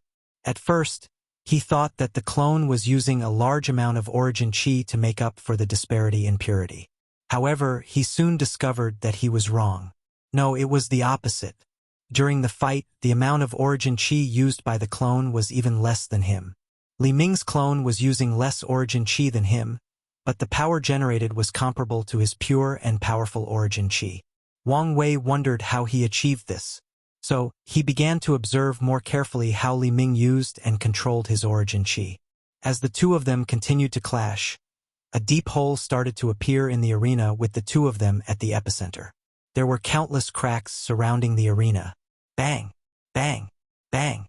The air kept exploding while the ground trembled. The two fighters kept clashing, ignoring the devastating effect their strength has on the surrounding environment. Meanwhile, Wang Wei continued to observe how the young emperor used his origin qi. In fact, he discovered that the clone was not hiding his method. On the contrary, he made it abundantly clear. It was then that Wang Wei realized the reason. Every time the young emperor punched out, he would instantly condense his origin qi, then explode it at the moment of impact. That way, his origin qi can become pure and powerful for a brief moment before reverting back to normal. However, that brief moment was all the young emperor clone needed. After realizing the method used, Wang Wei immediately tried to copy it. However, he discovered that his origin qi was too pure to be able to further compress. As such, he directly skipped that step and exploded his origin qi and guided the power outward. Boom! With a powerful punch, the young emperor clone was pushed back more than 30 meters, leaving marks on the floor as he slid near the edge of the arena. Upon seeing this, Wang Wei became excited. Not because he managed to push the clone of a great emperor, but because he had successfully accomplished one of his objectives for coming here, learning and growing through battle. The fighting intent in Wang Wei's eyes increased. Today, he was destined to have a bountiful fight. Soon, 3 hours passed by. Wang Wei stood there with his clothes broken while painting heavily. He had many bruises on his body, while his left arm and ribs were broken. Meanwhile, the young emperor clone was lying on the floor with a hole deep in his chest. Wang Wei was the final victor of this battle. Suddenly, the atmosphere around Wang Wei changed.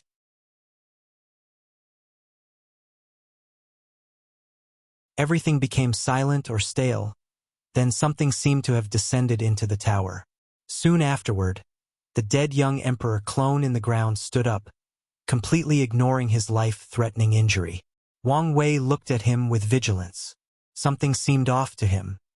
He immediately took a few sips of holy spring water to heal his injury in case he needed to fight again, then took a robe to cover his body. After a few seconds, he started to closely observe the weird clone in front of him, and he could see that its lifeless eyes were gone, replaced with spirit and intelligence. As such, he said, "What are you?" "No, what I should ask is, who are you?" The clone looked at Wang Wei's calmness and decisiveness, then started laughing out loud. "Worthy to be the descendant of Brother Wang. You can call me the Battle Maniac Emperor. Or if you want to be less formal, just call me Li Ming." Wang Wei was slightly surprised when he heard what the clone said. However, thinking about it, it made sense that the Battle Maniac Emperor might leave something behind in the battle tower. Wang Wei then cupped his hand together, slightly bowed and said, "Disciple Wang Wei has seen the sect ancestor. I wonder how and why the ancestor appeared here to see the disciples?" Wang Wei was in fact quite curious. The battle-maniac emperor vanished a long time ago, the same way as many of the great emperors of this world. He was quite curious about the reason. Great emperors have unlimited lifespan, so he did not think that they had died due to the passing of time. The battle-maniac emperor did not care about Wang Wei's formal way of addressing him. He looked up and down at the disciple in front of him instead.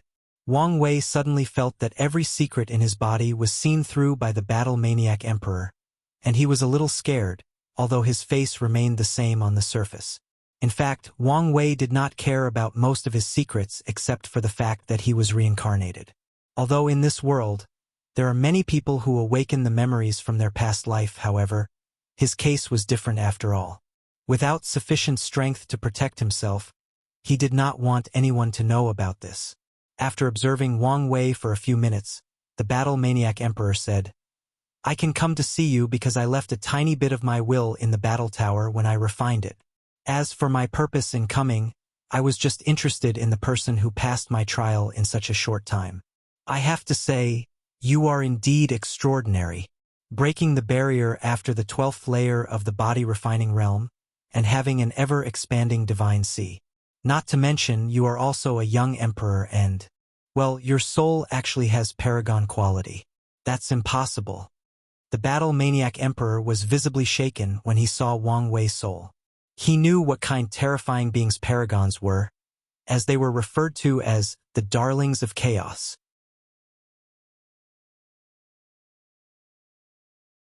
On the other hand, Wang Wei was quite confused. "Ancestor, what is a paragon?" The battle-maniac emperor woke up from his shock and shook his head, refusing to answer the question. "Kid, I can tell that you are special and have many secrets. On account of your potential, I can actually answer a few questions you have." Wang Wei looked at the battle-maniac emperor speechlessly. "I just asked a question and you refused to answer." However, he still took the chance to ask a few questions that puzzled him. "Ancestors, what happened to all the great emperors? Where did they all go? And are there any cultivation realms beyond the great emperor?" The battle-maniac emperor Li Ming was again surprised. He gave this kid the opportunity to have his cultivation directed by an emperor, yet he asked such questions.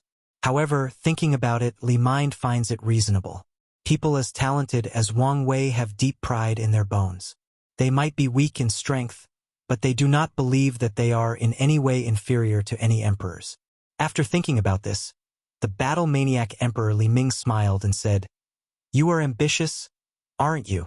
Regarding these secrets, I cannot say anything directly. All I can tell you is that the world is more vast than you can imagine. As for the realm of great emperor, in many ways, this realm is just another started point. If one day you manage to sit on that throne, then you will understand what I mean. Anything I say before that will be meaningless." Wang Wei's eyes lit up when he heard this answer. Although he has already theorized these possibilities, it is totally different from knowing the exact truth. As such, he again bowed in respect to the battle-maniac emperor. Wang Wei has found his pursuit. Being a great emperor may not be his end.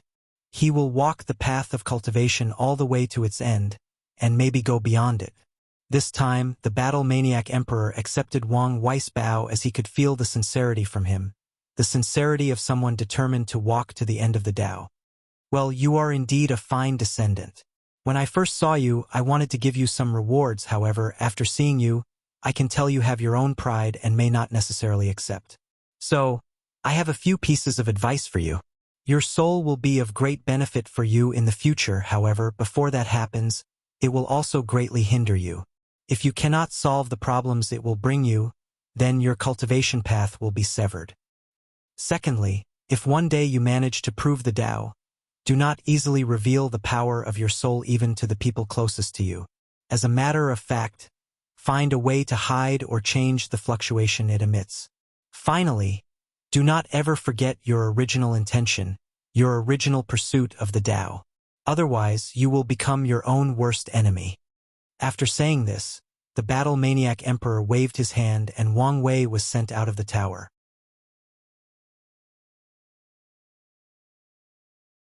After that, he muttered, "Controlling your own fate? Maybe he will succeed where we have failed." Then he disappeared.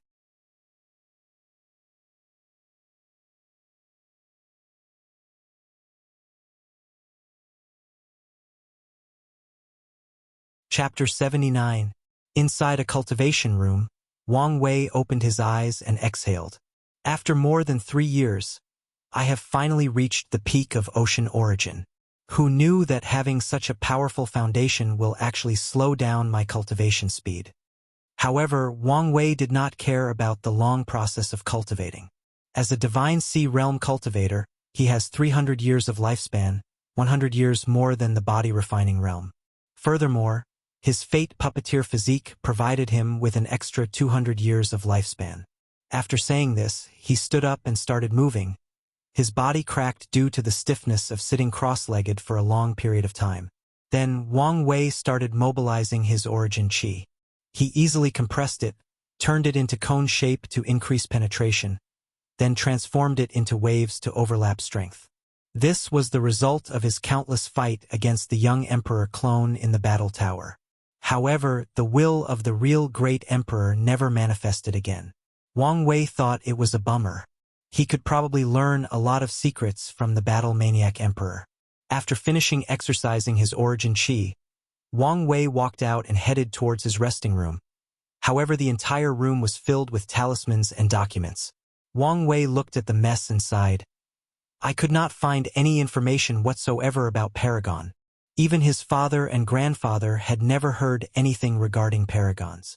After explaining his experience in the tower, both of them were quite surprised and happy at the thought that the great emperors of their sect might be alive somewhere out there. His father and grandfather ran back to the battle tower to check, but they found nothing. However, this news did not affect their enthusiasm. Knowing that the sect has an existing powerful backer is more than enough for them. Nevertheless, the news about the emperor's manifestation became the highest secrets of the sect, known only to the Wang family, meaning just Wang Wei's family of 4 and the heads of the other 2 families, great elders Yan Mei and Li Jiang. As for Wang Wei's concern regarding paragons, they concluded that this might be the highest secrets known only to existence at the level of great emperors. Of course, Wang Wei did not tell them the fact that the term paragon was related to his soul. He just told them that the battle-maniac emperor mentioned it during their conversation.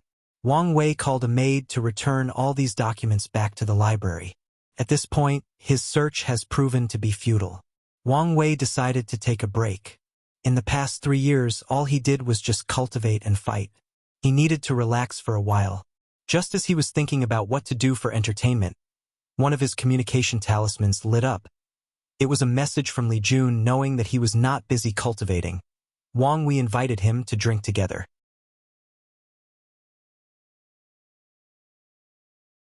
A few minutes later, Li Jun flew to the Wang family mansion with a flying talisman. He easily navigated through the complex mansion, heading straight to Wang Wei's resting room. In his way, Li Jun said hello to a few maids, who will always answer him back with a blushing face. One of the things that the maids working in the manor liked to see was the handsome face and smile of young master Li Jun when he came to the manor. Although their young master is more handsome, however, the maids always felt pressure when facing him. After a few minutes, Li Jun arrived in the room and met with Wang Wei with a smile on his face. He said hello to him and found a place to sit down. Wang Wei looked at Li Jun up and down. First thing he noticed was the fact that his cultivation was also in the ocean of origin, and he was not far from the peak. However, he was not surprised by this. After all, Li Jun did possess the number 20 battle maniac physique. The second thing that Wang Wei noticed was the fact Li Jun did indeed somewhat resemble the battle maniac emperor, especially the eyebrows. However, unlike the emperor, Li Jun's fierce fighting intent was emanating out of his body at all times, while the battle-maniac emperor's was hidden deep in his eyes. It seems that you have not been able to fully control the heaven-fighting scripture. Li Jun smiled wryly and answered, Big brother, not everyone is like you and can easily understand and control an emperor-level scripture. What can I say? I was gifted by heaven. Alright, come, throw your most powerful punch. I want to see your progress the past years. After saying this, Wang Wei motioned Li Jun to attack him, and he did so. Li Jun gathered a lot of his origin qi in his hand, which turned red in color. Then with all his force threw a punch. Wang Wei gathered his powerful origin and blocked the punch. The collision of the two shook the air. The powerful aftershock of their clash destroyed all the tables and decorations of the room. However, none of them paid attention to this. Wang Wei observed Li Jun's strength, then frowned. He could tell that Li Jun has a very deep foundation and has cultivated the 9 nirvana blood qi to at least the 6th nirvana. In the entire sect, his strength was probably only second to him in the same realm. However, his use of origin qi was quite rough and primitive. If it was 3 years ago, maybe Wang Wei might not have noticed, but now he was different. Did you not go to the battle tower after you break through the divine sea realm? No, big brother. I had to go to a secret realm trial with all the outer disciples of the sect. I had to continue training all the subordinates I brought from the spirit road and also recruited new people. The sect told me to prepare in advance as we may soon need them. Wang Wei frowned and realized it was indeed time for him and Li Jun to leave the sect for a necessary trial. In that trial, he might need an army and Li Jun is in charge of training it.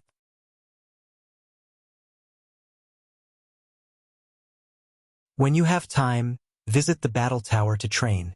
You can fight directly with a clone left by your clan's ancestor. He is the best teacher to learn how to properly control the heaven fighting scripture. Li Jun nodded his head. He could feel that his big brother was not too pleased about his progress. However, he did not mind. Although in the past years he managed to easily suppress his peers and had garnered all types of praise from his family, he knew that he was completely not his big brother's opponent. This idea became more firm after he cultivated the 9 nirvana blood qi. He knew how powerful and precious such technique was. After his big brother cultivated it, he did not hide it for himself, but asked the elders of the sect to spend countless resources to allow him to cultivate it as well in order to increase his strength. Li Jun knew that his big brother had a very high standard for him, maybe even higher than his own parents. What's more is that his big brother always believed that he could achieve these standards, even at times when he did not even believe in himself. After checking Li Jun's progress, he changed the topic. What do you want to drink? Tea or wine? I have just received a few batches of Longxue tea if you want. Big brother, are you really willing to give me some of your tea? You were so stingy the last time I was here. Wang Wei's mouth twitched after hearing this. How can he not be stingy? He only gets a little bit of tea every month. If he did not save the stash for a few years, he would never share it with this guy. Li Jun, upon seeing Wang Wei's face, immediately said, "Forget the tea. Let's have a meal with wine. I have not eaten your delicious food for quite some time." Wang Wei ignored this guy's glib tongue and went to the kitchen. The cooking in this world is indeed quite simple. Due to the fact that most cultivators spend their time in seclusion, they do not have the time or desire to spend time developing different types of culinary dishes. As for mortals, as long as their stomachs are full, they don't really care about taste. Additionally, due to bathing in spiritual qi, even ordinary animals have better taste than the ingredients back on Earth. As such, when Wang Wei started to use the dishes from his past life, even his subpar cooking skill turned every meal he cooked extremely delicious, making him quite popular in his family during dinner time. He had to teach the maids and chef in the manor how to cook in order to extricate himself from the constant labor of going to the kitchen. Even his mother learned from him at one point. After a few minutes, all the food was ready. Both Wang Wei and Li Jun picked up their chopsticks and started eating. The food was indeed delicious. This time, Wang Wei used the fire spell to perfectly control the temperature of the ingredients when cooking. As such, his skills have sublimated.